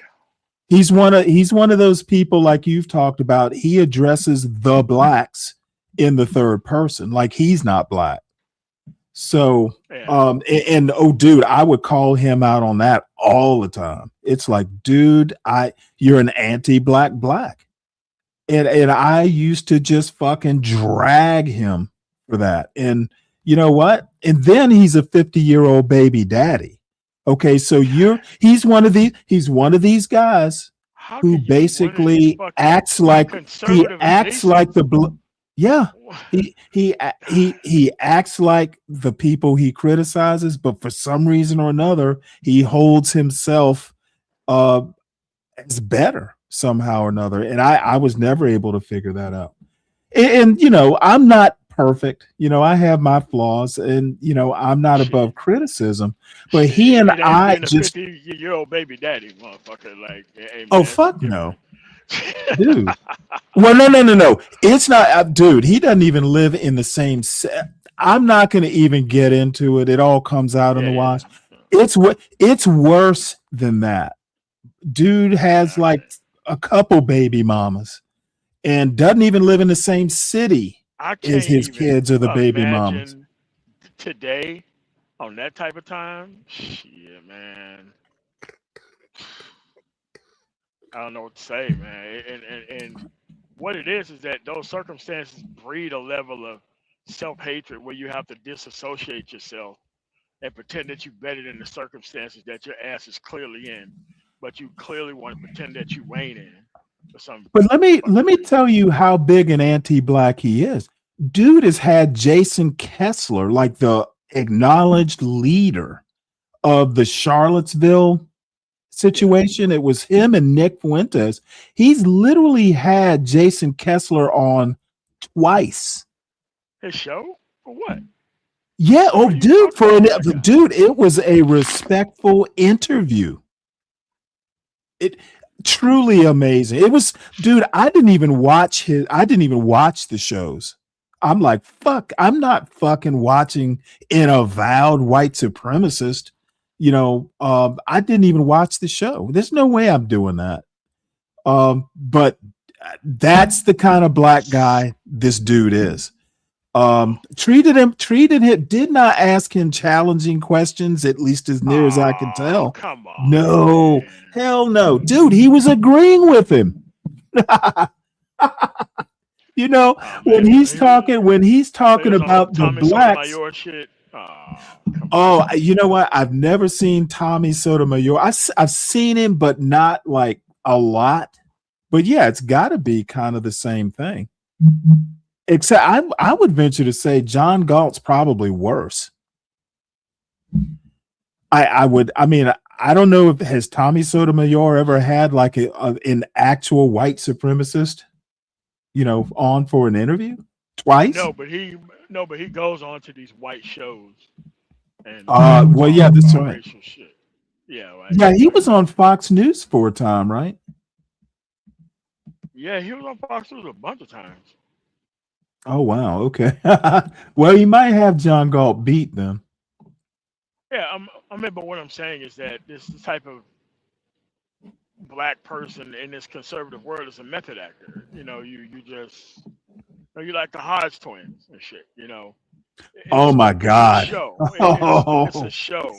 You know, there's no, back and forth that's meant to be had with people who, take the type of tone right. And shit. Or, better yet, Jesse Lee Peterson. Jesus Christ. Yeah, that's that dude, bad troll, but yeah, crazy. I don't know. I don't even consider these people trolls. I mean, after they're either great actors or they actually believe it. And I tend to think they actually believe it. They believe that stuff. I think they're actors. I think they have a script. They go out, let's say a bunch of crazy shit for a reaction. And the only thing you have to do is just not say anything or react to it and just keep having a conversation as if you didn't say something bad shit fucking insane and ask them some realistic questions and watch them. But let me tell you, what amazes me is the number of black people in the chat that are agreeing with them. That is truly the horrifying part. But that's not necessarily something that's new. Like you have had in this space especially when a black person gets shot by the police or some shit. You have these Yep. black manosphere conservatives jump out the motherfucking window for the fucking police and shit. Yes, on the same, that type of shit, you know. So to me, it's I used to not tolerate it, especially like 3 or 4 years ago. I used to not tolerate it, but now that I live in such a great fucking area that's constantly fucking getting better, man, I don't give a fuck about what these people think about politics. Because most of their politics is about what the fuck they wish would happen in their area, but they're too cowardly to fucking organize for it. Well, I'm gonna be honest with you. I talk a lot about kind of race and politics, especially in this time of Trump. But I probably wouldn't have even cared, other than, hey, this is kind of interesting, this back and forth between the two. I probably wouldn't have even clipped the show had it not been for John Galt talking shit. And JP, well, let me give you an example. So JP is on the air, gets a call from CPS, Child Protective Services, puts the phone on speaker so everybody can hear it. Well, here's the deal. Here is JP, basically the CPS woman, saying, "Oh, hey, everything's fine. I'm going to see you later this week just to check on the kids and stuff like that." Well, JP's all happy and acting victorious because, hey, CPS is basically saying, "Hey, there's no problem. We've looked into it and everything's fine." But dude, CPS is on the phone with you. Okay, that in and of itself is problematic. Congratulations. It's not a situation where they're going to take the kids or anything like that's in jeopardy, but you're on the phone with CPS. That in and of it. Do you know how many black parents have never talked to CPS? Ever. My parents raised 3 fucking kids. And CPS has to call you to tell you that they coming through. Man, what's going on, man? And then the guy who's on the panel with him is going, "Congratulations. See y'all. There's nothing wrong with JP. JP's doing." Dude, it's a big congratulations. It's high fives because CPS is not going to take your kids. That is fucking totally warped. That is just so fucked up. And but dude, when you're willing to do anything for attention, and it is, I really despise these people. I don't have anything positive to say to them. I wish horrific things happen to them because I don't want to see these class of individuals. Because a lot of people, believe it or not, do have sympathy, do have empathy for dumb niggas, and I don't. And I don't want to see mine grow or prosper. And it's like it's kind of happened after Generation X. Oh my! Well, The here's millennial class the have like a sort of tolerance for these dumb niggas, and like, it's like you can't get rid of them because they kind of splice through multiple generations of people feeling sorry for their circumstances or tolerate their presence, and I just think it's just way easier to just not even fuck with these type of people. Period. But here is just this today just seems to be a day when all these anti-black blacks are just fucking on their game. Here is our buddy Hood Conservative. His show. Hold on one sec. Oh wait, hold it. Let me. I gotta show you this. His show is called Black Children Fatigue. And I don't even know what that's all about. But Black Children Fatigue.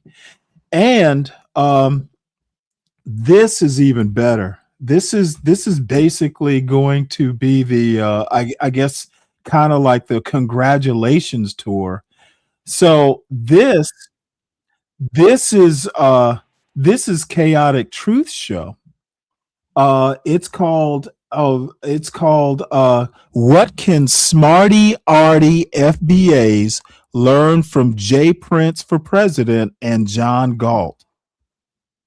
So John's up there. I don't see JP. Oh, I have no interest in that. No. Well, no. I'm not going to watch it. I'm just showing you this is the upshot. So the smarty arty blacks, I've been called that before. It's like, dude, you mean normal? You mean normal blacks? Okay. I cannot imagine what you could possibly learn other than it's a cautionary tale. I can't imagine what you could possibly learn from these two rejects. Taking failure and acting like it is success. That's crazy. But what's even and that's this is been happening in this space in our line, man. Okay, but see, MOT, I will have had this show a year in January, and then let's go back maybe 6 months to a year before that, because it was chaotic show was like the first time. Well, the second time actually I'd ever gone up on a YouTube show. The first time was a buddy of mine we're going to watch here once he goes live. He's in Nigeria and he's total politics. I mean, that's all he does. But what I'm trying to say is, honestly, at 60, I was maybe 59, 58. I didn't even know shit like this existed. Like black people acting like this. I swear to you, MOT, I didn't know shit like this. Now, I knew Thomas Sowell existed. I knew Clarence Thomas existed. But dude, I had no fucking clue. You wasn't here for the dishwasher wars with Angry Man, BGS, Charles Faulkner. I'm going to explain it, and it's going to sound even crazier than what you just explained. Okay, it was called the dishwasher wars. Now, there was a time period where BGS, and I'm telling you, Angry Man, these people wanted to, Cerulean Gray. What they wanted to do is they wanted to kill all the productive black men, and then they wanted to assign baby mamas to dudes who didn't have kids, so that way the kids could be taken care of in the community, because they wanted to kind of thin the ranks of productive men. What the oh my Lord. Oh yeah, this shit was like 10 years ago at this point. But yeah, that did happen within this space. And a bunch of people wanted to, get rid of the smarty-arty blacks or thin our ranks and redistribute all these fucking lost kids to the smarty-arty blacks and just load us up with problems so that way we could rescue the community. It was an actual thing. Oh my God. Yeah. I don't even know. Dude, I have lived a sheltered life is all I can say. Like I said, ain't none of this shit's new. I mean, the players were obviously different, but none of this shit's new. Oh my Lord. You know what? And I feel almost ashamed. I at 60, I had no clue. If I had not run into CT, because I like politics, so my algorithm is always serving up these shows that are politics and culture, and CT just happened one night to have a topic that I was interested in, and after listening to the show, I'm like, well, this is messed up. Let me call in and express an opinion, and as it turned out, the upshot was. CT even said, you know what, you're okay for a liberal. Because I do politics. I like talking about it. But once you explain, like they have a idea of liberal inside their head. If you didn't know any better, you would think I was an evangelical Christian or that I was completely fucking right wing. But I keep repeatedly telling people, I care about shit working. Right. Like that, like liberals can't fucking care about that sort of stuff. That's the crazy part. And it's like, oh, you believe in welfare. I'm like, I do believe in that shit. I mean, like, and the same people would sit here and say nothing about corporate welfare. Don't know anything about tax abatements and all that kind of other shit. But you know, if somebody get $200 a month and fucking food stamps spent at Walmart, they see that shit all day, and it's like, okay, so what about this thing and this thing?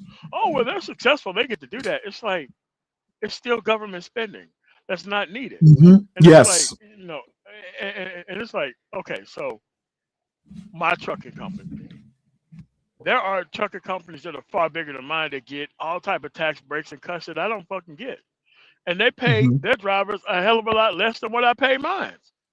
So how the fuck are they getting all this extra help when they're for-profit corporations, publicly traded companies, and they don't need no help, but they keep asking for it and they keep getting it. And then, like, once we want to do things for actual people, everybody wants to be conservative at that point. But no one wants to draw the conservative line when it comes to rich multinational corporations who get a lot of fucking help from the quote-unquote American people. I just don't get that. And then it becomes like a whole bringing them up to speed, and then they feel dumb as shit for me even having to bring them up to speed. So they just dismiss it out of spite, and then like you say, oh, you're all right for a liberal. It's like, no, I'm all right because I know what the fuck is going on. And the side you purport to fucking be on, you're not on that fucking side. You are associating yourself with that side because you don't have to explain shit, and you don't have the responsibility of trying to fix anything as a conservative.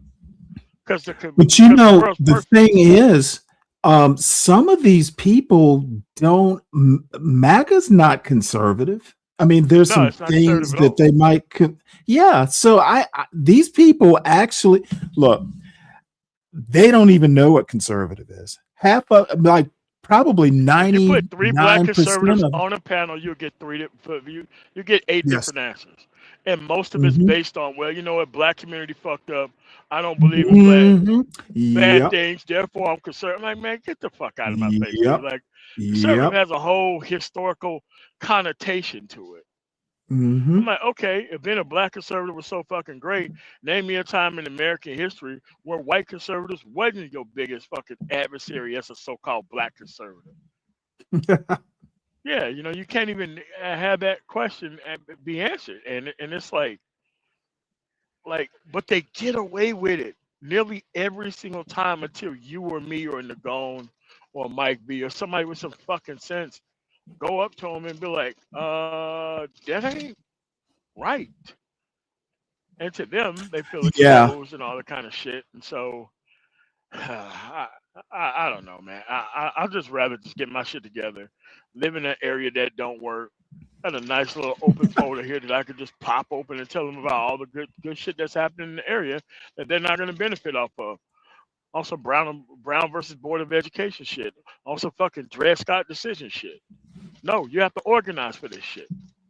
Otherwise, you could just pretend to be conservative and think that that's going to make the liberals, you know, go out and operate hard for you. You're like, nah, man, fuck out of here. Right. Let me, I think this is the clip. Let me see if this is actually the one. I think it's this one, and then there's the last one, because I got 4, but this one and the last one where John Galt actually talks about welfare and social safety net, which I thought was just another warped take on it. Bananas. Yeah. Y'all standing back. I'm gonna bring y'all back up. I'm taking the CT style. I think that's a nice style. So everybody don't take it personally, y'all. Go ahead, John. So I was saying, you know, last night the Gropper guy joined. I don't know if he's black or white, but that's an interesting demographic for someone like you to be drawing in. This is funny. That's I'm a software guy. I notice these things. Like, how the hell he get in his? He's not a fucking software guy. And so you have the ability to appeal to a wide range of people, particularly when you take into account your background. Like, you would think some smarty-arty black would be up here appealing to all these people, but that's not necessarily the case. And so that's is also what's very interesting to me, is that all these well-educated blacks, and they just don't have much going on to talk about. Okay, so he's talking about some groiper showed up on I guess it was Taz's show, or I don't even know whose show it was, but here's the deal. What John is saying is that that having white people show up and contribute money to JP's Cash App makes JP unique, because white people don't ever come into the quote smarty-arty shows and contribute money. And I'm like, John, these people are literally coming in. It's like tossing peanuts to the elephants at the zoo.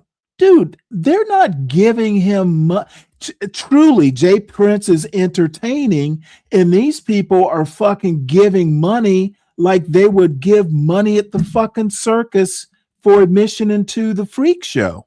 That's what this is. And look at JP. JP is taking this as some sort of compliment. And who knows, John might actually mean it as a compliment.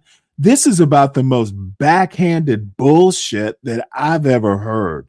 So JP bringing in white people, and the white people are giving JP money, means that JP is actually, his stature is actually higher than some smarty-arty black who's been to college and has read a book.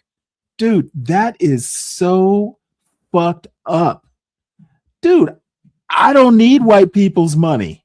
I get to fuck. Dude, I don't have to be a circus performer to get a Cash App. God damn, dude. I'm like, dude. And this is a 50-year-old saying this shit. That's what fucking amazes me. Who leaves a software job to shake? Oh, no. Hey, Lead, you know as well as I do, John didn't leave the job. John had to leave the job. Motherfucker, dude probably had some clearance job and got caught with a weapon in his fucking briefcase going into a federal building. John has told the story. His boss was like, hey, I hate to have to let you go, but I gotta. Yeah, motherfucker, if you're in DC doing IT, you have to have a security clearance more than likely. And dude, once you do something like this, even if you are cleared of it, dude, you're cooked. You're not going to keep like a top secret fucking clearance doing shit like that. John lost his job for being probably drunk and high and forgot he had a fucking gun in his briefcase. Dude, see, if you've been around here and heard the stories for a year or more, you don't even have to ask direct questions. You just hear bits and pieces and you just kind of fit the puzzle together. Motherfucker, he's not a software engineer because he can't be in DC. He's not going to get a clearance. So, former software guy would be more correct. I'm surprised y'all don't know. I'm surprised y'all don't know that. It's common knowledge. He said it. He said it on panels before. Oh, fuck yeah, dude. Yeah, dude. Dude, he has told the story himself. He's told it several times. I'm not revealing anything that John hasn't done on a YouTube panel. So, but anyway, let me, MOT is probably out somewhere and lost connection. Hopefully it'll come back. Yeah, Joshua, I saw you. Were you in Taz's show earlier? I saw you there. I didn't even type in Taz's show. He has no idea who I am.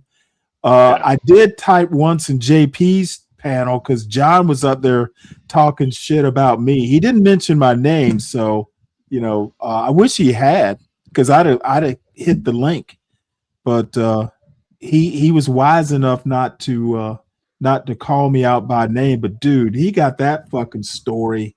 Oh, you were on JP's. Yeah, you know, I was actually enjoying Sugar Bum and Reese. they were cooking JP good. You got anything before I go ahead and finish this clip up? They're all fairly short clips. No, I just thought I think it's overwhelmingly funny when they talk disrespectful to the people that they need actual help from. And we're just not dumb enough to fucking go for it.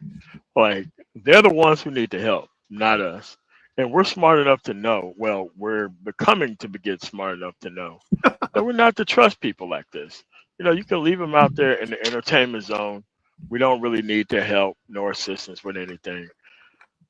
And I find it fascinating when these people who cannot survive on their own, who cannot hire people on their own, who can't really do shit on their own, who have all this crazy shit to say about people who's way better than them, but need our help because they can't survive by themselves. I think it's fascinating.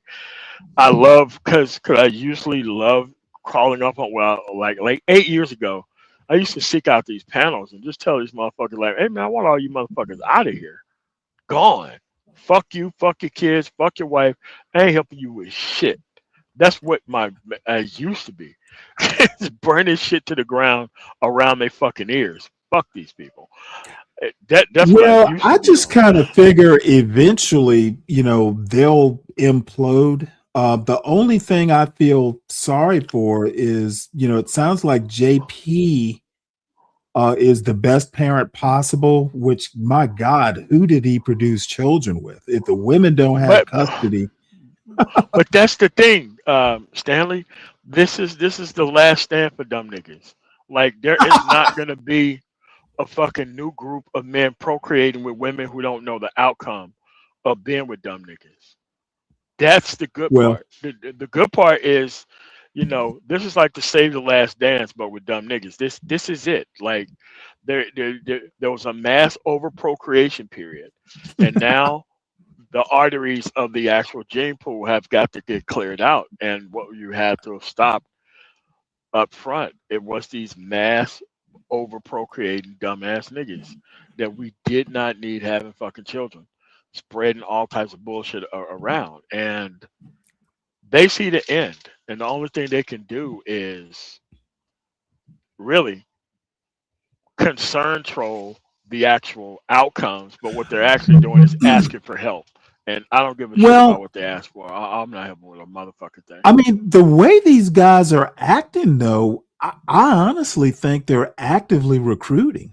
You know, they're like, this video is basically saying, hey, look, JP, you're not fucked up. As a matter of fact, you're a hero. More blacks need to be more like you rather than smarty arty.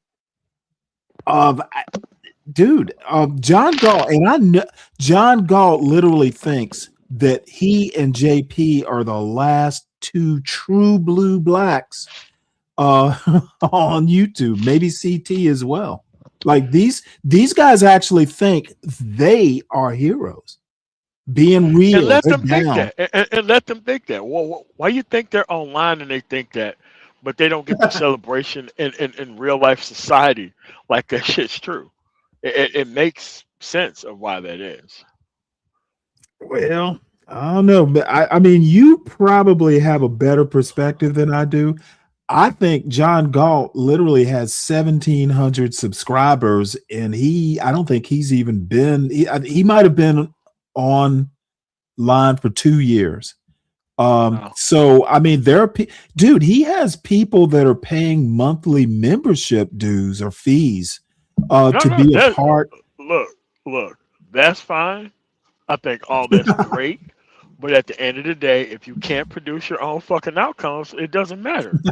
you still need someone else to come through to build this entire fucking castle for you. And it ain't gonna fucking happen.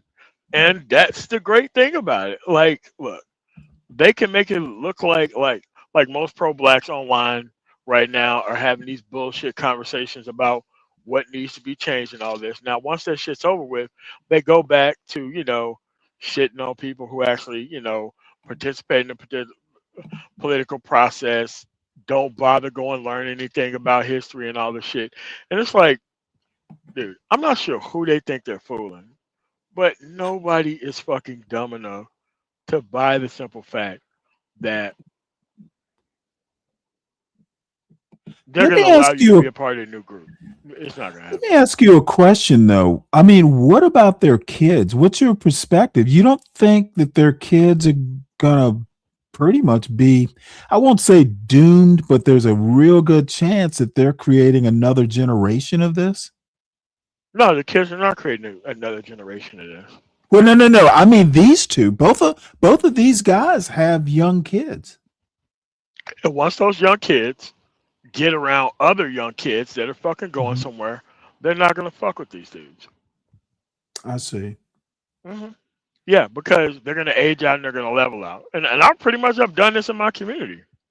Like back home. I've done this shit like actively being part of the fucking school system and start these conversations about the future fucking early.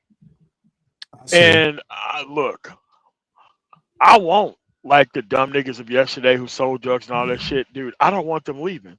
I want them to see that you have literally ran out of kids to run this fucking shit on. I want my cake and I want to eat it too. I not only want to weaponize your fucking kids, because that's going to happen. I want to make sure that you're going to be as isolated as you tried to do us 30 fucking years ago. And I'm going to use your fucking kids to do it. All right. Better kids with better outcomes will erase these people's off the cop. Yeah. Yeah. You know, Lee, I was going to bring that up. John's kids, and I don't know this for sure. I'm just kind of more hoping than anything that their mothers, this is like something their mothers are insisting on. Like you can come visit them, but they're not living with you. That's what I'm hoping. Just like Monopoly, man, just visiting, not real jail. All right, well, free this parking, is the go collect clip. the money. This is a second short clip. I hope this is the one. I can't remember which is which now. Call him J Piss, right? Like you disparaging their father on TV. You could just easily ignore him. Hell, man, how many fundraisers have they done for your children since they seen all these blacks up here on these panels? I care about your children. I care about your children. Have any of those blacks ever seen anything to your children for Christmas, birthdays, holidays, anything? Going back to school, a notebook, a pencil, anything? Well, okay, well, here's the deal. People have sent him clothes and money and stuff like that. Now, this is a 40-some-year-old man. Okay, and by the way, John Galt supposedly has like an MBA from University of Alabama. So he's not a dumb guy. Okay. No, dude, it is an act for him. Now, there's some things in his growing up that might explain some of this shit. I don't think so. Which I'm not gonna get into it, but okay, John, sure. I got one question. Where is he currently located? What state? In DC. Okay, where did he grow up at? In Alabama. Okay, makes perfect sense. Well, apparently, he supposedly is doing very well. He's a ghetto landlord. He owns property. He's not stupid. The thing is that he needs the existence of stupid in order to exist. Like he can be the only one. Dude, you hit that nail on the head. Dude, he's in the hood, and he's basically, his rental property is like these people are one step away from being out on the streets. And the thing is some of these people are on their, kind of their last chance, in some, with a roof over their head. Dude, he puts these people's business out there online. the phone calls. He takes the phone call. Dude, I'm like, man, one of these days, one of his tenants are going to get wind of what he does, and it's going to be a problem. No, it's going to be a physical problem. No, but you know what? Yep. That's you know, I physical problem.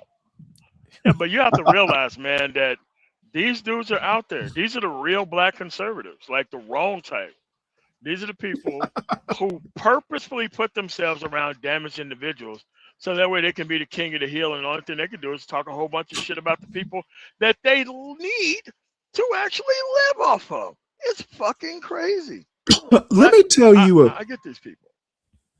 Let me tell you a story. I've mentioned Glenn Lowry before. He kind of, I wouldn't say he grew up on the south side of Chicago, but he kind of grew up like his uncle was a lawyer. You know, he didn't grow up hood. Well, his uncle was a lawyer, but here's the deal. He's in his 70s now.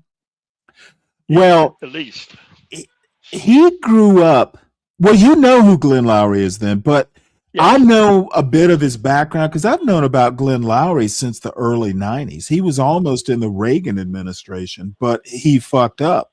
So he just kind of between luck and actual brilliance wound up okay. So he was going to like community college. He was already a baby daddy. You know, he was a teenage father.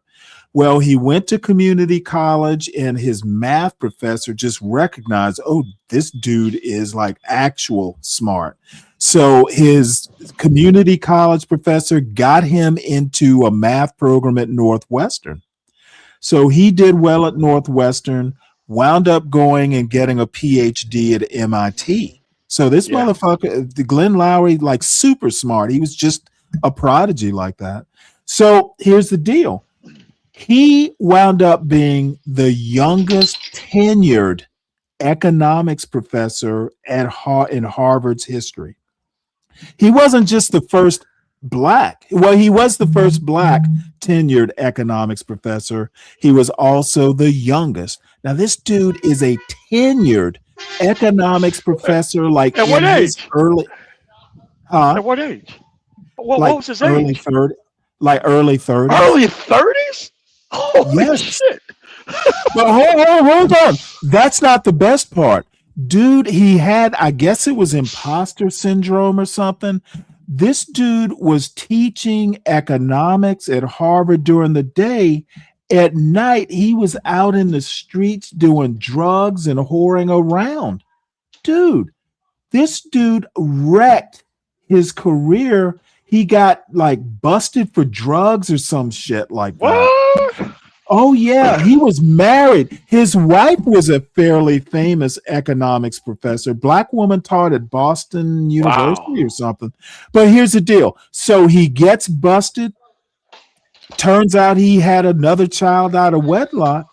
Of course, there's no way that Harvard's going to be able to teach him, or keep him. But dude, he had friends. He had friends who just kind of helped him through it. He found God. He got religious, all this stuff. Somehow or another, his recovery job was at Boston University teaching economics. So he was so smart that, you know, these guys were like, well, goddamn, we got to figure out how to help him get back on track. So ultimately, he winds up, he just retired like here in the last year or two from Brown University. So he's a retired Ivy League professor. You know, he finally got his act together. But here's the deal. Dude, he was going to wind up working in the Reagan administration. He blew up his own fucking career. He was going to go from Harvard economics to working in the Reagan administration, but he got busted for drugs. Just like a common fucking street hood. So this is, there's something about black conservatives that's just fucking whacked. I don't know what it is. And John Gall actually kind of reminds me of Glenn Lowry. Highly educated, but dude, just fucked up. So that's why, Glenn Lowry's actually, and I have respect for Glenn Lowry, okay, more so than I would say a Thomas Sowell, because Glenn Lowry, for better or for worse, he knows the streets. Shit, he was out in the streets.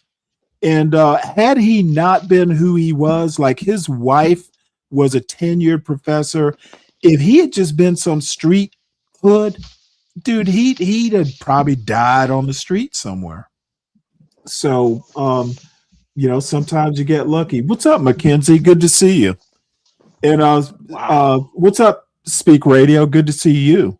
So let me finish this clip, and I got a couple more short clips. One of them somehow or another. And stick around, Speak Radio. You're gonna love one of these clips. Anybody who kind of knows me from the John Galt days. It's been a few people in my chat have sent some clothes and I had a lot of supporters that they sent the kids beds. A lot of the females and stuff. A few of the men, Joshua sent, but like far as like people like Taz, the people that's been talking all this hot shit, they have not sent the drips, the Izzy bands, right? Like the ones that say they care about your children and make content off you. Not $1 to your children. Not $1. But every day they get up. But I care about his children. I care about his children. And that's one of the things that caught my eye. How do you talk about a man that way, knowing that he has children that can one day see these things, and you say, I love his children, I care about the children, but then you making content disparaging him. That's a weird aspect of Black culture. What you think I should do with people like this? What you think I should do moving forward, man? Man, I can't tell you. I don't know. I don't. Well, see, John neglects to say, and maybe everybody knows, John has made content off of JP. So I don't get that. You're making content off of me. At least you can send me some money. Shit, I don't understand that. I really don't understand that. John has sent money to JP for being on the panel. Believe me, John's being a little disingenuous here.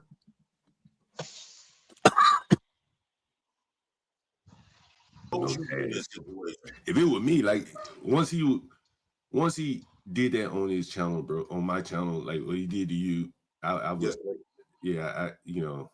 I wouldn't be able to tolerate that, because there's something deeper that I had a black man on my channel, man. He was there for a year, and people probably seen him, and he would be there. Yeah, this is me. Wouldn't put much effort into what he was doing. Their father.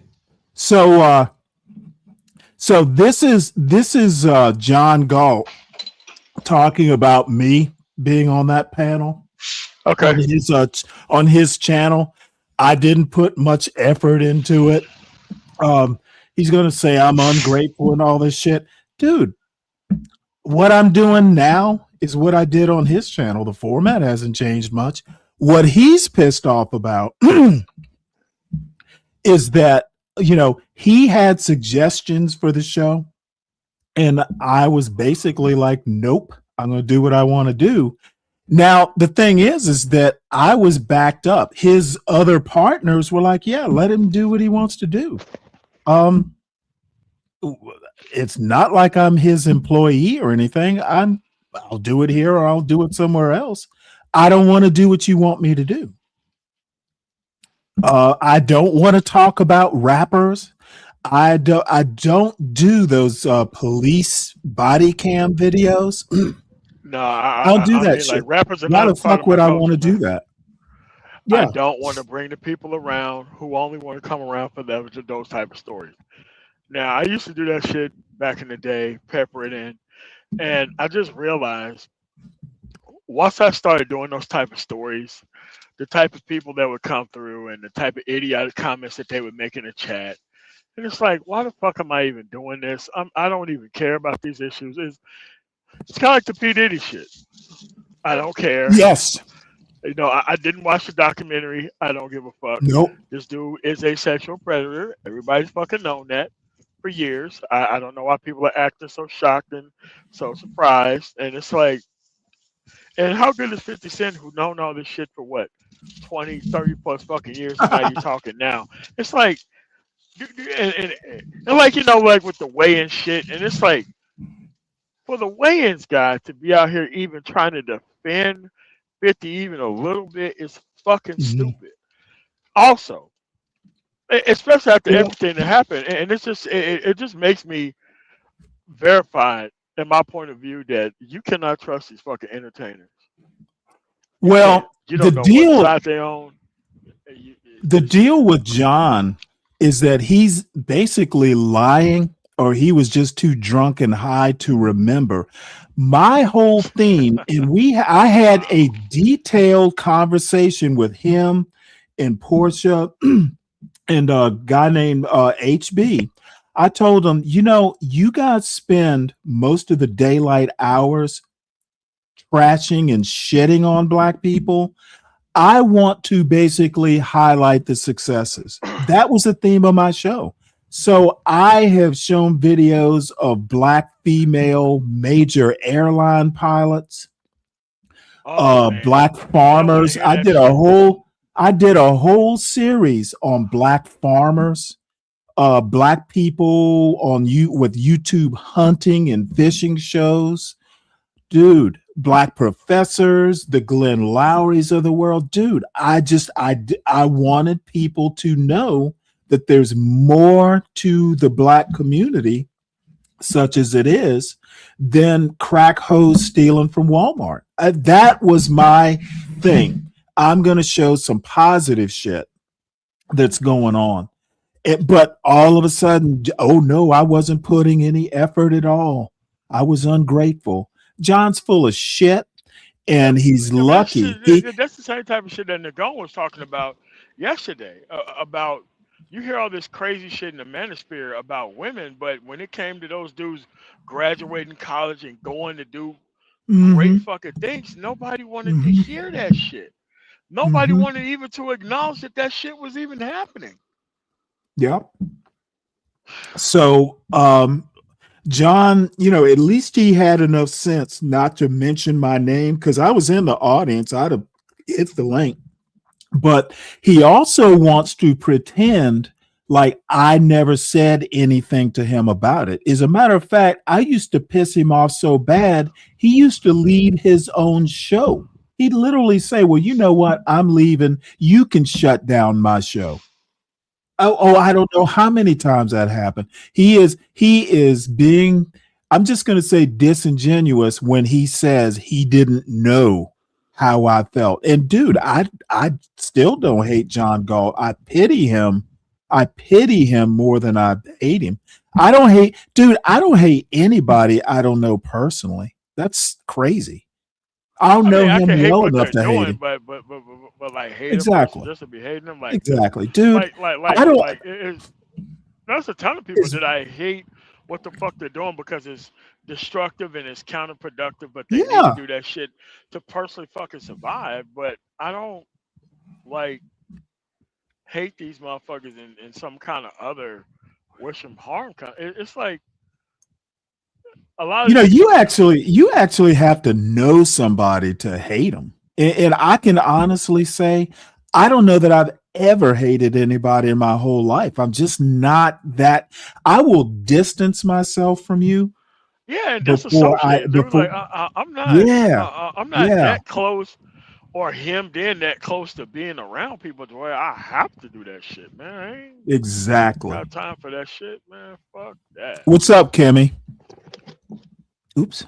If it was me, like once he did that on his channel, bro, on my channel, like what he did to you, I was, I wouldn't be able to tolerate that because there's something deeper that I had a Black man on my channel. Narratives, bro. That Black man is me. People probably seen him, and he would be there every day. Wouldn't put much effort into what he was doing. Oh no, I didn't put any effort. He didn't like me. My mama saw him one time. She logged on my channel. She said, I don't think that man likes you. It's a YouTube. Oh, that's so funny. My mama saw him. My mama saw him and said he didn't like you. Dude, like if I didn't fucking like you, dude, I'd come up on your panel and tell you. Dude, he is so fucking disingenuous with that. I don't know how many times I've come up on his panel and told him shit. I would be in his chat sniping from the chat, and he would go, "Well, Stanley, why don't you hit the link and come on up here?" Dude, I don't know how many times he said, "Hey, hit the link." I'd go up there and speak my mind. Dude, either he was too drunk and high to remember, or he's just outright lying. As a matter of fact, dude, I enjoy coming up and ruffling feathers of people like him. Dude, I didn't care. It was harmless, but he didn't like me. And when I finally got rid of him, I realized, and people were saying, "Get rid of him." He got rid of me. Slow to do these things. But then you realize how much he really didn't like you, because he talked about me every day. Disparity. No, I don't talk about you every day, John. My face when he's on my channel. Now, see, this dude doesn't even understand. Number one, I don't talk about him every day, and number two, he's talking about me. Everybody knows who the fuck he's right now. Exactly. Right now. Everybody knows who the fuck he's talking about. And by the way, it was either last Friday or Saturday, like in the past week, he's been in my chat. So, again, this is just so sad. Oh, my mama told me he didn't like me. Dude, you had to told me you better watch for Stanley Cross. I'm like, dude, you should have told your mama to hit the link and ask me. She probably would have done it. But John knows. Number one, I don't dislike John. It's just I think I don't like the disingenuous and the motherfucker's a racist. He is a black racist. I don't like that. Hates his own people, but need him to survive, man. Shit's weird, Dude, bro. I don't know how many times I've been up on John's panel and told him, at least to his face on a panel, that you're a racist. I think you are a racist. You are an anti-black. He knows that I've done it. Who knows how many times on his show. So he's off base. I just don't get that. But like, okay, so because there's a lot of people in the South who are in those type of positions, who who are slumlords and whatnot, right? At the end of the day, you are in the clear.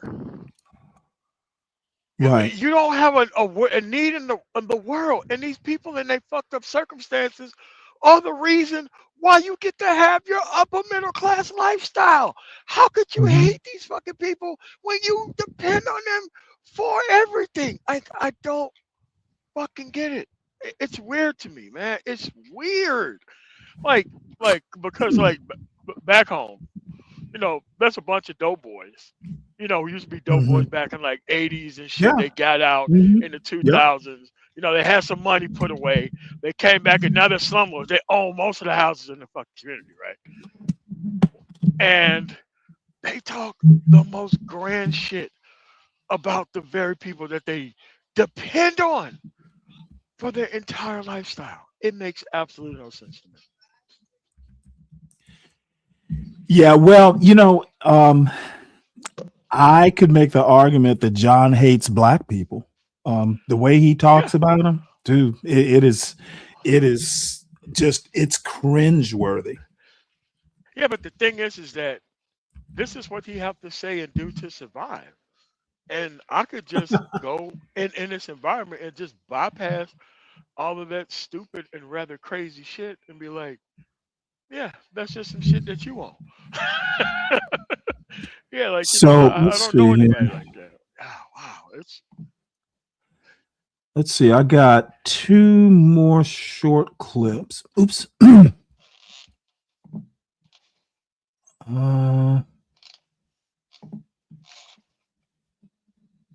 Yeah, you know what, Lead? I would come to the same conclusion, to be honest. What they say? Let's see. Lead says John hates himself. I mean, I think like you could that's a make lot of that effort you got argument. to put in, man. Bro, that's a lot of effort to put in on these dudes. Like again, you need these people. You Right? literally need them in their circumstances so you can live. Oh Which is yeah. weird. Which is weird. Makes you some type of parasite of some sort, you know. But I just don't get it. Like I said, I see these people and they're all over the South. They're all Oh that yeah. Oh yeah. they're littered all over the South. Mm-hmm. Claim to be these big, huge Republicans, but when you look at the actual books, they need liberalism to survive. Like the very liberalism that they complain about, they cannot exist in society without it. Well, let me tell you something. He used to be Section 8, and he's basically come up with some cock and bull story about why he can't do it. I can't remember what it is, but the thing is he's been in trouble, some like trouble with the law. And I No, guess you he can was get kicked out of that program. exonerated. Yeah, You can get kicked out of that program. that's pretty much what happened. You can And get he kicked has, out of that program. And it's yeah, a one-way street. You can never yes, come back, no matter yes, what property you own, no matter who yep, you are. Because the first thing when you apply for it, because I used to be a landlord myself, I gave hmm up that shit because I didn't want to fuck with it. The first thing hmm is, have you ever been denied yep, for any reason? Or have you worked with somebody or owned a corporation that's been denied hmm for any Well, reason? the thing is, let's see, where. Oh, really? Oh, shit. What? He literally took a gun into the building where the Section 8 office was? Nah, man.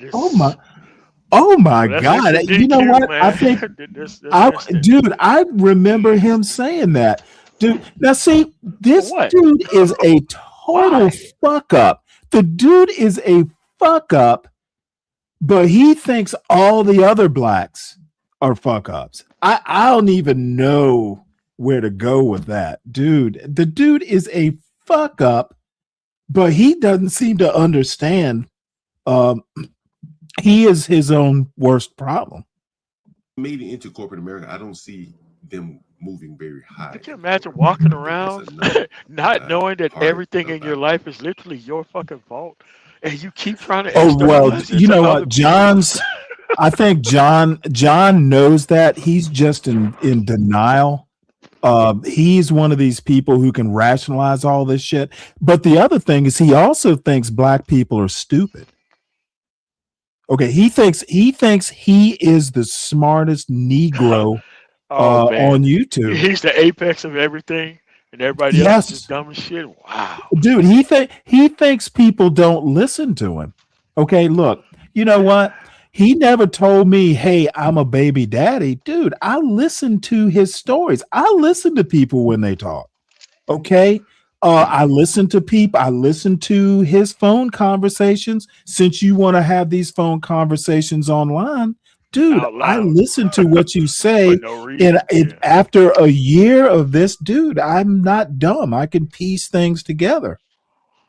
And when I started in on calling him a fucking baby daddy, dude, he had no comeback. Dude, he never told me any of this. I just listened to him. like I said, they really don't they can't comprehend. It's the soft skills.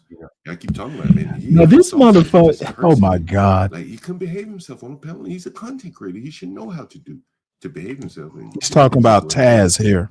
Looking at that, I understand what you mean now, what you mean by soft skill. Yeah. Like you don't know when that's all he know to do. Even though I come from that neck of the woods, but I know when to do it and when not to. And I personally like to have the conversation without all that screaming and yelling and shit. because I know how to still get my point across without all of that screaming. That's like the last resort that I go to. I really want to have the serious conversation. I don't gotta disrespect you to check you, and to get you to get like my point across. You don't gotta disrespect nobody. It's called assertion. You know, someone said that's entertainment. Stop it. That means he's not boring. You know. You gonna love this. Wow. Oh, dude, you're gonna love this. To appeal to blacks, they're very entertainment focused. Now, I'm not saying that with the criticism. I'm just saying it as it is. Blacks like a lot of entertainment, maybe not as much substance.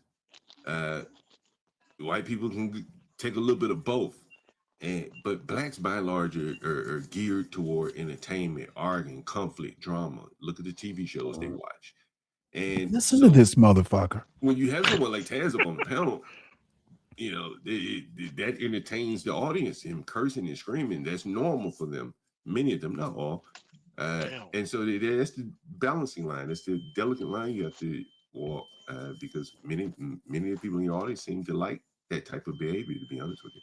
Mm-hmm. Now, this is a 50-year-old father of young children. Are you serious? I have 50? Yes. He is 50, and all his kids, I don't think any of them are middle school age. Maybe one of them might be just getting there. Dude, this motherfucker's raising young black kids, thinking that black people can't do anything, or can't watch or comprehend or enjoy anything other than entertainment.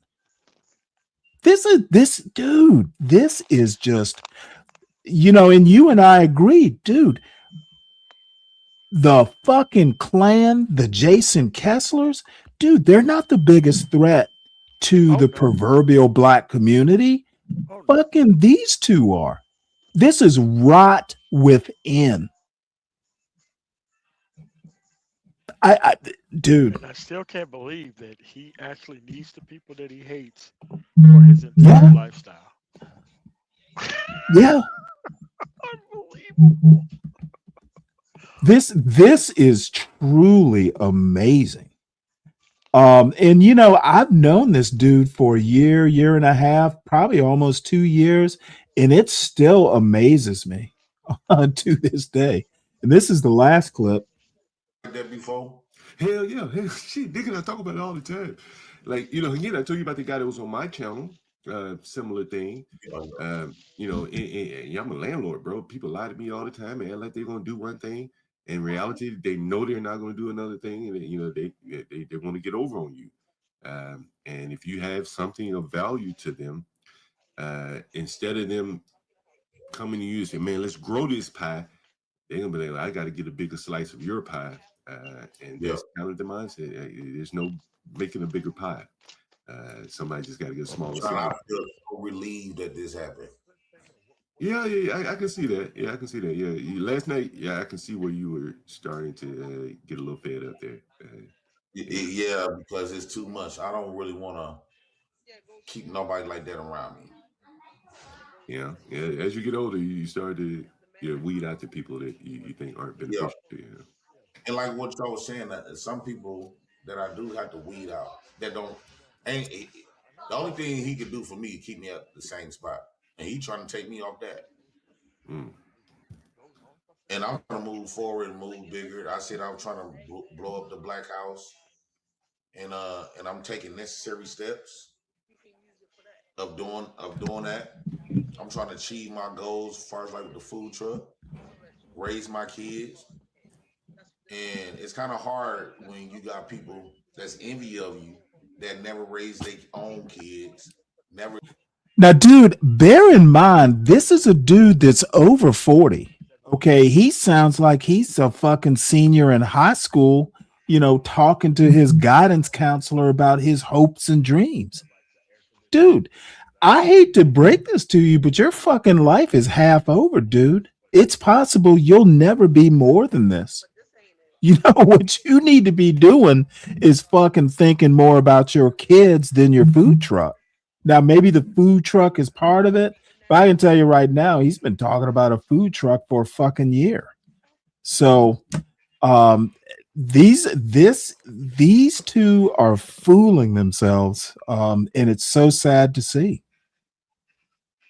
Created a dream, never thought about a dream, and actually went through with it. Man, you know what I'm I saying? swear to They God, never bro. believed in themselves, and then now, Yeah, it's kind of what is this, man? all I have to say is I guess my thing is what he gets very little pushback.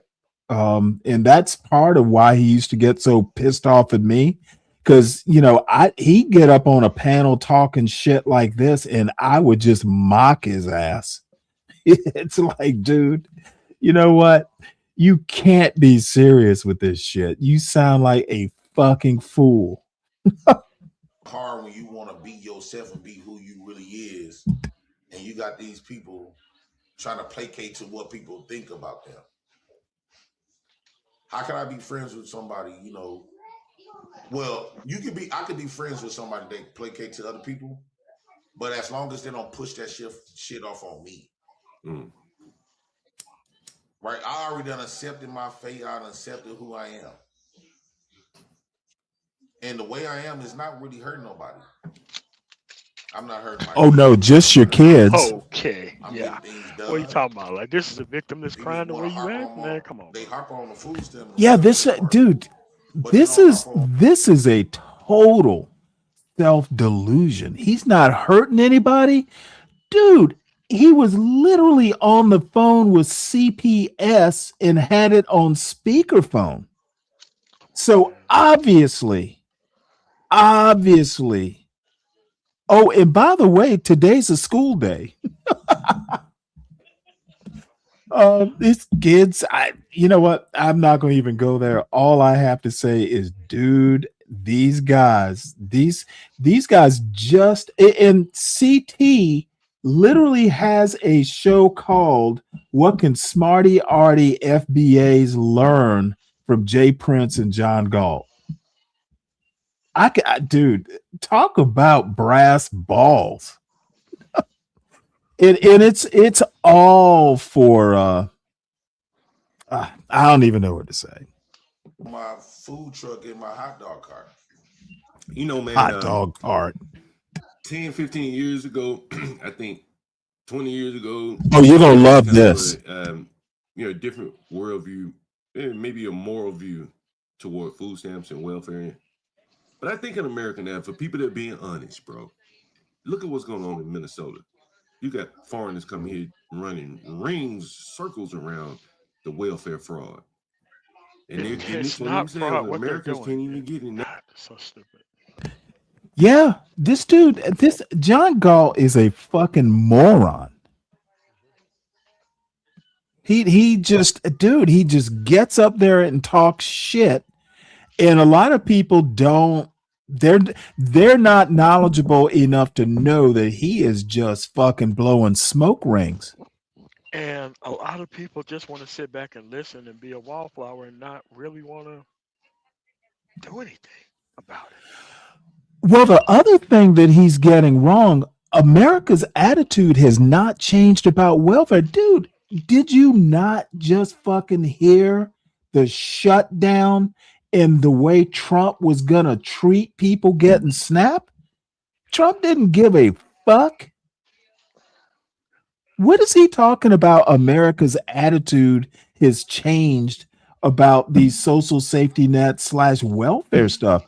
No, if anything, it's worse. All you hear about to the people at this point, man. all you hear about is how black women and feminists and these people don't need a man because of welfare. Dude, it hasn't changed. I don't know what to say, man. I really don't. Yeah. But these when you look at it, it's kind of like this is a mental delusion. It's beyond it. It's beyond, and it's like you have to go crazy to even understand what you're listening to. Yeah. Now you see the Americans saying this ain't fair. The other groups are getting the welfare over us, immigrants. And I think we've seen the American government take our money, spend it in places, and nobody seems to be getting any better. I think the viewpoint on welfare has shifted a little bit from the standpoint of how people look at the government. Most people, they're paying their taxes, they're not happy about it, they're not getting anything for it. Right? Their neighborhoods are not safe in many cases. Or they got to pay through the ass to go live somewhere that is safe. So the government's not providing that for them. So here all their taxes going out the door. And so, I think people are so unhappy with the government that food safety is their biggest, it's not even their biggest issue anymore like it was. They don't even know how the government works. Let me tell you another thing. I always wonder why we had to be embarrassed. It is amazing. But now, Now this motherfucker, 50 years old, smoking a blunt on fucking YouTube. I don't get it. And this is one of those days when he's not drinking a whole lot. But here's the deal. John Galt will be the first to tell you he's not political. He doesn't vote, but he wants to sit here talking about the government. And or the Democrats are welfare and shit. like he's a fucking Reagan fucking Republican or some shit. Okay. Dude, all I have to say is weird, bro. God damn. Yeah, it is stunning. Let's see here. Let's see if my buddy's online.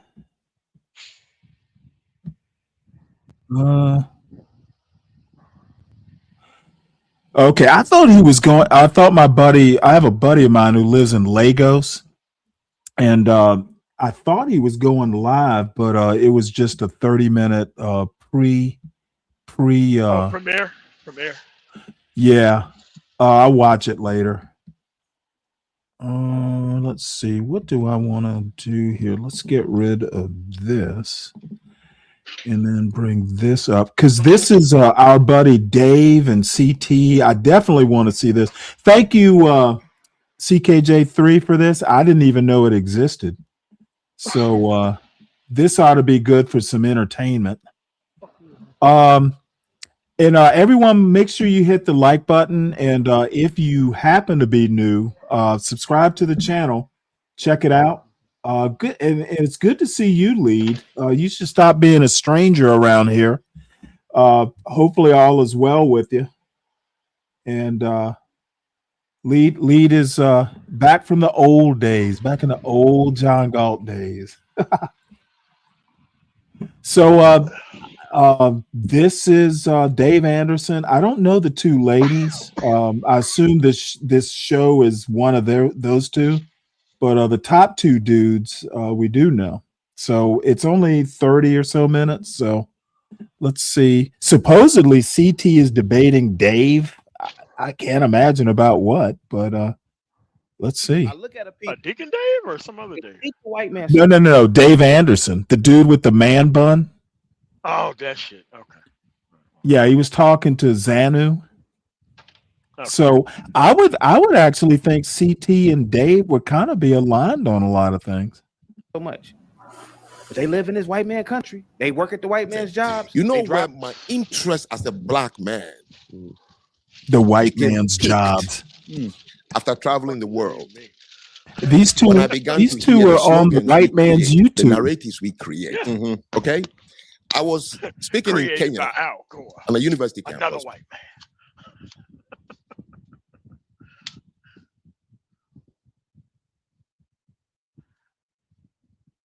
Hello? You still there?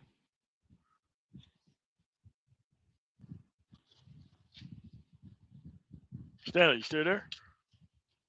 Oh shit! I'm up here. I'm sorry. I was muted. I was about to say, dude, if you're on the white man's YouTube and you are in the partnership program, dude, you're kind of I mean, how is that not the white man's job? Man, I don't say it, man. Something wrong with these dudes, man. Wrong. No. They think something's wrong with everybody else but them, apparently.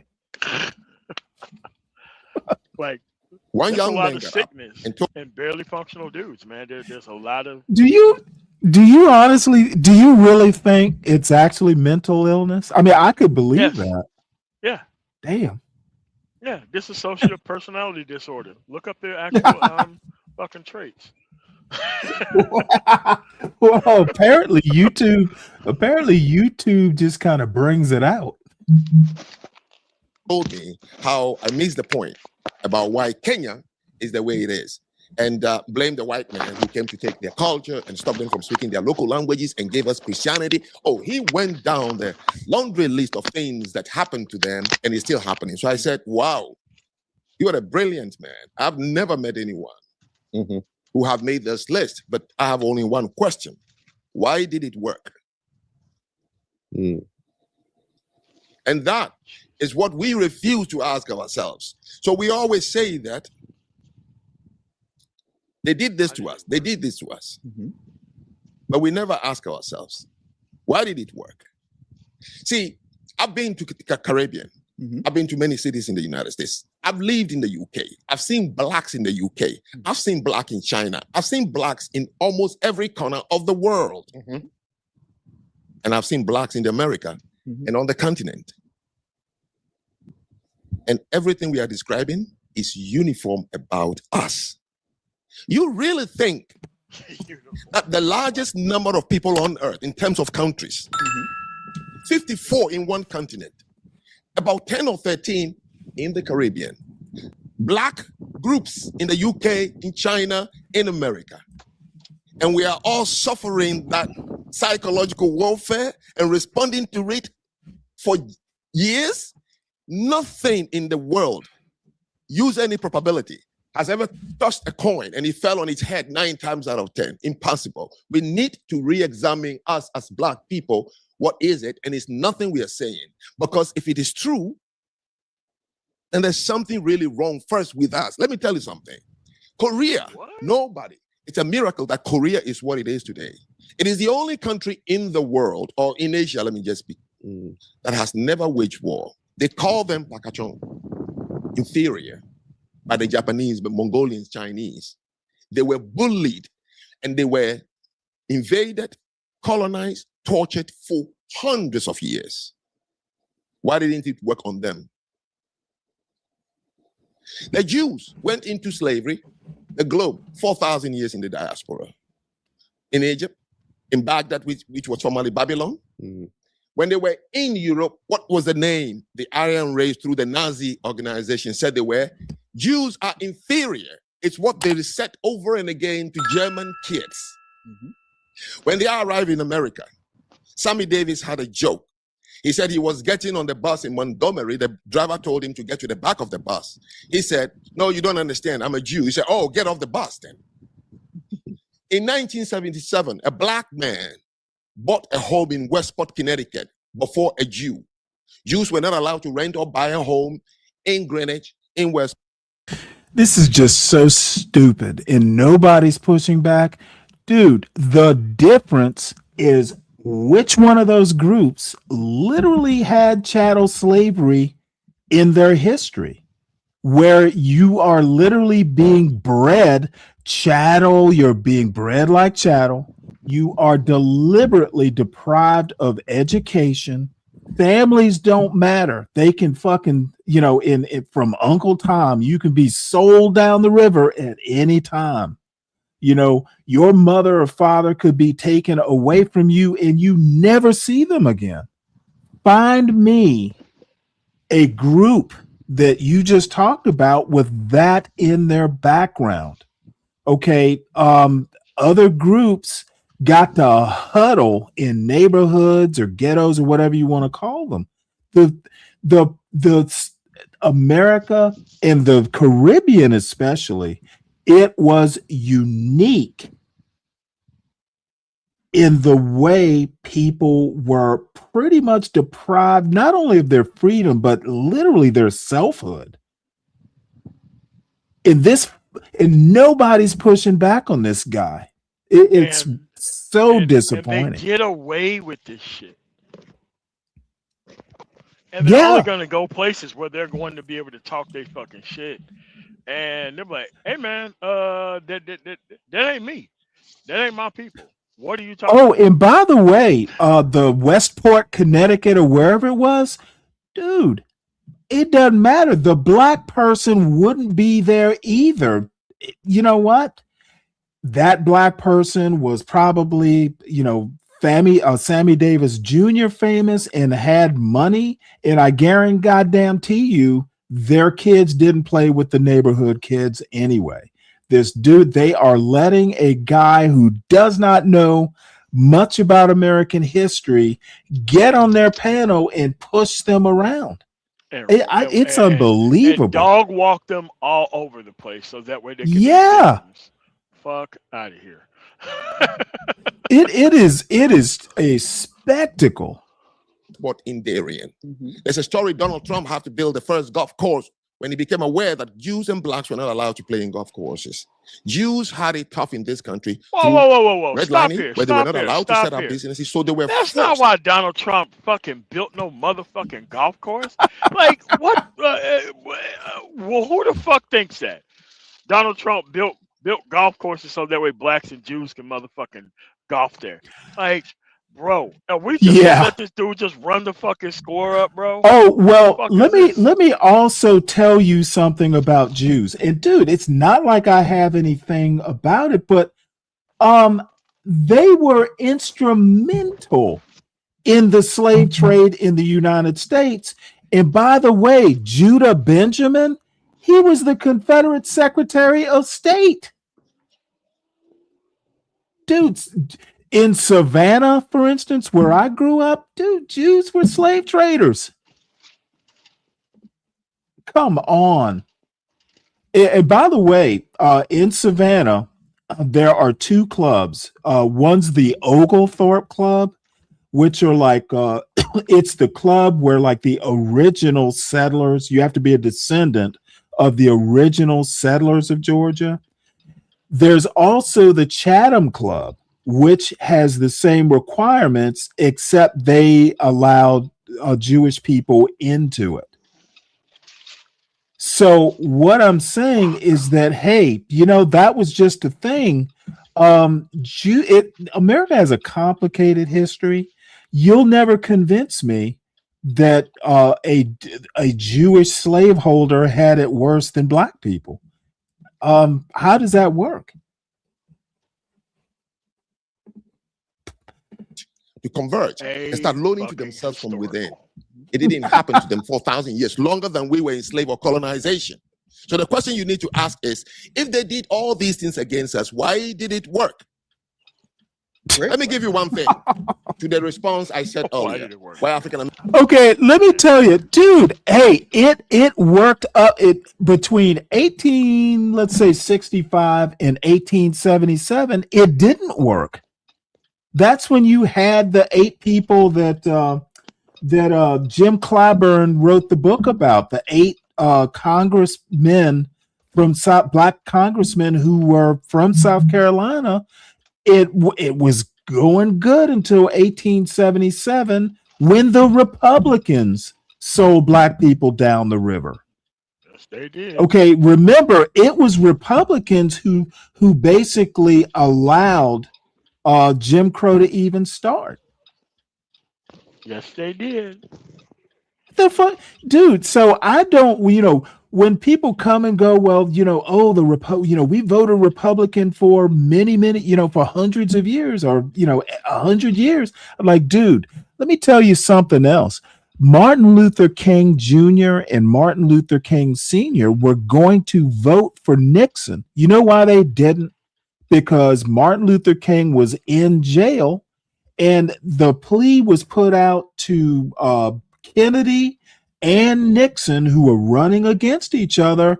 And guess what? It was Kennedy who sprang Martin Luther King from jail and basically called, if not every day, every now and again, to check to make sure that Coretta Scott King and the King kids had everything that they needed. Otherwise, they'd have voted for Nixon. Literally, that changed American politics because Nixon, as a Republican, had got cold feet.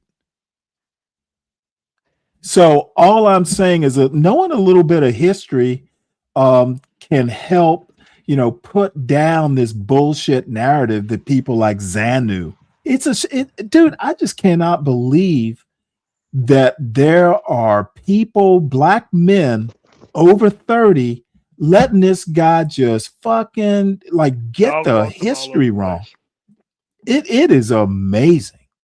They want to be weak so bad so that way somebody could come and fix all their fucking problems so bad.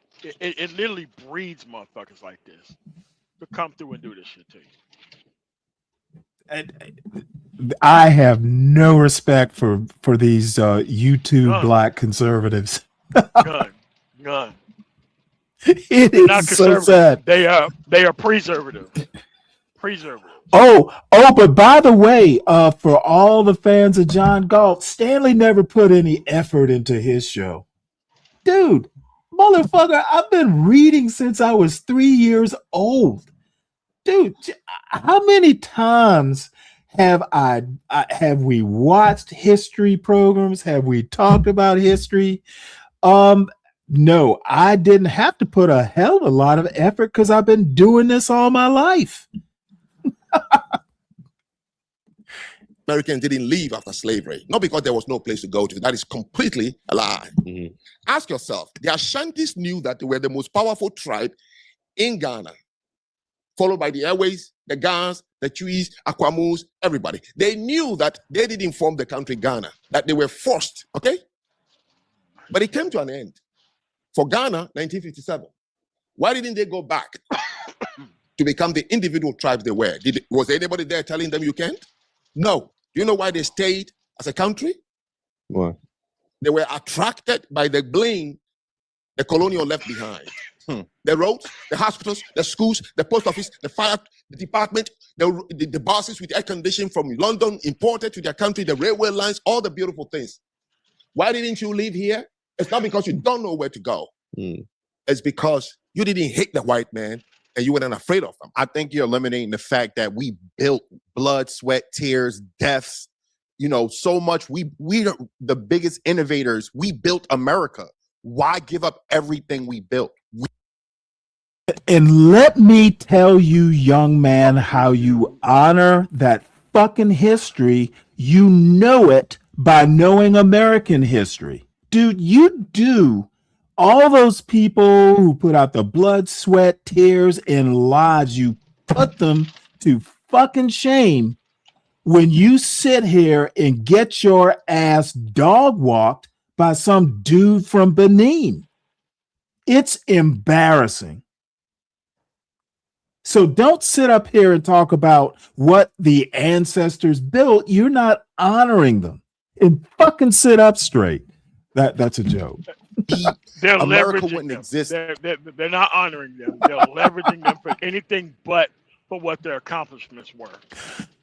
Yeah, it's kind of fucking sad. What's up, Nagon? Am I pronouncing that correct? No, it's Nagon. Nagon. Okay, my bad. Yeah, Nagon 11. Nagon, yeah, that's what's up, man. What's What's up? Okay, Nagon. Actually, I got that name from Brazil. Oh, really? Yeah. It's it goes for Nagon. Nagon. That's how it's pronounced in Brazilian Portuguese, and that means big, strong, black motherfucker. Pardon the expression. But that's what that means. So instead of me saying Nagon, I just say, hey, Nagon, man. Americanize it a bit. Yeah, my Portuguese is not that good. Yeah, No, I can't. I had a buddy of mine I went to college with who he spoke Portuguese and Spanish. Yeah, me too. Me too. Yeah. So.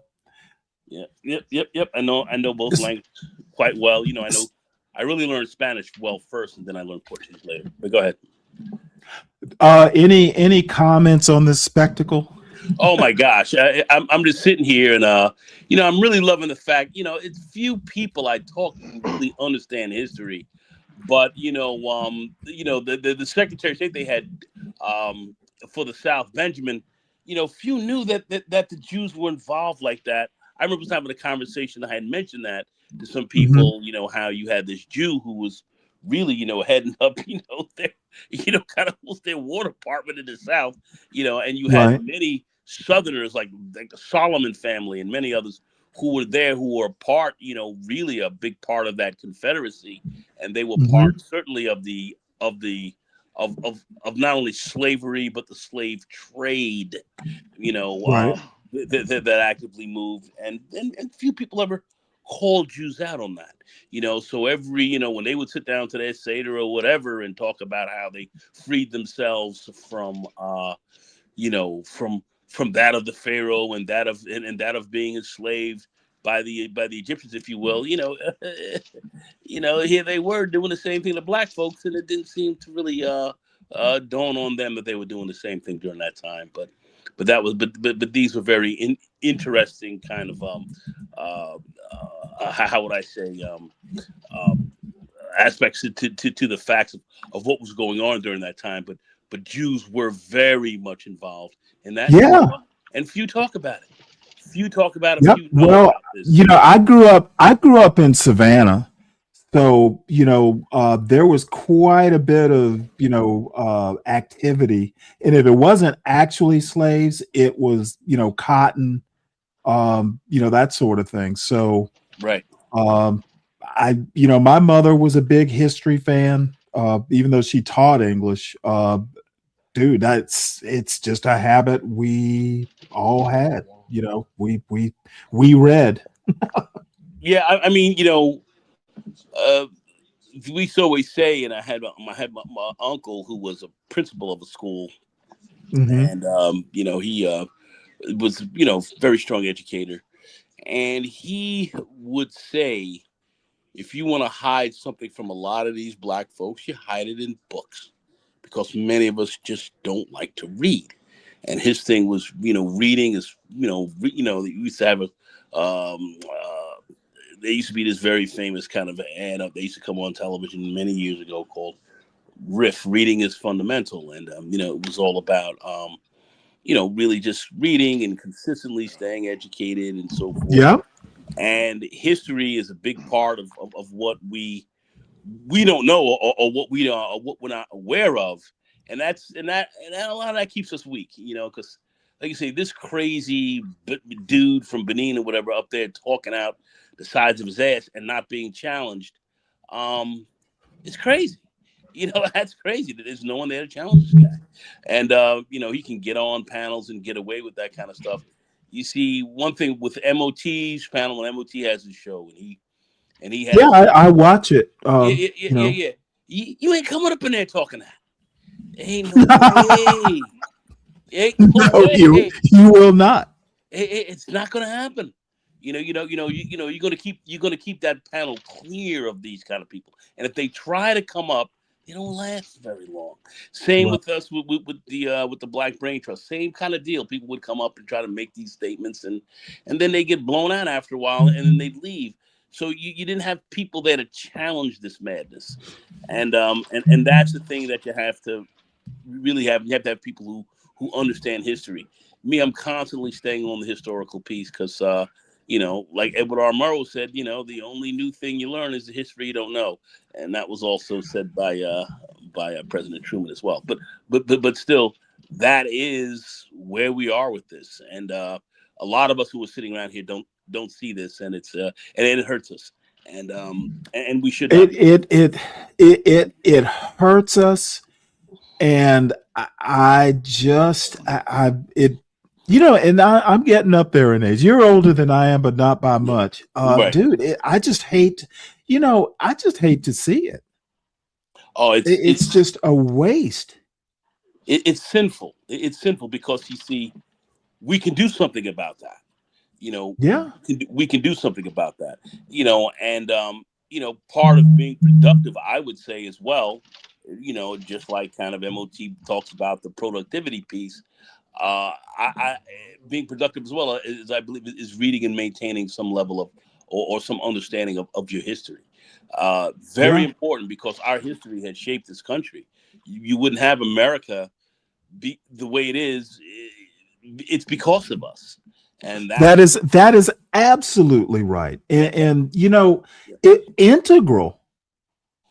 I mean, it's integral. I mean, it does, the pieces fit together. People can talk all they want, but you can't really do counterfactuals. It has happened. Dude, look, whether we want to acknowledge this or not, and when I first heard it, I had no clue. I heard it maybe 20 years ago. Frederick Douglass was the most photographed American of the 19th century. He was. I had no clue. he Dude, was. I mean, how much more integral to history can you be? Everybody knew about him. I mean, this man was so powerful. Always remember. Yeah. He was the one who literally petitioned. I mean, you remember the Lincoln, Douglas, kind of talks. Yep. Remember those? And Frederick Douglass was integral in getting black troops into the Civil War. Well, shit. I think he had two sons. His One of them was own like sons, two sons. Yeah. Served in that. So Now one didn't do so well, but the other was like a sergeant major. He was like, did well. So, yep. I mean, and I'm just, you shouldn't get up on a panel and go head to head in these types of debates without having the right ammunition. And these three young fellas are just like, they are cowed. But I don't think he would go to a place where he actually had to be called on his Yes. history. Yes. I don't think he would. That's correct. Because he would get two words out of his mouth. I'm like, hey man, what are you talking about? Weak? Like, we're not weak. Like, your opinion may think that well, how come it didn't work? It's like, because if they could put our asses back on shift, we would already be back in Africa. Yeah. and remember, there was a Back to Africa, movement. That's what Lincoln and all them were really about. They were talking about, listen, let's get them back to places like Liberia was really founded over this. But that's but this is precisely what their plans were. And Lincoln himself. Oh shoot! Well, they tried they sent a few people over to what is now the Dominican Republic, and it just didn't work out. Black people weren't going anywhere. They literally, nope, we're not going. Why would we go? Well, so I think look, weak. Dude, we have survived some pretty vicious stuff, and having some dude from Benin, come over here and call us weak, dude. Only the strong would survive over here. No. But that's a man who. But he can't point to another group of people in this country who's been through that, the entire thing, and still here. I mean, to him, we're not ahead, so he could just call us weak. Like, hey man, you would have a very hard time leaving an actual building and saying some stupid shit like that. Like, they're like, hey man, look, you got to clean up these comments before you come out here. This is what we're gonna talk about, and this is what you're not gonna say. And if you do, that's on you. But don't come here with that we weak shit. Like, don't come with the disrespect, because these young dudes don't know how to challenge intellectually. Disrespect, and you don't have to be rah nasty about the shit. You'd be like, oh, okay, so what group? Maybe the Native Americans, but like, name me another group of people who's farther ahead and all the kind of other shit. It's like, dude, when they say they have a system, it is a system. Yep. Like right now. So when they get rid of the Voting Rights Act, people are gonna really see the South for what the fuck it is. Oh, dude. Oh.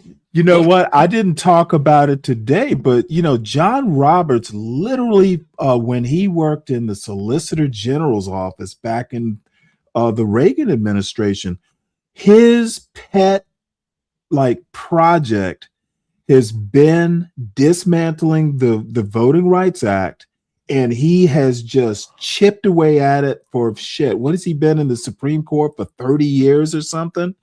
Dude, once that Section 2 is gone, it's the bottom has already fallen out. But oh my goodness! But that's ultimately what they're trying to get rid of, because they realize that when you had people want to get on Jesse, they want to get on Jesse. They want about MLK and all that. But all those brothers were right. They were dead on it when they were going for the Voting Rights Act piece in the 60s. They were dead on it. And that is what was key. That's what's got you a lot of representation in Congress and so forth right now. And the name, that's also will also help you to get a black president and so forth. I mean, all of these things. But they're trying to turn that back now because they don't. It's been too successful. You've been actually. You've been too powerful, and the Supreme Court right now, you can talk about Trump and all that, but the Supreme Court right now is your enemy. That is your enemy that you have right now. That's talking about Dred Scott style enemy. Some of the worst decisions we'll see being made since the late 19th century. So this is what Dred Scott. I mean, Plessy versus Ferguson, 1896. I mean, that segregated America, formally and literally by law for 60 years. Until the Brown versus Board of Ed decision came on in 54. And they've been fighting all of that ever since. These same people. So and that's the history of conservatism. So this is what you're dealing with. And a lot of folks just don't seem to be up there. And these young brothers, I give there's some very sharp young cats out here that are making moves. But a lot of young brothers that want to get up here and jump on these panels and so forth, they have to be tight on their civics and they have to be tight on their history. It does take some level of work because you can't have, an oblong-headed ass fucking Negroid coming up there like this savage talking out of his ass and nobody tearing him out the frame. This guy needs to be, you remember Predator, the movie Predator, the guy would come in and rip your spot, fall out your back. That's what happened to this guy, man. And then thrown on out of there. But that didn't happen. So, but they would get it. If it was a white guy, they would get it. Oh, shit. A black guy, and they don't get it. Yeah, these guys just, so you got to be sharp on that, and how I think guys get sharper is by encountering people like this and taking a bit of a beat down, and then understanding, hold on a second, let me get ready so the next time this comes around, I'll be better prepared. So you have to really deal with it like that, because people like that African guy coming up there never should have had it. Never should have got his shit off. Am I right, MOT? How long would this guy have lasted on our panel, bro? Oh, shit. 5 minutes. Like, hey, man, welcome to the show. And then, what is so the week? It's like, okay, so what country are you from? Okay, so why are you over here in the United States talking to us, weak people? Yeah, man. So if you got this shit under control back at your house, why are you talking to the weak people? Who was it? He probably doesn't know at the time of this interview. They just fucking had a coup in Benin. They just did 2 days ago, and So dude, talk about weak. I mean, and hey, listen, they've been tossing out the French, and these guys have been running through there and tearing that joint out the frame for for all of the 20th century. Now through the they've turned stuff around on the 21st. But remember, Benin was also one of the states that would kind of apologize for playing a role in slavery, in the slave trade coming here to the United States. So there's a lot going on. This individual should have never had a chance to sit up there and say anything, because he should have been ripped apart. But anyway, that's where we are with some of this madness. I tell you, this is one of the few channels I've seen that are talking about this stuff, man. Damn, I don't. Yeah, well, you know what? I get a lot of shit. Relationship bullshit, though. It's easy to talk about that stupid mindless shit that don't go anywhere. It's too easy to do. It doesn't require any background or education or nothing. Well, all I have to say is, John Galt in CT, dude, I don't know how many times they've made snide remarks about, well, would you learn it in a book? You smarty-arty black. Everything I learned, I saw or I heard it in a video. Books. Who needs books? My God, my Lord. It's horrifying. Oh, Saint boy. ignorance, man. Saint ignorance. That's horrifying to even hear such a thing.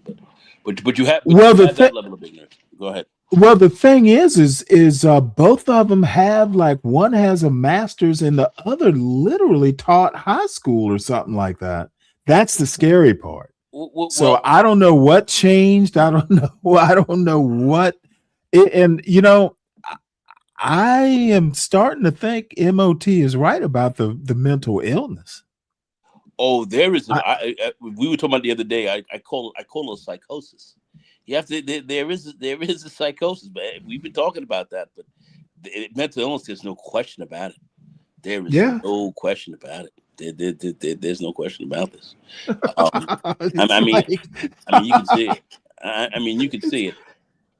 People are actively talking against their own interests. Who does? Oh, wow, yeah. Who really does that? Who does that? While disassociating themselves away from the group of people that they're actually talking about at the same time. It's it's gotta be. It's like talking about black people in the third. Mentally skillness. Oh man.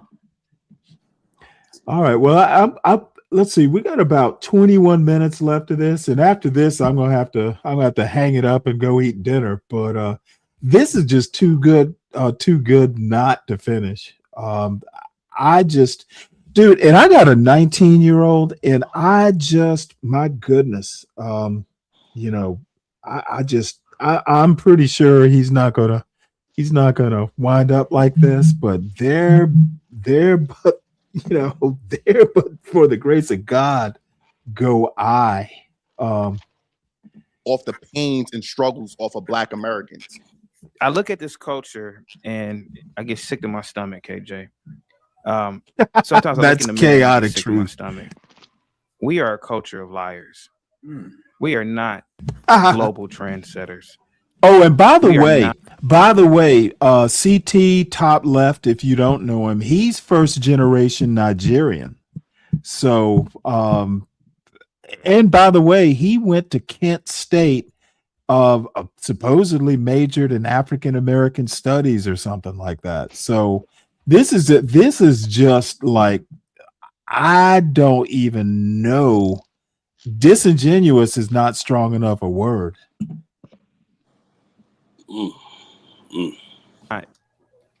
Making an impact on a global stage. And I wish that we would stop lying to ourselves. And that's something that Tariq and these foundational Black Americans do. They lie so much. Steel, semiconductors, shipping and logistics, aeronautics, rocketry. That's real industry. Hey, by the way, all the things that he's doing as a YouTube host, right? This motherfucker didn't even major in STEM. always somebody else who's doing all the real shit, and it's never them. It's never fucking them. Now, what's the dude's name who owns? He's like worth $10 billion. Not damn it, I can't think of his name. Owns the tech company, or founded it. No. There's a guy richer than him. I have to look it up right quick. Talking over a mic is nothing. The planet will go on without rap. And you see a lot of foundational Black Americans, man, particularly in Tariq's space, they lead off on that. Oh, we changing the globe, man. You know, I'm like, no, you're not. No, you're not.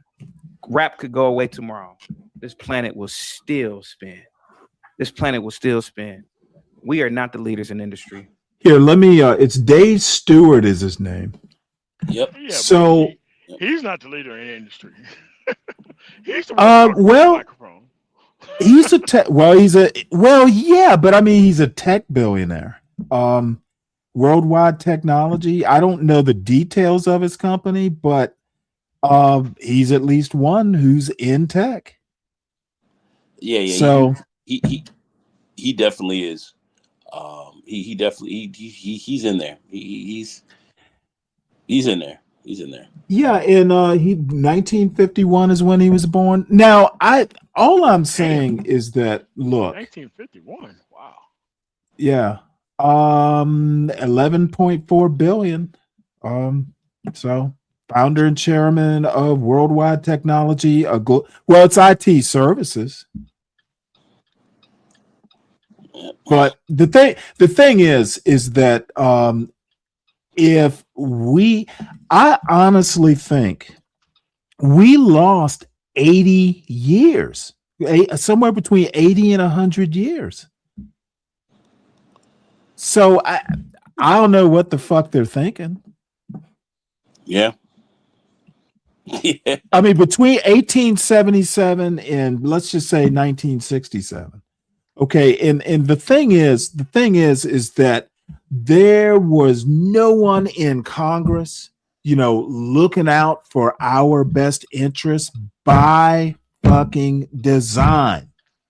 Oh yeah. Okay, nobody was looking out for Black people for 80 plus years. Yeah. But this first gen guy can come and chastise people. Dude, he's not, he's American, but dude, you don't have our history. Who the fuck are you to come here and chastise? And especially if you are not in tech yourself. It might make sense if maybe he was some electrical engineer working for Microsoft or something. Maybe. But no, he's just a fucking YouTube host. I didn't so just another cybercoon, man. A cybercoon. I didn't even know who this guy was. So I mean, I'm here just hearing about who these jokers are. This is quite interesting to see. Oh well, yeah, you're not missing much. CT's chaos, the dude. He was really the first politics show I'd ever been on. So I do have a bit of loyalty. I'm not going to shit on him totally, but there's nothing I'm saying now that I haven't said to him before. Nothing I'm saying now would ever surprise him. We are not the leaders in system. We're just not. You don't just give that up. We also, if with asking your question, we not the leader in systems. Why didn't Africans or other Caribbean people or other nations join us and make us a bigger nation in America? We built it. Everything came off our death. And every time we created something big. Okay, well, son, why aren't you honoring the ancestors more than you are? And take off those fucking sunglasses. You're inside. Dude, listen, man, everybody has to put all the fucking work in. What do you sit there and fucking disrespect the shit out of the history? It was destroyed, burned down. Like where? What are you talking about? Oh, wait. I got this one. Don't worry.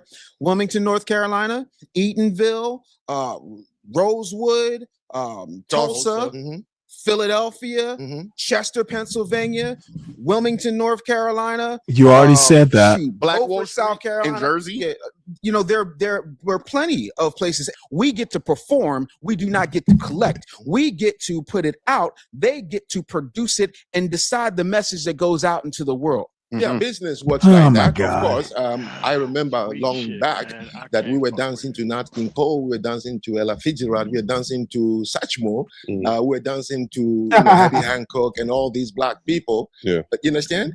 And there was no violence and dirty language in it, but it was the same producers. In fact, back then you can say there was no bad. So, you know, oddly enough, though, I should probably skip through this because I'm tired of hearing Xanu, to be honest. I'm more interested in what these young people are saying.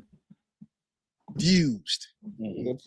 Our main thing, at least the foundational Black Americans that I deal with, are more about making sure that America's promise is held for everybody.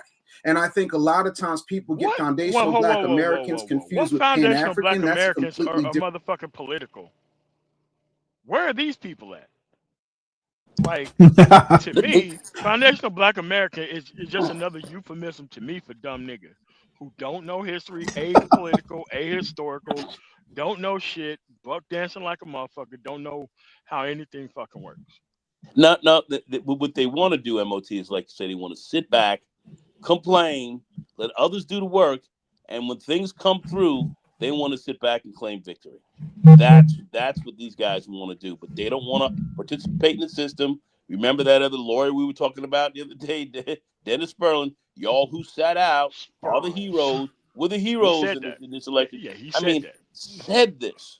Y'all who sat out were the heroes, and you had people saying, well, we're going against the Democratic Party, and that's it. That's why we're going to sit out. We're not going to do anything. So their whole thing is to sit back, blame somebody else, do nothing, and then just watch it burn.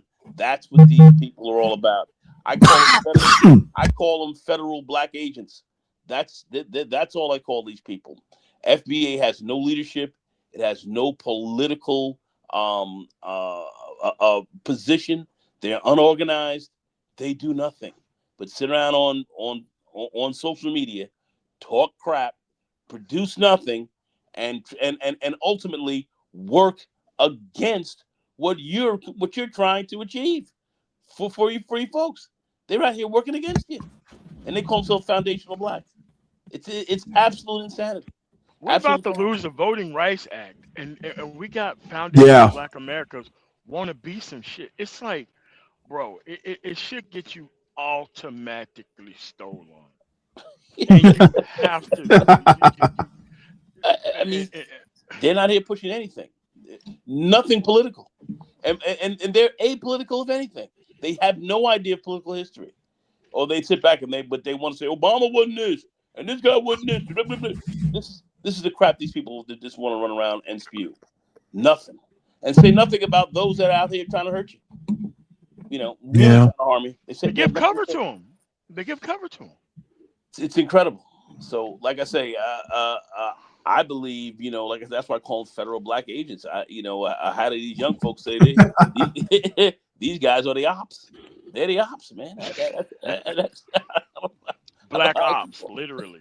They're black ops, man. That's how I see them. You know, they serve no business purpose. But the business bully. Different type of situation, you know, where it's like, yeah, we're a part of the diaspora, but we're talking about American. Even the flag isn't red, black, and green. The flag is red, white, and blue. Well, there's some of the things that he said that I could absolutely agree with. That as a community, as a culture, we've got some growing to do. And we can't look outside of our community for a lot of that growing. A lot of that depends on us. The part about the reparations, though, that's a harder sell. Unless we go back to the beginning of the chain and demand reparations from the ancestry nations that put us in cages and sold us from the sand. The Caribbean nations where slave ships stopped, and some people got off and some people did not. It's much more difficult. And then, of course, as we were talking about earlier, how do you tell who's FBA and who's not? Who's going to make that? I think if anybody's ever read William F. Darity, he was actually a contemporary of Glenn Lowry. They both went to MIT. He's a black economics professor at Duke. I think he's still teaching. He might be retired by now.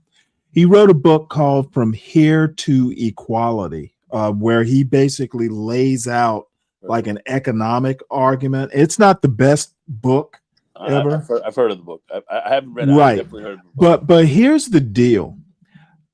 At this point in time, why are we even, give it some lip service, but don't give it serious brain power. Okay. What these people are doing is basically going to wait for, like, my father's 81.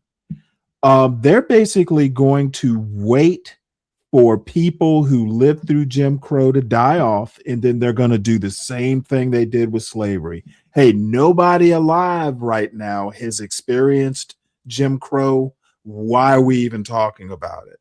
Okay, that writing is on the wall. Stop wasting time. If you want to spend 5 minutes talking about it, great, but don't put a whole lot of brain power in it. It's not going to happen. It should happen. I think we are definitely owed. The good thing about, From Here to Equality is it's more or less a legal argument. That's the way it's kind of presented. But, life isn't fair.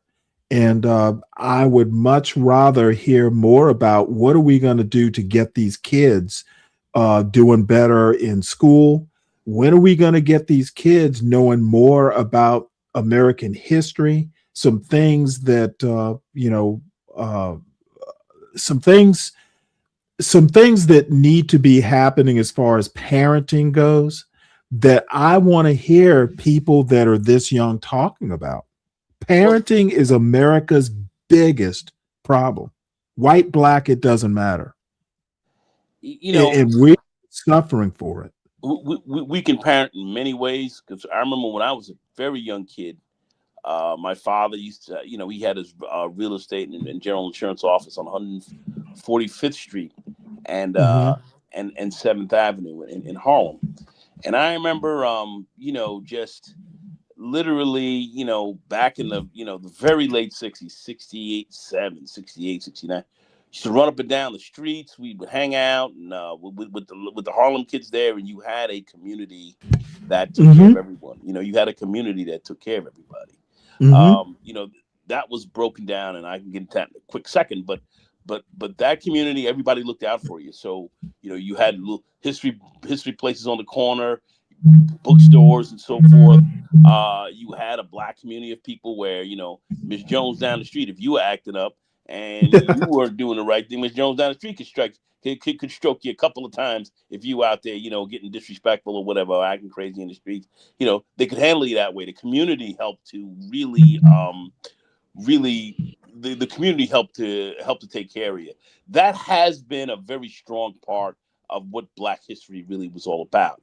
And that was, I agree with that. Certainly strong throughout the South. We saw that very strong in the Northeast, the Northern East, and in the cities as well. And that was attacked by the drug trade and so many other things.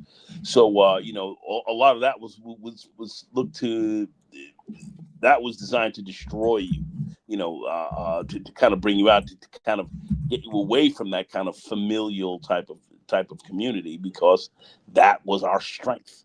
That's how we survived. Well, it is such, you are so right about that. Dude, I grew up in Savannah, Georgia. My neighborhood was Cloverdale. Okay. There were black lawyers, there were black doctors, there were school teachers, there were policemen. Fuck, we had a library in my neighborhood with black librarians. So, I know the kind of strength that, dude, I could go a whole summer and not see white people, not that, I'm just saying that one of the things that strikes me since I've been in this YouTube, game is that I have never code switched.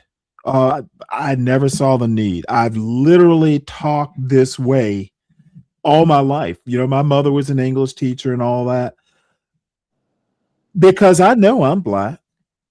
I know who I am, and if other people have a problem with it, well, you know what? That's on you. But I've gotten through decades of being me, and as near as I can tell, you know, being me has been just fine. I don't get deterred when I hear people talking about, well, Stanley, you read books, you know, not everything is in a book. Dude, I was a fucking naval officer. Do you think books were all I had to do leading men? You know, doing this. I've worked in corporate America. Dude, I know it's not all about books, but dude, you can walk and chew gum. Okay, you can having that book knowledge is important. Being able to talk to people, because you know, my father was always like, dude, you could be smart, you be the smartest person in the room, but if you're a dick, you know, nobody's Yeah, nobody's gonna want to listen to you. you, So got you got to do both. you have to do both. And when you look at it, books are not important. Why do we have a Library of Congress? What's that all about? I mean, you have to sit down and look at cultures and societies when they want to destroy them. What do they do first? They literally Tell you go why out. books are important, so you don't have to remember everything. Dude, you know what? You don't have to remember everything. You just need to know where to go to look it up. And many answers, many solutions, many much of what you need to know are there. And a Oh lot of yeah. people just they don't believe in that because a lot of people don't like to read. And that's a you see that's a big issue in white America, and with black America that's critical for us because so many of us Well, yeah, it's fatal, but you know, shoot, there's books on tape. Yeah, I mean, and that's why I like audiobooks as well. But I like reading books because you can sit down and when you close your eyes, you can kind of see the pages a little bit, so it kind Let of me tell you consolidates your something. memory a little bit better. Yeah, I'm a visual learner too, but let me tell you something. I probably at one point in time probably had 1,000 books. I'm just a book reader, but let me tell you, it was like the slaves being set free when my sister bought me a Kindle. It's like, dude. No. Kindle is great. Kindle is great. Audiobooks are great. And like I said, when we talk about reparations and the reparations argument, here's a book that I went over because I was preparing for this because we were dealing, and MOT knows, we were dealing with some aspects of the shine bonery of the of the manosphere. So we had kind of gone in on these guys kind of intellectually with knowledge. And MOT can tell you how we went in on these guys on BGS and these guys over the Civil War. We talked about that, and just really went in on them. But I read this book, which is a huge read, called The Empire of Cotton. Really a global history of this, and I don't know if you ever read it by Sven Becker. No, I haven't. And I've let's heard just of say, it. it really talks about how that cotton was really central to the rise of modern capitalism and the Industrial Revolution, weaving together the histories of slavery, imperialism, and industrialization. It really gets there, but in the end, he makes a case for why us black people here in this country should have reparations. He makes a case for that because he breaks down the awesome, unbelievable amount of dollars,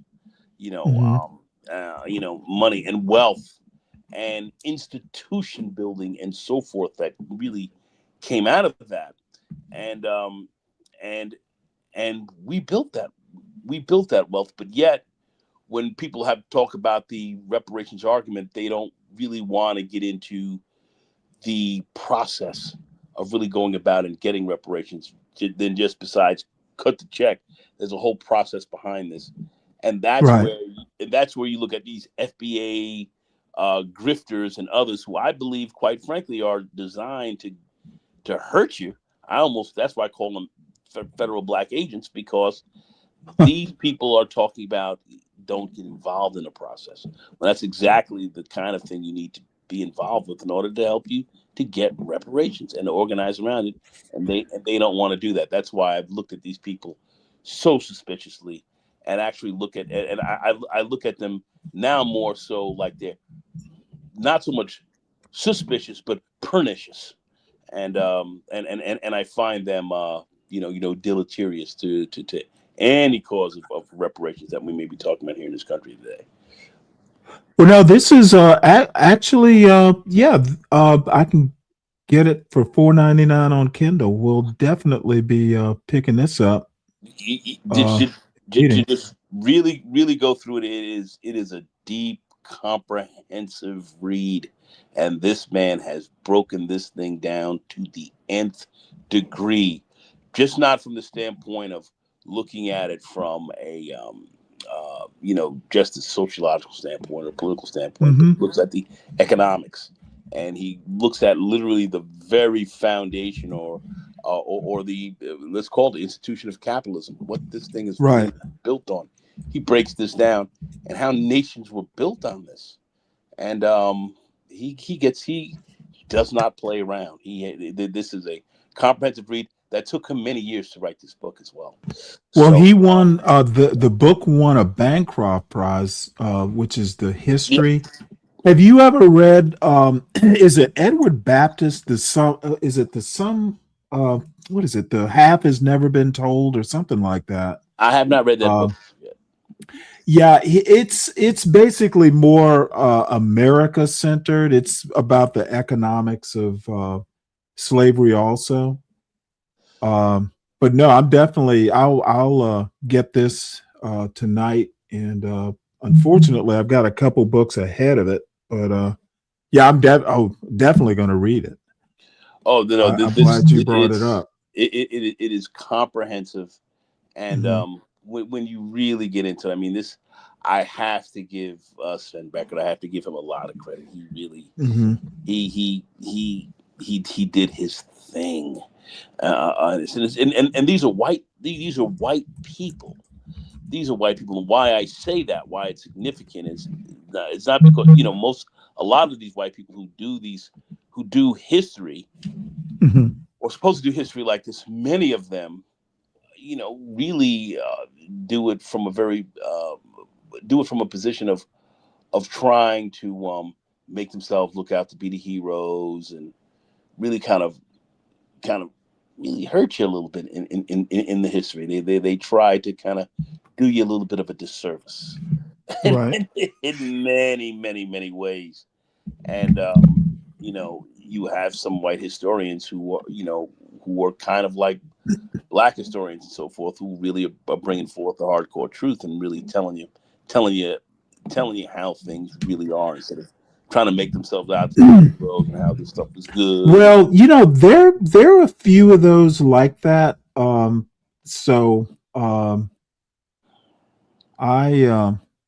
I said, I am so glad you brought this up.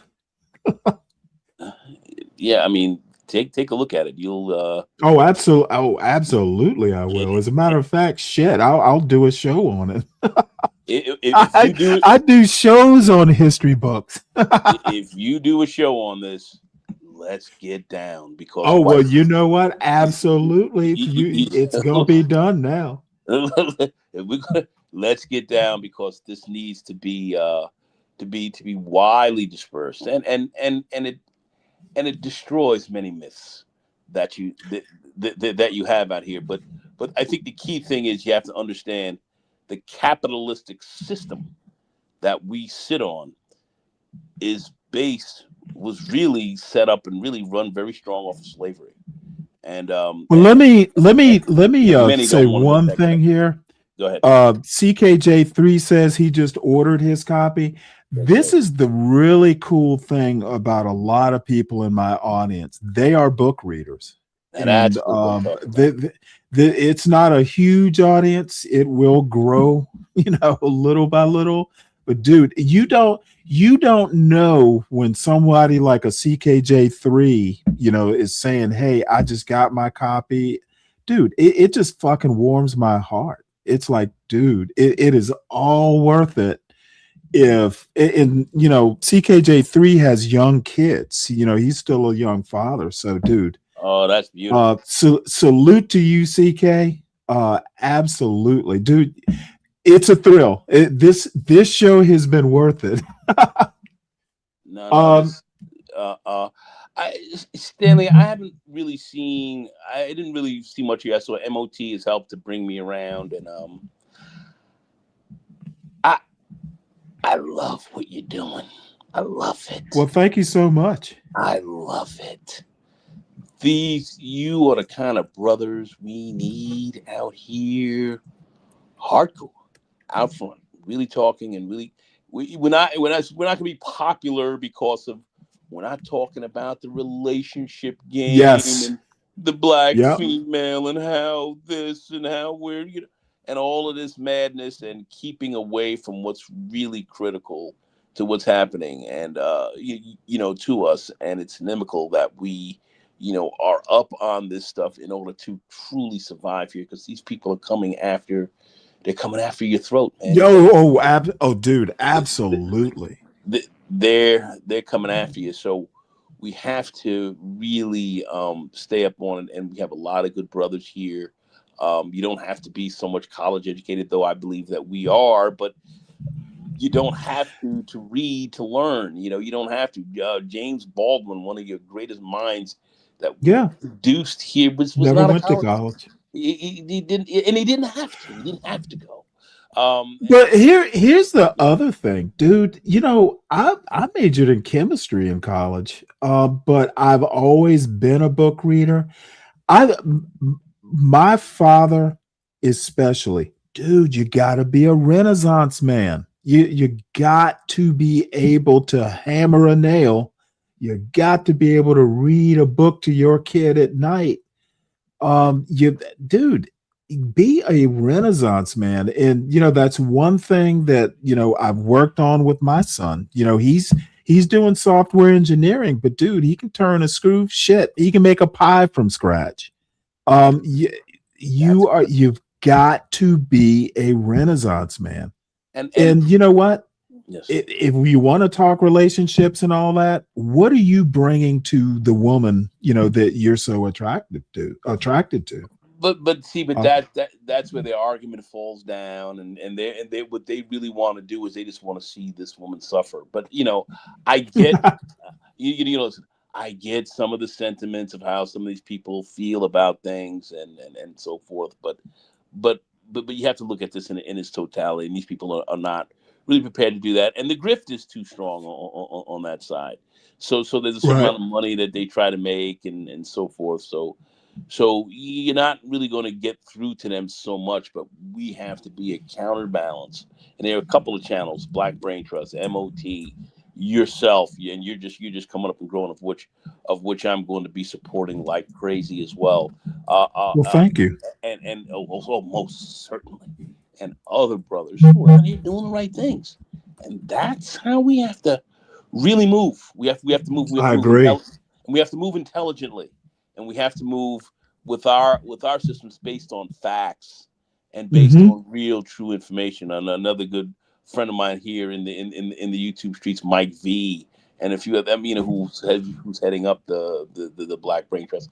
People like this you have to have out here, really talking the facts and really speaking truth to what's really going on out here. And you can't do it bathed in the shawl of ignorance. Let me say this, because I'm gonna wrap this up. I'm not gonna be able to even make it through this video. Yeah. Zhang Wei says, I'm sure Zhang's a bit of a troll. James Baldwin was a resentful little rat. He specifically recalled feeling a sense of inferiority while admiring cathedrals during a trip to Europe. But dude, how on earth could he not feel inferiority? And it just reminds me, if you've ever been in the middle of the Atlantic, dude, you look up at a clear sky where the air, you're nowhere near land. Dude, if you look up at the night sky when you're at sea, and sometimes the air will be good enough if you're up at an elevation, if you don't feel inferior, then you're not human. Dude, it is just the sky's so clear and the stars, just so many of them, it's almost scary. So and and the he was so overawed by this, Mhm. and he understood what he was looking at. And one of the Yes. key motive pieces in his book, The Fire Next Time, he really kind of really went into, how we had these profound losses, and the Mhm. next time that we have a chance to really move forward, we're really we're really gonna have to tear some stuff up, because how how much we did lose and how much we have to gain through Yes. through kind of moving forward in some very interesting ways. But I don't want to get so deep into James Baldwin at this moment. But he was a genius, and he Oh, well, my mother was a huge, I mean, she introduced me to him fairly young. My mother was a huge fan. yeah, I mean, he was, but She introduced me to Nikki Giovanni early. She was a big reader. and Nikki Giovanni. I mean, my mother too. Now, my mother, she was, she was a teacher. She was a professor as well, an adjunct professor, and was in the School of Social Work. But she also was very heavily involved, also in political science. Was working on her DSW, and my dad, he was he came out of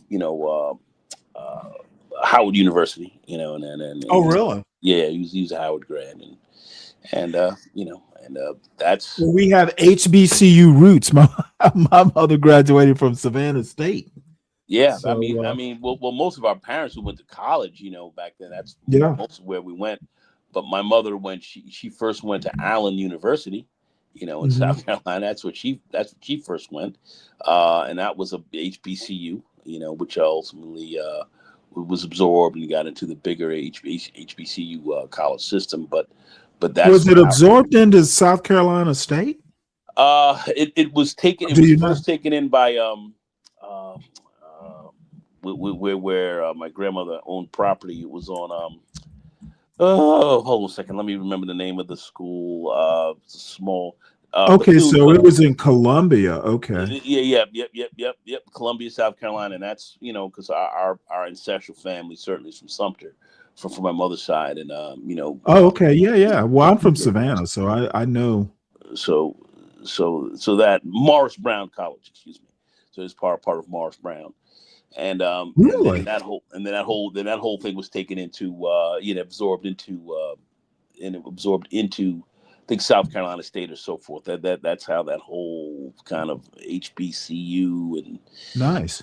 and then that kind of came up. My mother, very interesting, because she went to college at 15, and it was very Oh, interesting. wow. And Oh, wow. she never graduated out of high school. She went to, and this is funny because she had one of her good friends, Gloria Allen, who became a doctor in Harlem. She was pretty well known, but that was her best friend growing up.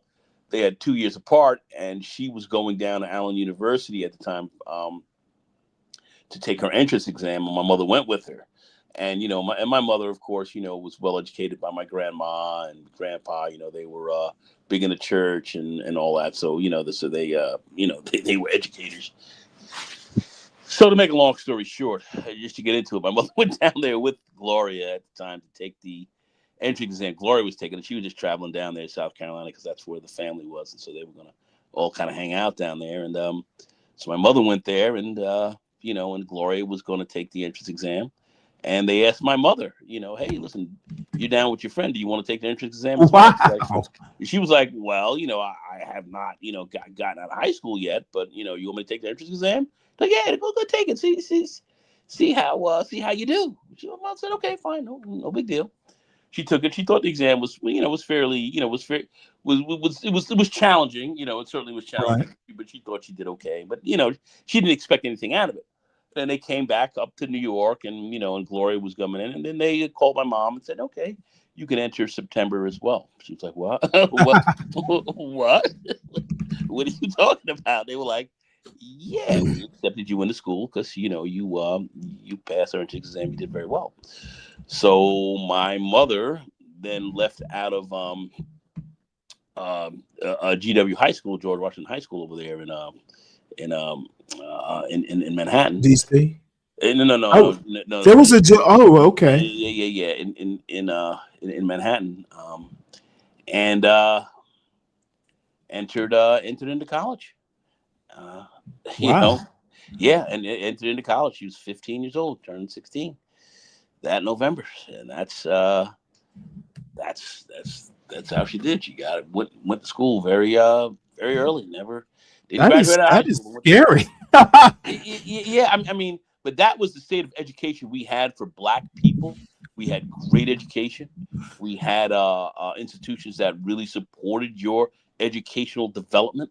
And Right. we've always Well, had that. that's probably the safest place a young Black lady could go in HBCU. They will definitely be looking out for you. Yeah, they definitely did, and they wanted, and they made sure you got an education. You got your reading, writing, arithmetic down. You got your 3 R's down fundamentally, and so you had a lot that were really geared towards agricultural, but then you had the other stuff that was dealing towards the sciences and industries and so forth.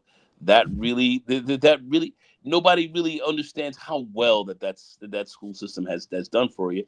That is why you see people like Trump and them trying to cut the educational grants and so forth from those schools, because they looked how successful that those schools have been over the decades. That's what's kept you going. So we have a lot to be proud about and feel really good about, but you don't hear about this stuff. But my family, like many others, like yours, whoever, we are Black history, and and we can't forget that. But that was my mother's experience, and my father, of course, he went to Howard as well. And then my mother, from there, she did very well, and then she went to the she went to the University of Connecticut. She went to UConn. Oh. She went there, got her master's, and then finished up at NYU. So it's funny. The girl, well, I guess young lady who was valedictorian of my son's graduating class went to UConn. Yeah, UConn, and interesting. And UConn, as much as people might want to say, hey, they may have had their issues or whatever, they were accepting Black students.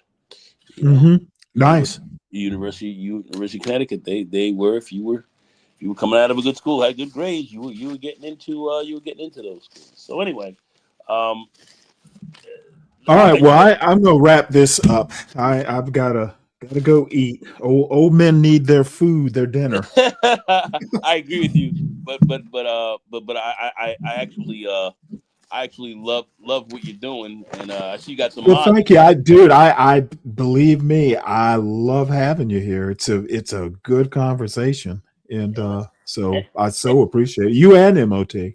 And make me a mod if you can. Oh, absolutely. Yeah, I can do that. Let me find you here, because most of the people that are mods have at one point in time dropped a link for a book or an article or something like that. So yeah, if it makes it easier, because I can't I can't know everything or read everything. So I'll just put this in here. Hey, Right? Thanks, just at some point in time, drop a link, article, whatever. It's interesting. Well, what I wanted to do was definitely tell us about, talk about, the Empire of Cotton. It's a great read. And, absolutely, dude. We're gonna do a show on it. I'm pretty sure I'll probably be able to do it before the end of the year. Yeah. But, And if you can, if time gets a little bit messed up and you don't really get into it, we can certainly kick the new year off with that. Oh yeah, because I'm going to Savannah, not next week, but well, it might be the end of next week. And if I go, I have no clue how long I'm going to be there. Could be a month for all for all I know.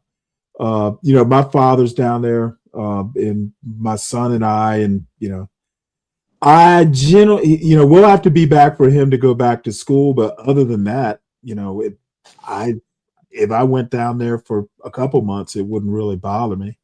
Yeah, and you have a little easy time to go, and then we can, you'll get a lot of stuff done. But either way, just let me know. I definitely. Yeah. Oh well, definitely. I'd like to go. I'd like to go over that because that is books like that, The Empire of Cotton. Another great one that Dr. John Metzel, he wrote a wonderful book, Dying of Whiteness, which I really thought was. I've heard of it. I've never read it. Oh, you gotta read that. I mean, why I like to read these books is these are white people basically telling on themselves, and really telling you where things really are at, and how white people are taking stances against themselves that are hurting themselves terribly. Oh wait, you know what? I haven't read the book, but yeah, I know the book. Maybe I saw the author interviewed or something. You may have seen him. I'm trying to see. You may have seen him. He's on YouTube. You may see him on. He's got some That. good, Yeah, that might be it. You may see him on YouTube. And because he's spoken about this stuff quite a bit, and and he really kind of, how would I say, he goes into really what he looks at as a sickness amongst. Oh, okay. Yeah, I have seen him on YouTube. Yeah. He speaks about that, and he gets into really this psychosis that these white folks have, who are poor and living on the edge, and really have more in common with us than anyone else, but they go against it because it goes back to the old how would I say Dubois type of breakdown. That your race ultimately is your pay. You know what I mean? You're gonna you will benefit from you'll benefit just from strict whiteness alone.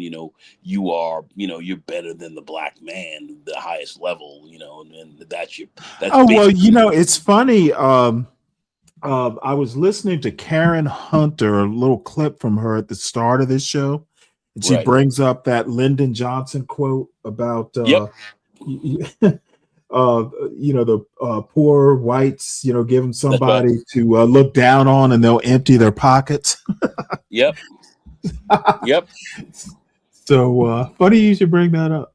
So no, it's because that is exactly what they what the game is really all about, and that's something that they've been riding on literally for the last 150 years, however you want to say, literally after slavery, and that's what they've been riding on, and even though this goes against their own interests, because one of the protagonists in the book that he has, I will say the individual's name is Trevor, who ends up how would I say dying from a very readily treatable disease process that could have been handled had he had the insurance, had he been a part of the ACA or whatever. But his whole view was, nah, man, I'm not down with that because it's helping blacks and it's helping how would I say illegal immigrants and so forth. And I'm not going to be a part of that. And he ended up dying. He died on that hill. He died. He literally could have gotten help, but he died on that hill. So that's how deeply ingrained some of this madness is with these people. They will sooner let their house burn than let you in the door, and that's where a lot of this psychosis really terminates, and that's something that's a powerful issue, and we see a lot of that actually in current day MAGA. And he wrote this book 5 years ago or so, back in 2019. Yeah, I see. It was almost 6. Well, what is it? Yeah, 6 years ago. Yeah, 6 years ago. Yeah. So that's all right, folks. Well, you all make sure you hit the like button on your way out. I will be back around 1:30 or so tomorrow, and I have no clue what the show's going to be about. I do know I'm going to talk about our buddy John Roberts. A good Atlantic article talking about his mission to end the Voting Rights Act. Yes. And so he and John McWhorter think that America's post-racial, apparently. Well, these guys are insane because, being able to take out that Section 2 of the Voting Rights Act actually gives them legal rights to discriminate against. Right. You oh yeah, dude. You know what? I said it's systemic racism, dude.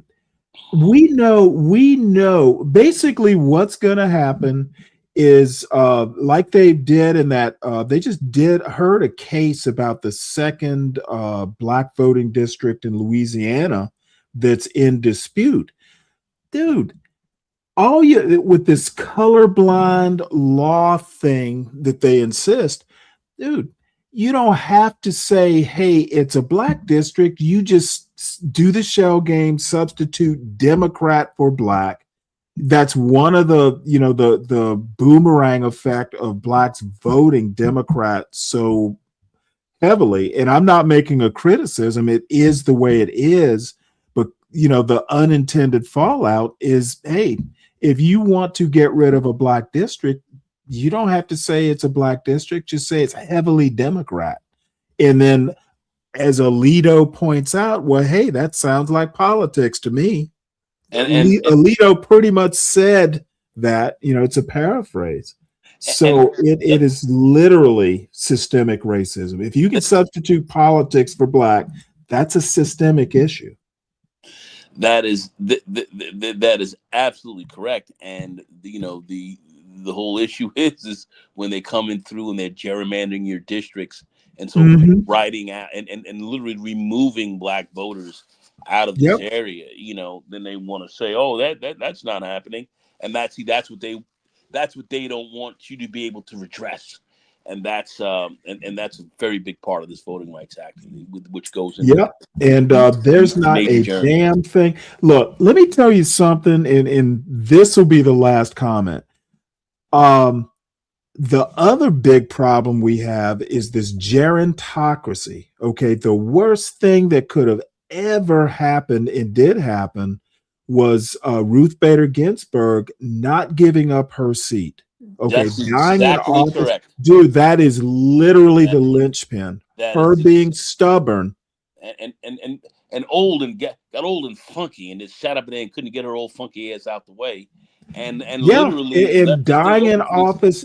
She died when Trump was president, and that was all she wrote. And that's what set this whole thing in motion. Yeah.